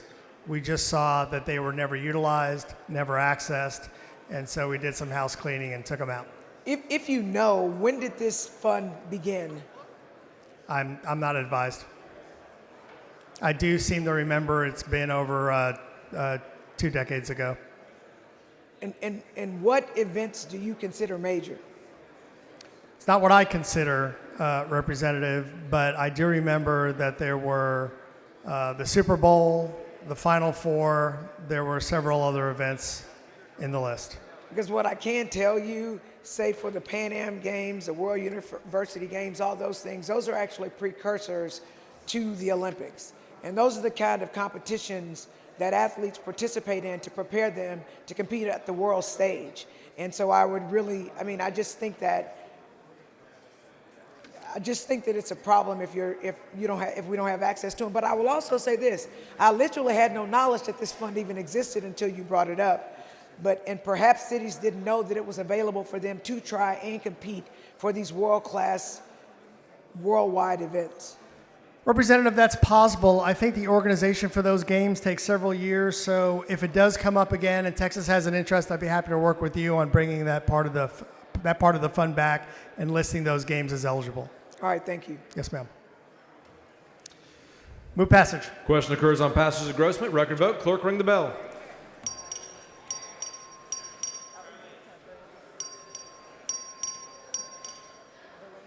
Have all members voted? 108 ayes and 35 nays. House Bill 3349 passes to engrossment. Members, the next bill on the calendar is House Bill 3352. The Senate companion is over and eligible. The chair lays out on second reading SB 1366. The clerk will read the bill.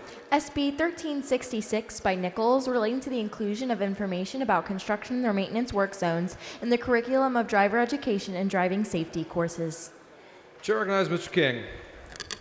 Thank you, Mr. Speaker. Members, Senate Bill 1366 improves driver safety by adding courses about safety in construction and maintenance zones to driver's education. Move passage. Question occurs on passage to engrossment. Passage to third reading. Record vote. Clerk, ring the bell. Mr. King voting aye. Have all members voted? Mr. Moody voting aye. 137 ayes, 0 nays. Senate Bill 1366 is passed to third reading.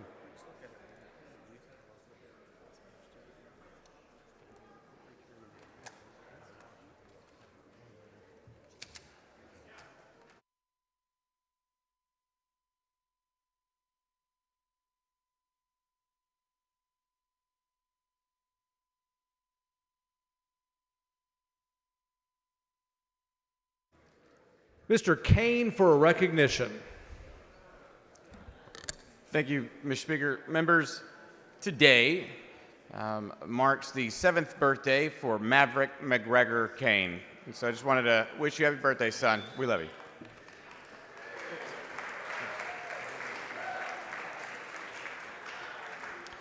Mr. King moves to lay House Bill 3352 on the table, subject to call. Is there objection? Chair is none. The motion is adopted. Chair lays out on second reading House Bill 4406. Clerk will read the bill. HB 4406 by Phelan, relating to the reporting of direct campaign expenditures by certain persons in political committees. Chair recognizes Speaker Phelan. Thank you, Mr. Speaker. Currently, when someone makes a direct expenditure, often called an independent expenditure, to support or benefit a candidate without the candidate's knowledge or consent, the individual or entity must identify the candidate benefiting from the expenditure on their campaign finance report.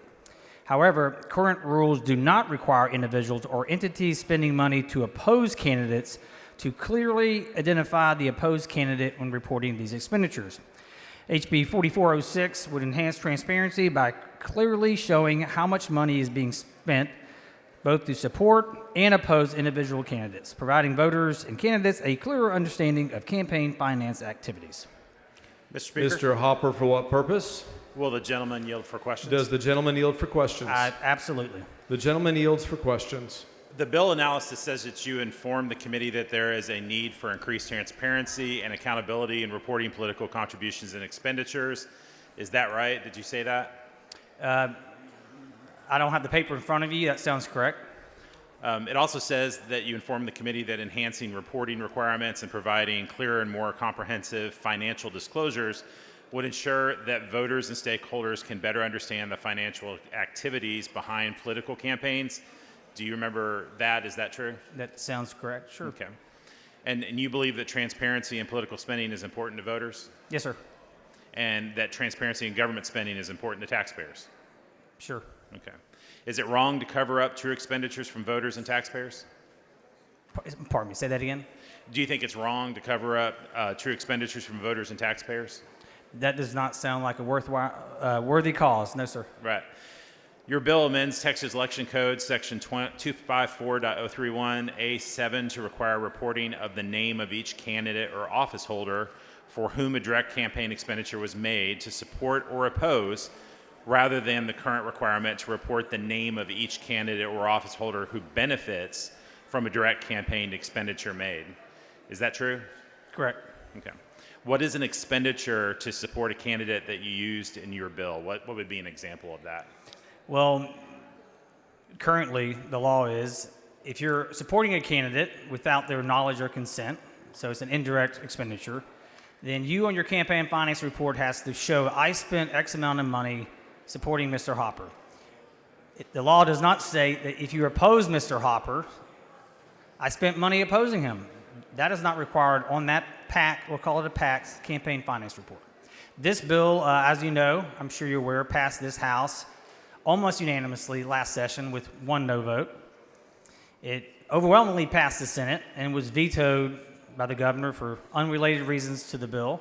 But yes, sir, this chamber outside yourself and some others have passed this language before. The Senate's passed it before. Unfortunately, we didn't get it past the governor's desk last time. Okay, I appreciate that. What is an expenditure to oppose a candidate as used in your bill? What would that look like? To oppose a candidate? Yeah, just give me an example. Like, what would if you're opposing a candidate, like what would an expenditure like that? I think a piece of mail would be considered a normal expenditure when you're opposing a candidate, or a measure. It could be a ballot. It could be something on the constitutional ballot that it doesn't have to be a person or a candidate. Okay. And you're familiar with direct campaign expenditures? Sure. Okay.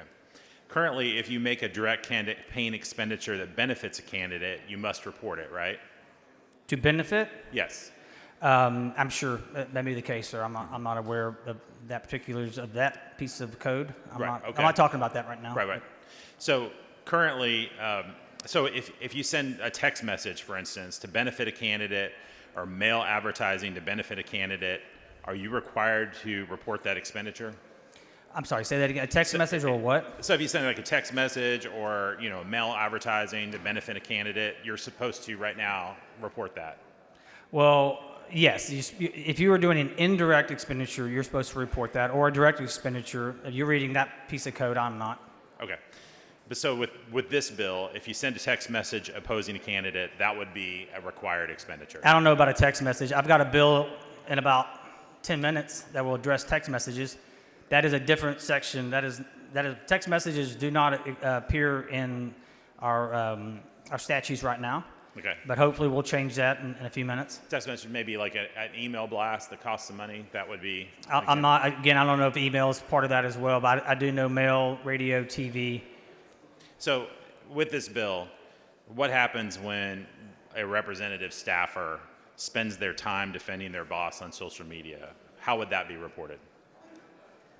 Sir, I'm not advised that's applicable to this legislation. Okay, thank you.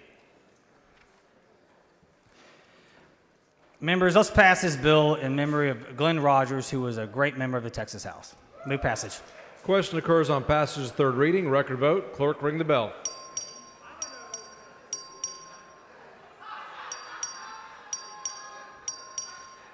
Have all members voted? Mr. Alcott voting no. Mr. Dutton voting aye. Have all members voted? 105 ayes and 35 nays. House Bill 4406 is passed to engrossment. Chair lays out on third reading House Bill 1593. The clerk will read the bill. HB 1593 by Campos relating to an advisory committee to study suicide prevention and peer support programs in fire departments in this state. Chair recognizes Ms. Campos. Thank you, Mr. Speaker. Members, firefighters are some of the hardest working first responders, yet they are 3 times more likely to die by suicide than in the line of duty. This bill seeks to study and find out how the legislature can reduce firefighter suicides through an advisory committee. I move passage. Question occurs on passage to engrossment. Record vote. Clerk, ring the bell. Mr. Longoria voting aye. Have all members voted? 133 ayes and 3 nays. House Bill 1593 is passed to engrossment. Chair lays out on third reading House Bill 1899. Clerk, read the bill. HB 1899 by Longoria relating to the required age for a public fireworks display permit. Chair recognizes Mr. Longoria. Thank you, Mr. Speaker and members. House Bill 1899 lowers the age for pyrotechnic operators' licenses and public display permits from 21 to 18, and I move passage. Question occurs on passage to engrossment. Record vote. Clerk, ring the bell. Mr. Longoria voting aye. Have all members voted? 142 ayes and 1 nay. House Bill 1899 is passed to engrossment. Chair lays out on second reading House Bill 3133. Clerk, read the bill. HB 3133 by Bojani relating to the user reports of explicit deep fake material on social media platforms. Chair recognizes Mr. Bojani. Thank you, Mr. Speaker. Members, House Bill 3133 addresses the growing concern regarding misuse of deepfake technology. As technology advances, so do the ways it can be misused to harm individuals. One alarming example is the rise of explicit deepfake material, which refers to fake visual content that has been digitally created to make it look like a real person is engaging in sexual activity or exposing intimate body parts, even though that person never actually did those things. It is intentionally misleading and can cause serious harm by falsely portraying someone in a sexual context. Unfortunately, a growing number of people are producing explicit deepfakes to target people on social media platforms. The effects of someone being targeted by such an act could be devastating for them, their families, their careers, and their reputation. The goal of this bill is to ensure social media platforms take timely action when users report explicit deepfake material, offering greater protection for individuals from harmful digital manipulations. Members, this bill passed unanimously are the Trade, Workforce, and Economic Development Committee. And I want to thank my joint authors on this bill, Chairwoman Button, Vice Chair Tellerico, Vice Chair Harris Davila, and Representative Fairley for their input and hard work on this bill. Mr. Speaker, I move passage. Question occurs on passage to third reading. Record vote. Clerk, ring the bell. Ms. Harris Davila voting aye. Mr. Bojani voting aye. Ms. Fairley voting aye. Have all members voted? Have all members voted? There being 141 ayes and 1 nay, House Bill 3133 is passed to engrossment.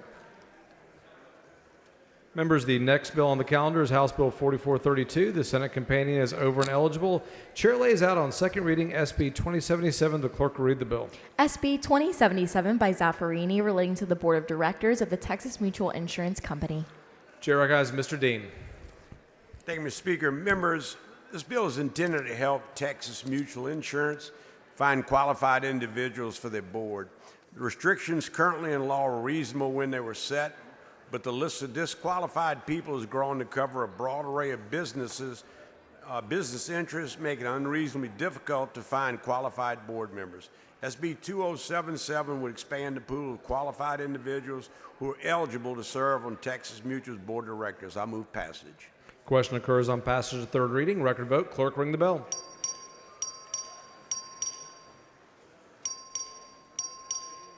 Have all members voted? 143 ayes and 1 nay. Senate Bill 2077 is passed to third reading. Mr. Dean moves to lay House Bill 4432 on the table subject to call. Is there objection? Chair hears none, and the motion is adopted. Chair lays out on second reading House Bill 4960. Clerk will read the bill. HB 4960 by Phelan relating to political advertising distributed or broadcast as part of mass text message campaign and civil penalties for required disclosures on certain political advertising. Chair recognizes Speaker Phelan. Mr. Speaker, Ms. Luther, for what purpose? I raise a point of order against further consideration of HB 4960 under Rule 8, Section 1 and Rule 8, Section 3 and Article 3, Section 35 of the Texas Constitution. Bring your point of order down.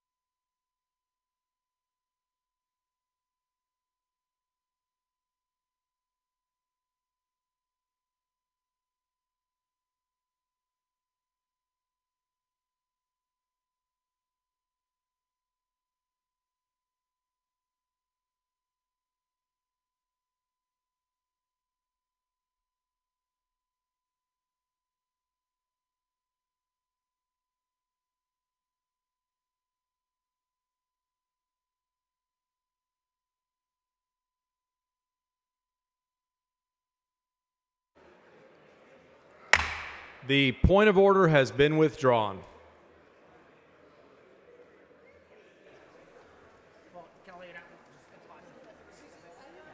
Chair recognizes Speaker Phelan. Thank you, members. Appreciate your patience there. You're probably looking at your phones right now and wondering who is sending out these text messages. And this was just great timing on my behalf. I had nothing to do with those text messages hitting your phones today and yesterday and probably all week. But these anonymous text messages are a new frontier in politics and in campaigns. And HB 4960 addresses that today by expanding the definition of political advertising by amending Section 451001 of the Election Code to include communications distributed as a mass text message campaign. And so I do have an amendment to address the penalties, and I'd like to offer that amendment right now, please. The following amendment, the clerk will read the amendment. Amendment by Phelan. Chair recognizes Speaker Phelan to explain the amendment.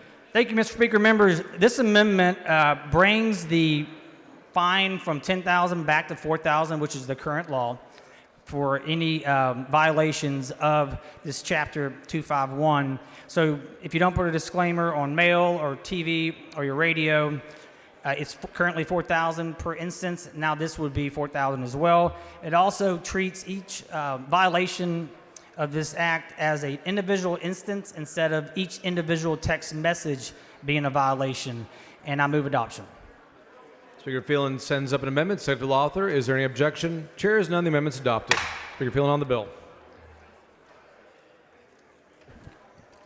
Mr. Suspend Speaker, hold for what purpose? I raise a point of order for further consideration for this bill according to Rule 4, Section 32C. Bring your point of order down.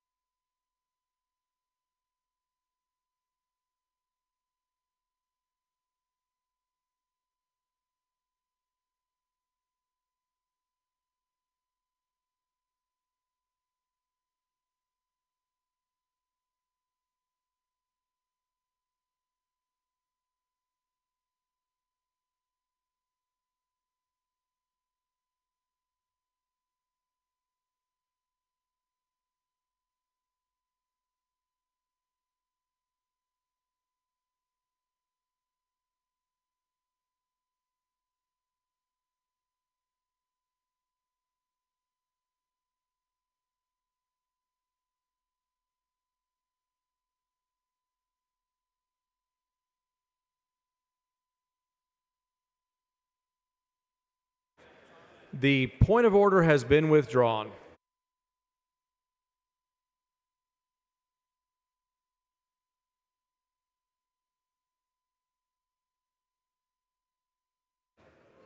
Speaker Phelan to close on his bill.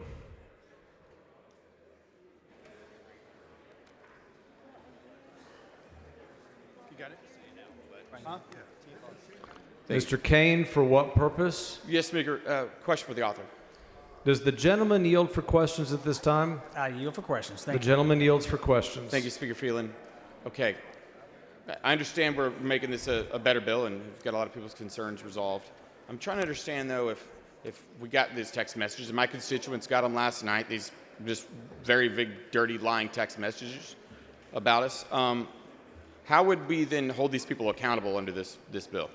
Well, if this bill were to pass and be signed by the governor, you would be required to put a disclaimer on there. And of course, as you know, we can find out through that disclaimer who filed the paperwork, who the treasurer is, where they formulated. And of course, if they're in the state of Texas, it's much easier to go after them. If they're outside the state of Texas, of course, that's a different story. Okay. So if they don't have a disclaimer on it, are you aware of a mechanism of finding out who actually was behind Yes, it? depends how motivated you are. I've been able, in the past, been able to find who has sent a text message. There are forensic ways in which to do so. There may be an opportunity through law enforcement to find who crafted this text, who sent this text. Of course, you can go through the cell phone providers and find out who is breaking state law by not providing a disclosure. I saw your Facebook post last night. Someone sent it to me about the anonymous text hitting your district. They're pretty ugly, pretty nasty text messages. Everyone's talking about it here on the House floor. I think it's going to get much worse before it ever gets better. Yes, sir. And so this All right. bill would Great. address that. Yes, sir. Now, I realize this may not make our constituents as happy as we'd like because they would love us to just stop it. Correct. And we're going to keep stopping it. I expect this is a step in the right direction. Is that the goal? It is a step in the right direction, and I will just remind anyone listening back home, if they tell you to opt out, do not opt out because they know it's a live person in a real phone, and they will text you more and more and more.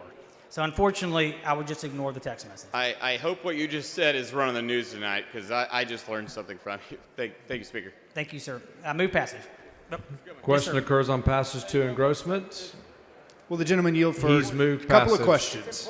He has moved passage. I will take questions from my good friend, Mr. Money. Mr. Money, for what purpose? My fellow seller of land to China. There you go. I had some significant concerns with this bill and intended to ask you a lot of questions about those. I was heading back here to the mic, and your amendment fixed them all. Thank and you. I want to say thank you for that, and Sure. I'll be voting yes. Thank you. Move passage. Question occurs to passage to engrossment on House Bill 4960. Record vote's been requested. Clerk will ring the bell.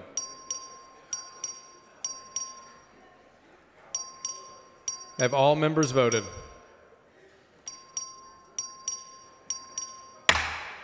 (132 ayes and 11 nays). House Bill 4960 is passed to engrossment. Chair lays out on second reading House Bill 3214. Clerk will read the bill. HB 3214 by Richardson relating to eligibility for a master plumber's license. Chair recognizes Ms. Richardson. Thank you, Mr. Speaker. Woo. Thank you, Mr. Speaker and members. Oh, no, you don't. Bam. That's why I have this. Okay. Members, we are facing a plumbing crisis. Billions of gallons of water are lost each year through aging, leaking pipes, and we simply don't have enough licensed plumbers to keep up. This shortage will only get worse as more plumbers retire and too few young people enter the field. Right now, it takes a long time to be a master plumber. I could put it on there, yes. Right now, it takes 8 years to be a master plumber. Okay, there's nobody back there. Okay, so this will change the exam time to 6 years, and I move passage. Yeah. How's that? Video for what purpose? What? Oh. I just trying to stop her from moving passage. Oh, Mr. Speaker, will the gentlelady yield for some questions? Does gentlelady yield for questions? I will. She yields for questions only. Questions. No, I got it. And I see that you brought a prop here to the I did. floor. Yes, sir. Is that new or is that used? This is a brand new plunger that my husband decorated for me. Okay, great. And so plungers help us unclog, if something's clogged up, right? You got to This is help a plumber's unclog the helper. drains. Yes, this is a plumber's helper. Yeah, no, that's perfect. So I got to tell you, I'm impressed because there's a lot of people that come here saying they're going to drain the swamp, but it looks like you actually came with a tool to do that. I So came prepared for that. Yes, sir. Thank you very much. Appreciate That's you. what I'm here to do. Mr. Kane, for what purpose? Question for the author. Does gentlelady yield for questions? Yes, the She yields for gentlelady- questions. Well, you know a lot about plumbing? I do, yes. Okay. Who are the two most famous plumbers in the world? Yeah, Mario and Luigi. Mario and Luigi. Good Yes. job. Thank you, ma'am. Thank you. Good luck in the passage of your bill. Mr. Bell, for what purpose? The gentlelady yield for a question. Gentlelady yield for questions. Yes, sir, I do. She yields for questions. What kind of contractor are you, Miss Representative? A plumbing contractor. And I've got one question. Does your flush beat my full house? Don't allow props. Oh, Charlie. Ask him why he needs it. I'm sorry, could you repeat the question, please? Yeah. Representative, does your flush beat my full house? Any day. Thank you, ma'am. Welcome to the legislature. Thank you, Keith. I move passage. Question occurs on passage to engrossment. Record vote's been requested. Clerk, ring the bell. Show Ms. Schaffner voting aye. Ms. Leo Wilson voting aye. Have all members voted? 124 ayes and 5 nays. House Bill 3214 is passed to engrossment. Members, the next bill on the calendar is House Bill 3915. The Senate companion is over and eligible. Chair lays out on second reading SB 1967. Clerk will read the bill. SB 1967 by Huffman relating to the projects eligible for financial assistance from the Flood Infrastructure Fund. Chair recognizes Mr. Martinez. Thank you, Mr. Speaker. And this is about flood infrastructure in the Rio Grande Valley. I do have an amendment. Question occurs on passage third reading. Following amendment, clerk read the amendment.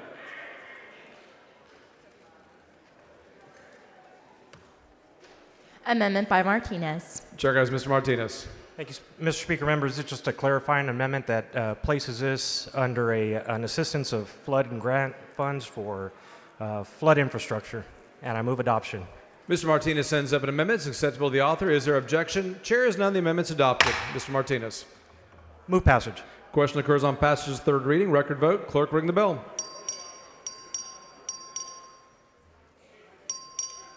Have all members voted? 124 ayes, 9 nays. Senate Bill 1967 is passed to third reading. Mr. Martinez moves to lay House Bill 3915 on the table subject to call. Is there objection? Chair hears none. The motion is adopted. Members, the next bill on the calendar is House Bill 3508. The Senate companion is over and eligible. Chair lays out on second reading SB 1151. The clerk will read the bill. SB 1151 by Blanco relating to an insurer's responsibility to review and audit a third-party administrator. Chair has Mr. Wharton. Thank you, Mr. Speaker. Members, Senate Bill 1151 modernizes outdated insurance regulations by removing the requirement that audits for third-party administrators be conducted in person. I move passage. Question occurs on passage's third reading. Record vote. Clerk, ring the bell.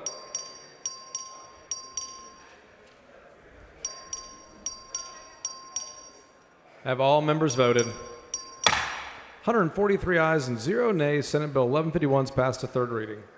Mr. Wharton moves to lay House Bill 3508 on the table subject to call. Is there objection? Chair hears none. The motion is adopted.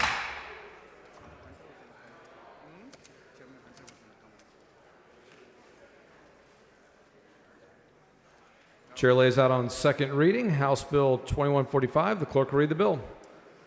HB 2145 by Bojani relating to the installation of electric vehicle charging stations at certain state-owned parking lots and garages. Chair recognizes Mr. Bojani. Thank you, Mr. Speaker. Members, House Bill 2145 takes a practical step towards meeting the evolving transportation needs of our state. This bill ensures that future state-owned parking lots and garages are equipped with charging stations to accommodate the growing number of electric vehicles used by state employees, but without placing unnecessary burdens on taxpayers or private property owners.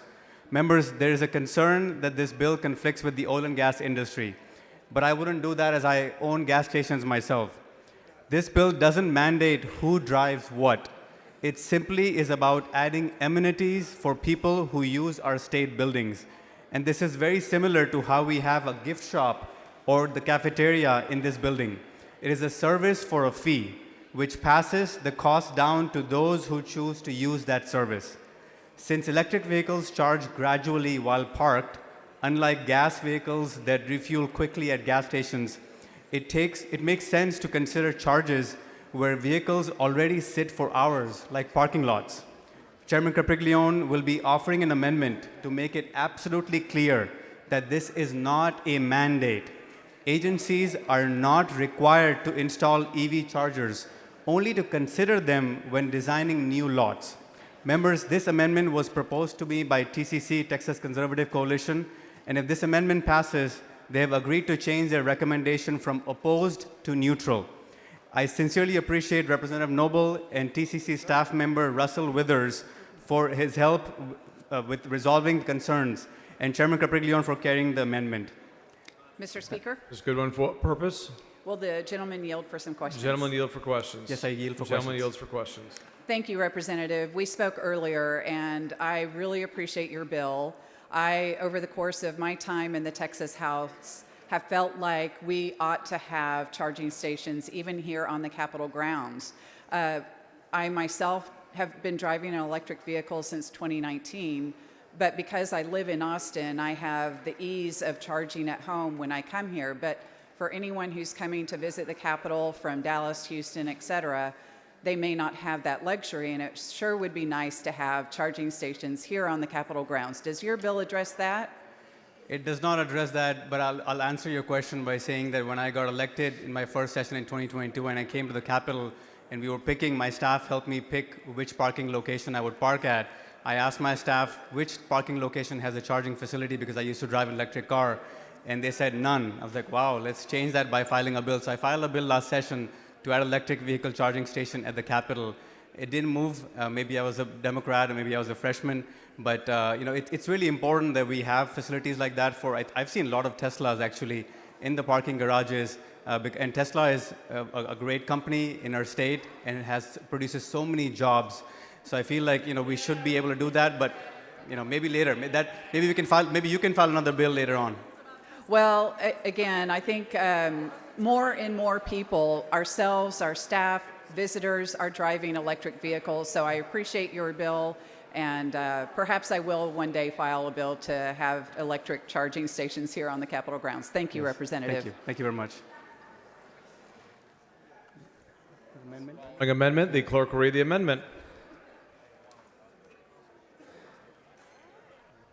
Amendment by Capriglione. Chair guys, Mr. Capriglione. Mr. Speaker, members, this amendment ensures that we aren't forcing state agencies to install these chargers. Agency knows their needs best, and so this amendment gives them flexibility, but not necessarily a top-down requirement. Mr. Speaker, What purpose? will the gentleman yield? Does the gentleman yield for questions? I do, yes. Gentleman yields for questions. Mr. Capriglione, before your amendment, the bill had said that the commission shall ensure that every garage instructed by the state includes a sufficient number of charging stations. With your amendment, would we switch from that mandatory language to language that would allow the state agency to consider placing EV charging stations on their garages? That is right. We're going from a shall to a may. Now, that being said, I think the idea makes a lot of sense, right? That while we're in the process of planning and putting in new construction, we put things in place so that it'll be cheaper in the long run than not. But you're absolutely right in terms of what it does. Well, thank you. And I know that TCC changed their recommendation to neutral on that as a result of it. So we're talking about giving them the option to do it and giving Texans the option, but not a mandate. That's right. Appreciate your amendment. That's right. That's exactly what it does. And again, what this is doing is not only aligning with what TCC had said, but also, again, to make sure that we have proper planning when we design these facilities and these garages. It's acceptable to the author as well. Move adoption. You've got to say move adoption. With that, Mr. Speaker, I move adoption. Mr. Capriglione sends up an amendment. It's accepted by the author. Is there any objection? Chair hears none. The amendment's adopted. Following amendment, the clerk will read the amendment.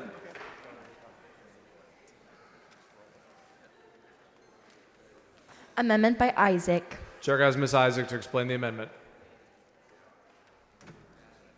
Thank you, Mr. Speaker. Members, this amendment just simply requires that the Commission consider the additional weight and wear and tear of the electrical vehicles. I move passage. Ms. Isaac sends up an amendment. It's accepted by the author. Is there any objection? Chair has none. The amendment's adopted. Chair has Mr. Bojani to close on the bill. Mr. Speaker, I want to thank my joint authors, Chairman Capriglione, Chairman Hunter, Chairman Anchia, and Representative Linda Garcia. I move passage. Question occurs on passage to engrossment. Record vote. Clerk ring the bell. Mr. Capriglione voting aye. Mr. Anchia voting aye. Mr. Bojani voting aye. Mr. Moody voting aye. Ms. Garcia voting aye. Have all members voted? Have all members voted? 85 ayes, 58 nays. House Bill 2145 is passed to engrossment. Chair lays out House Bill 1201 as a matter of postponed business on second reading. The clerk will read the bill. House Bill 1201 by manual relating to a pilot program to provide Medicaid coverage for doula services. Chair recognizes Mr. Manuel. Thank you, Mr. Speaker and members. I'm laying out HB 1201, which is a cost-saving bill that seeks to help expecting mothers by providing access to doula services through a pilot program with the goal of improving birth outcomes, lowering health care costs, and strengthening family support during pregnancy and postpartum. Last session, we made progress by allowing doulas to be reimbursed for case management services. With this bill, doulas can be reimbursed for the complete scope of their work from pregnancy throughout the postpartum support, and there is a slight technical amendment that needs to be added to the bill. There's an amendment. Following amendment, the clerk will read the amendment.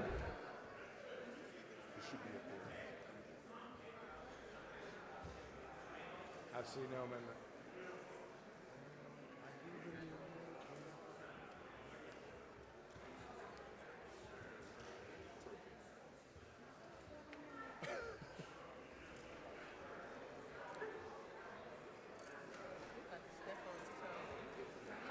Amendment by manual. Chair has Mr. Manuel to explain the amendment. This amendment is just a slight technical change and just leaves it to disparities. I move passage. Mr. Manuel sends up an amendment. It's accepted by the author. Is there any objection? Chair has none. The amendment's adopted. Mr. Manuel will close on his bill. Ms. Hull, for what purpose? Will the gentleman yield for some questions? Gentleman yield for questions. I do. Thank you. Gentleman yields for questions. Thank you. Mr. Manuel, have you seen the studies showing that doulas improve birth outcomes? Absolutely, yes. Would you agree that with doulas and with the studies that they show that they lower the cost of births due to lower C-section rates and shorter or no NICU stays? Absolutely, and it helps save these mothers and their children's lives because pregnancy, I think people forget, especially for women, it's still one of the most dangerous things that a woman will do in her entire life is just becoming pregnant and to give birth. So would you agree that having doulas involved in births will lead to healthier moms and babies and less cost to the state? Absolutely, and the studies have shown that, and we have seen that a lot of women have asked for that because it has been life-saving. Thank you. You have a great bill. Thank you so much for your help. I move, is there anyone else? Okay. I move passage, Mr. Speaker. Question occurs on passage to engrossment. Record vote. Clerk, ring the bell. Show Ms. Howard voting aye, Ms. Simmons voting aye, Mr. Manuel voting aye, Mr. Moody voting aye. Did we adopt that amendment? Have all members voted? Did we adopt that amendment? Have all members voted? 99 ayes and 42 nays. House Bill 1201 is passed to engrossment.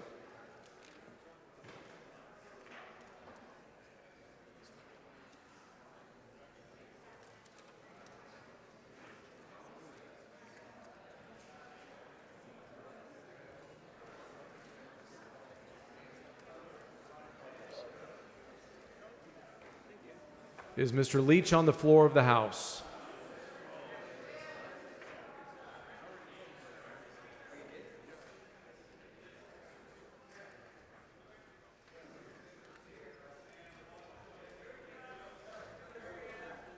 got you, Jeff. Don't worry about it.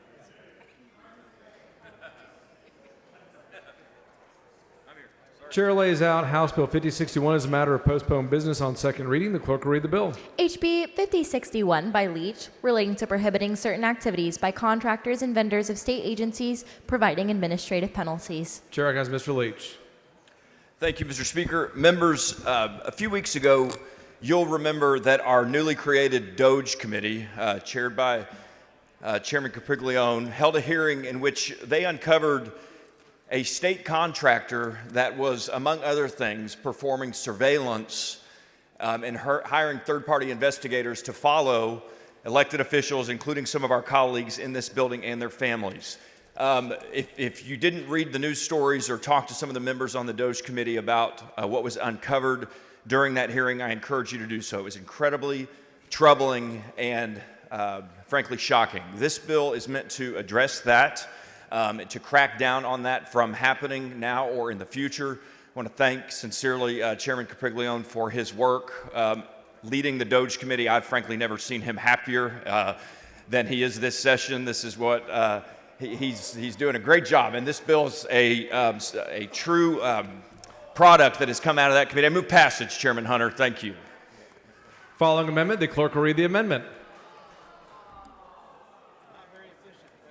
Amendment by Leach. Chair recognizes Mr. Leach. This is a GO. Move adoption of the amendment.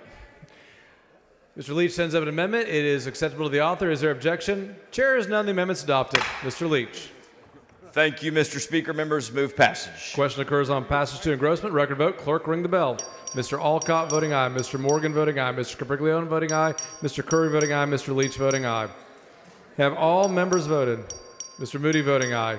Have all members voted?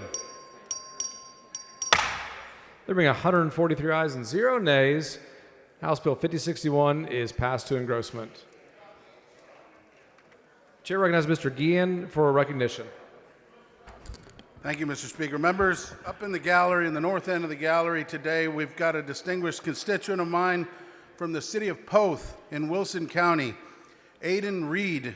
The son of my good friend Ben Reed competed in Austin today in the 3A shot put state championship competition, and he won. Members, please help me congratulate Aiden Reed on winning the 3A shot put championship today with a big round of applause.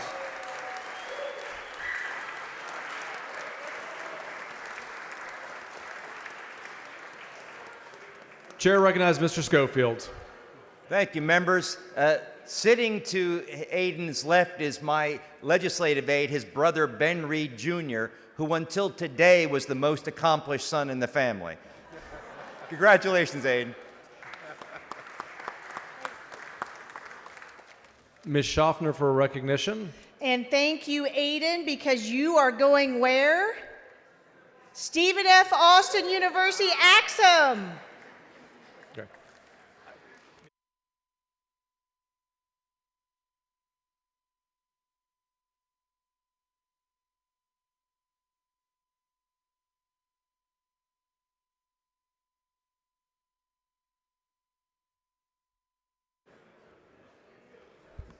Members, the resolution on today's calendars were transferred from local and consent calendars.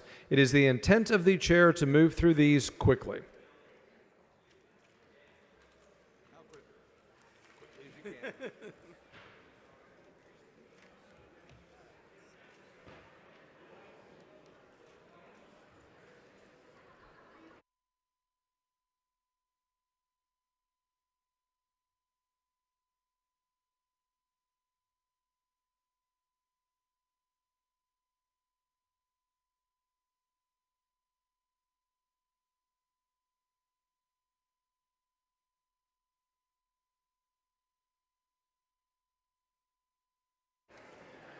Chair lays out the committee report for HCR 6. The clerk will read the resolution. HCR 6 by Leo Wilson, designating Galveston as the official Juneteenth capital of Texas for a 10-year period ending in 2035. Chair recognizes Ms. Leo Wilson to explain the resolution. Members, on June 19, 1865, Union General Gordon Granger arrived in Galveston and issued General Order No. 3. It freed the enslaved people. It was 2.5 years. Okay.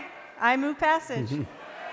Question occurs on the adoption of HCR 6. This is a record vote required by the Constitution. The clerk will ring the bell. Show Mr. Reynolds voting aye. Show Ms. Cole voting aye.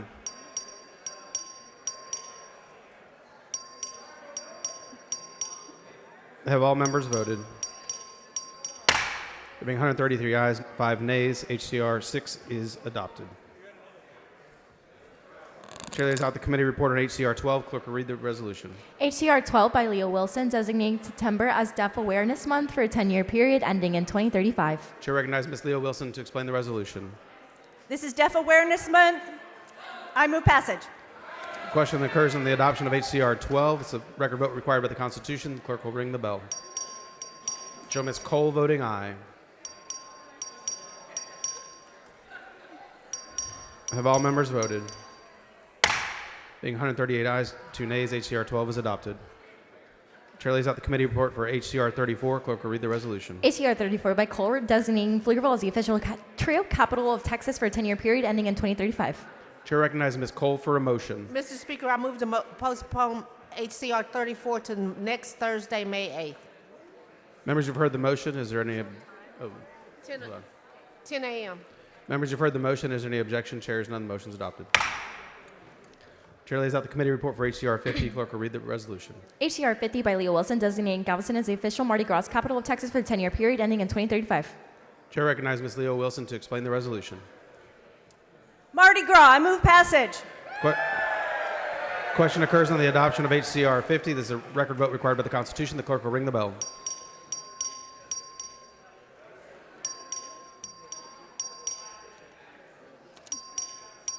Have all members voted? Being 137 ayes, 2 nays, HCR 50 is adopted. Chair lays out the committee report for HCR 55. Clerk will read the resolution. HCR 55 by McLaughlin, designating Poteet as the official strawberry capital of Texas for a 10-year period ending in 2035. Chair recognizes Mr. McLaughlin to explain the resolution. Poteet, strawberry capital of Texas. Members, the question occurs on the adoption of HCR 55. This is a record vote required by the Constitution. The clerk will ring the bell. Show Mr. McLaughlin voting aye. Have all members voted? Being 141 ayes, 0 nays, HCR 55 is adopted. Chair lays out the committee report for HCR 58. Clerk will read the resolution. HCR 58 by Isaac, redesignating Dripping Springs as the official wedding capital of Texas for a 10-year period ending in 2035. Chair recognizes Ms. Isaac to explain the resolution. Dripping Springs, Wedding Capital, move passage. Question occurs on the adoption of HCR 58. It's a vote required by the Constitution. The clerk will ring the bell.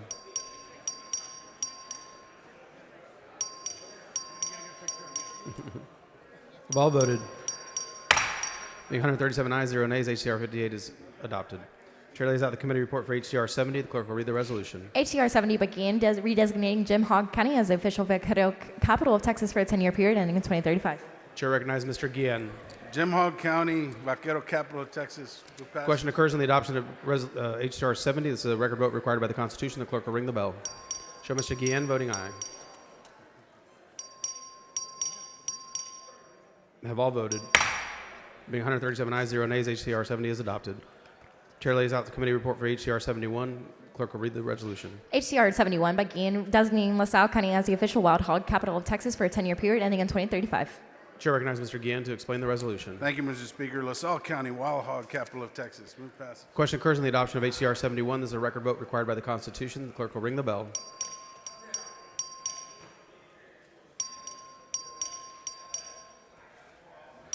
Have all voted? Being 140 ayes, 0 nays, HCR 71 is adopted.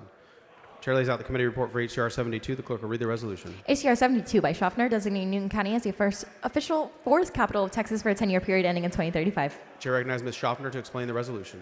Newton County, forest capital of Texas. I move passage. Question occurs on the adoption of HCR 72. This is a record vote required by the Constitution. The clerk will ring the bell. Show Ms. Schaffner voting aye.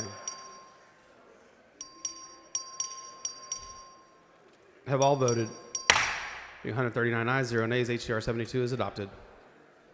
Chair lays out the committee report for HCR 74. Clerk will read the resolution. HCR 74 by Schaffner, designating Carthage as the official country music capital of Texas for a 10-year period ending in 2035. Chair recognizes Ms. Schaffner to explain the resolution. Carthage, country music capital of Texas. I move passage. Question occurs on the adoption of HCR 74. This is a record vote required by the Constitution. The clerk will ring the bell. Show Ms. Schaffner voting aye. Have all voted? Being 126 ayes, 16 nays, HCR 74 is adopted. Chair lays out the committee report for HCR 75. Clerk will read the resolution. HGR 75 by Schaffner designating Hemp Hill as the official bass fishing capital of Texas for a 10-year period ending in 2035. Chair recognizes Ms. Schaffner to explain the resolution. Hemp Hill, Texas, bass fishing capital of Texas. I move passage. Question occurs on the adoption of HCR 75. This is a record vote required by the Constitution. The clerk will ring the bell. Show Ms. Schaffner voting aye. Have all voted? Being 119 ayes, 22 nays, HCR 75 is adopted. Chair lays out the committee report for HCR 78. Clerk will read the resolution. HGR 78 by Lujan designating September 16th the Lone Star Santa's Charity Day at a 10-year period ending in 2035. Chair recognizes Mr. Lujan to explain the resolution. Ho, ho, ho, Lone Star Santa Charities Day. Question occurs on the adoption of HCR 78. This is a record vote required by the Constitution. Clerk will ring the bell. Show Ms. Flores voting aye. Have all voted? Being 138 ayes, 1 nay, HCR 78 is adopted. Chair lays out the committee report for HCR 80. Clerk will read the resolution. HGR 80 by Wharton designating Brenham as the official ice cream capital of Texas for a 10-year period ending in 2035. Chair recognizes Mr. Wharton to explain the resolution. Brenham Ice Cream Capital of Texas. There's Bluebell in the members' lounge. I move passage. Question occurs on the adoption of HCR 80. This is a record vote required by the Constitution. The clerk will ring the bell. Show Mr. Wharton voting aye. Show Ms. Flores voting aye. Have all voted? Being 140 ayes, 0 nays, HCR 80 is adopted. Chair lays out the committee report for HCR 93. Clerk will read the resolution. HGR 93 by Schaffner designating Nacogdoches as the official garden capital of Texas for a 10-year period ending in 2035. Chair recognizes Ms. Schaffner to explain the resolution. Nacogdoches, garden capital of Texas. I move passage.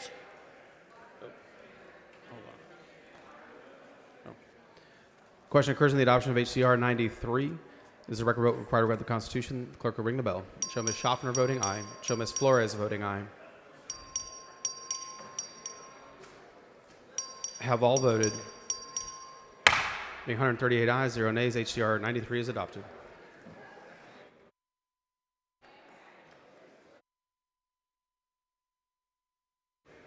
Members, the next resolution on the calendar is HCR 100. The Senate companion is over and eligible. The chair lays out committee report for SCR 27. The clerk will read the resolution. SCR 27 by Eckhart authorizing the burial of Guy Herman in the state cemetery. Mr. Speaker, Mr. Tinderholt, for what purpose? will the representative yield for a question? Let me recognize her first. The chair recognizes Representative Flores to explain the resolution. Mr. Tinderholt. This is a resolution authorizing or recommending the burial of probate judge Guy Herman, in the state cemetery. Will the representative yield for a question? The lady yield for questions. Yes, I'll yield for Lady questions. yields for questions. Are you aware that this is the judge that have filed a complaint to the the State Commission on Judicial Conduct on in 2015 for doing an illegal marriage that was, at the time, gay marriage was illegal, and he still did it. And so I'm going to be voting no. I just didn't know if you were aware of that. I'm not aware. I've known Judge Herman for 30 years, and he's an excellent probate judge and has been a resource to this House and to this body, this Capitol for many years. And so thank you for bringing that to my attention, but no, I was not aware. The problem is he's a judge that broke the law in 2015. So I just wanted folks to know that I'm planning on voting no, and I'm planning on coming up here to speak against it.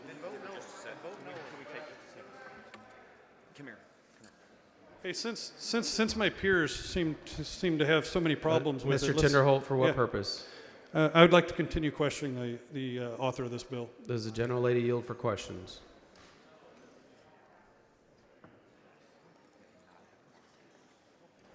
I was just going to vote no.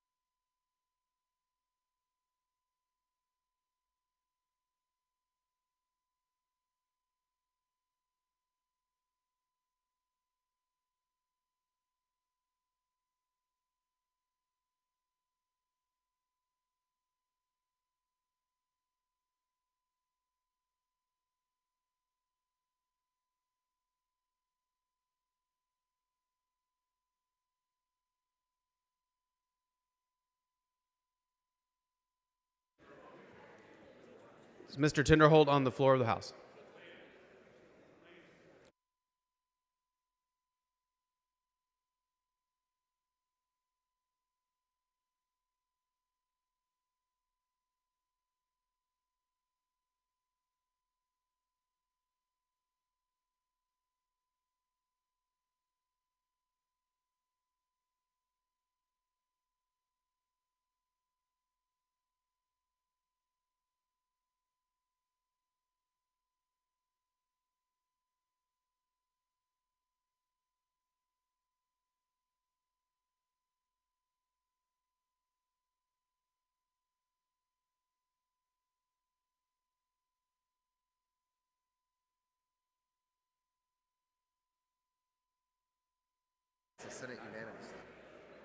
Chair recognizes Ms. Flores to close on the resolution.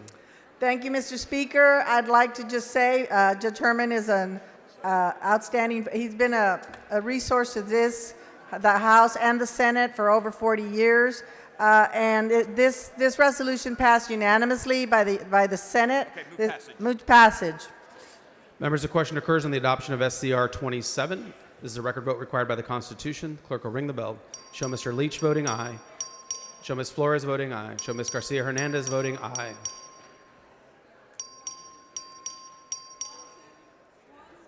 Show Ms. Swanson voting no.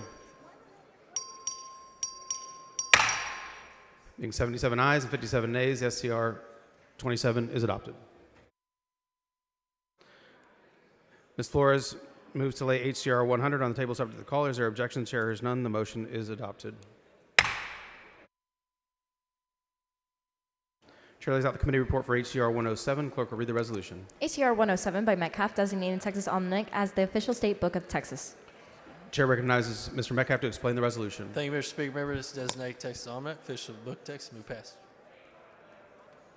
Question occurs on the adoption of HCR 107. This is a record vote required by the Constitution. The clerk will ring the bell.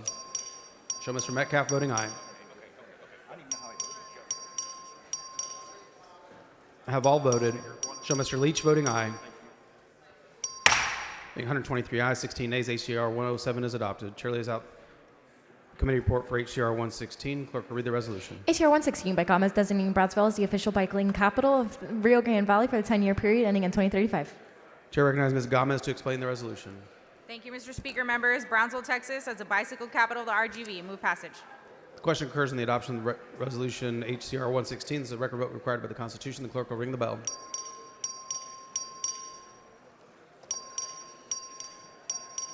Have all voted. Being 136 ayes, 0 nays, HCR 116 is adopted. Chair lays out the committee report for HCR 117. Clerk will read the resolution. HCR 117 by Hunter, designating Port Aransas as the official fishing capital of Texas for a 10-year period ending in 2035. Chair recognizes Mr. Hunter to explain the resolution. Port Aransas, fishing capital, everybody. Question occurs on the adoption of HCR 117. This is a record vote required by the Constitution. The clerk will ring the bell. Show Mr. Hunter voting aye enthusiastically. Have all voted. Show Mr. Leach voting aye. Being 136 ayes, 1 nay, HCR 117 is adopted.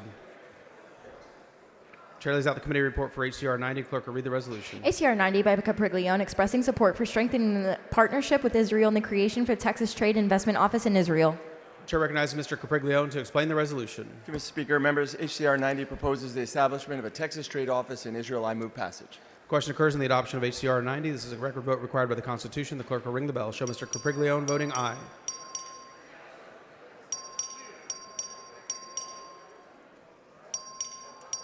Have all voted. Being 133 ayes, 1 nay, HCR 90 is adopted.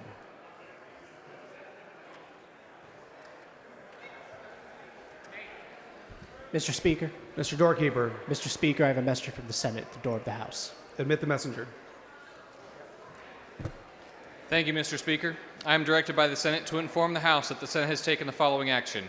The Senate has passed the following measures. SB 457, Kolkhorst, relating to the regulation of certain nursing facilities.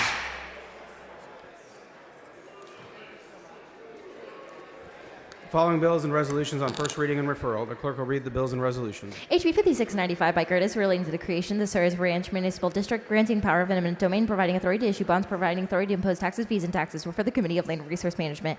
HB 5696 by Cook relating to the creation of the Reserve Municipal Management District, providing authority to issue bonds, providing authority to impose assessments, fees, and taxes for the Committee on Intergovernmental Affairs.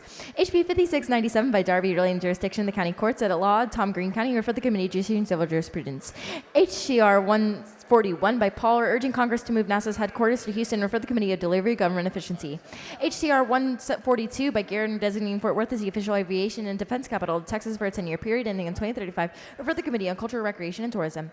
HB 31 by Hughes relating to the exceptions to otherwise prohibited abortions based on a physician's reasonable medical judgment, for the Committee on Public Health. SB 506 by Betancourt relating to the requirements of the certain petitions requested against an election, ballot positions, and to related procedures and provisions, or for the Committee on Elections. SB 647 by West relating to the filing and recording of documents and instruments conveying the purporting of conveying an interest in real or personal property, for the Committee on Trade, Workforce, and Economic Development. SB 771 by Hinojosa of Hidalgo relating to credit or refund of diesel fuel taxes paid on diesel fuel used in the state by auxiliary power units or the power off equipment, for the Committee on Ways and Means. SB 1531 by Hinojosa of Hidalgo relating to the electronic payment of ad valorem taxes, or for the Committee on Ways and Means. SB 1568 by Zaffarini relating to the issuance of animal-friendly specialty license plates, or for the Committee on Transportation. SB 2041 by Hancock relating to the fact that the Department of Family and Protective Services must consider when selecting a foster care placement for a child, or for the Committee on Human Services.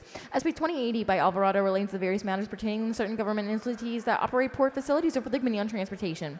SB 2268 by Shortner relating to the loans and grants under the Texas Energy Fund, for the Committee on State Affairs. SB 2662 by Perry relating the enforcement of the drought contingency plans of water and sewer and utility of the Public Utility Commission in Texas, for the Committee on Natural Resources.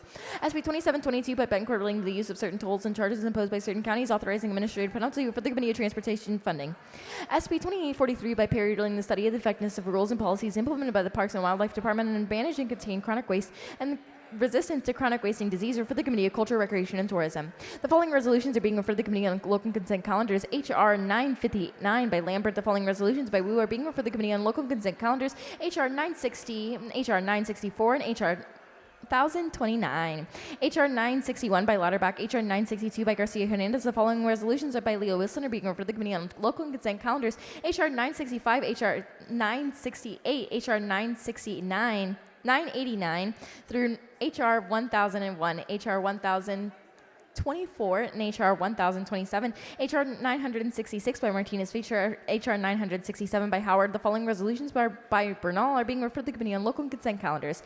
HR 968 through HR 970, HR 973 through 984, HR 972 by Lauterbach, HR 985 by Martinez, HR 987 by Y. Davis of Dallas, HR 988 by Schaffner. The following resolutions by Lujan are being referred to the Committee on Local Consent Calendars. HR 1002, HR 1025, HR 1026. The following resolutions by Noble are being referred to the Committee on Local Consent Calendars. HR 1003 through 1015, HR 1016 by Meyer, HR 1017 by Patterson, HR 1018 by Harris Davila, HR 1019 by Vasu, HR 1020 by Flores, HR 1021 by Paul, HR 1022 by Garcia Hernandez, HR 1023 by Jones of Dallas, and HR 1028 by Bojani.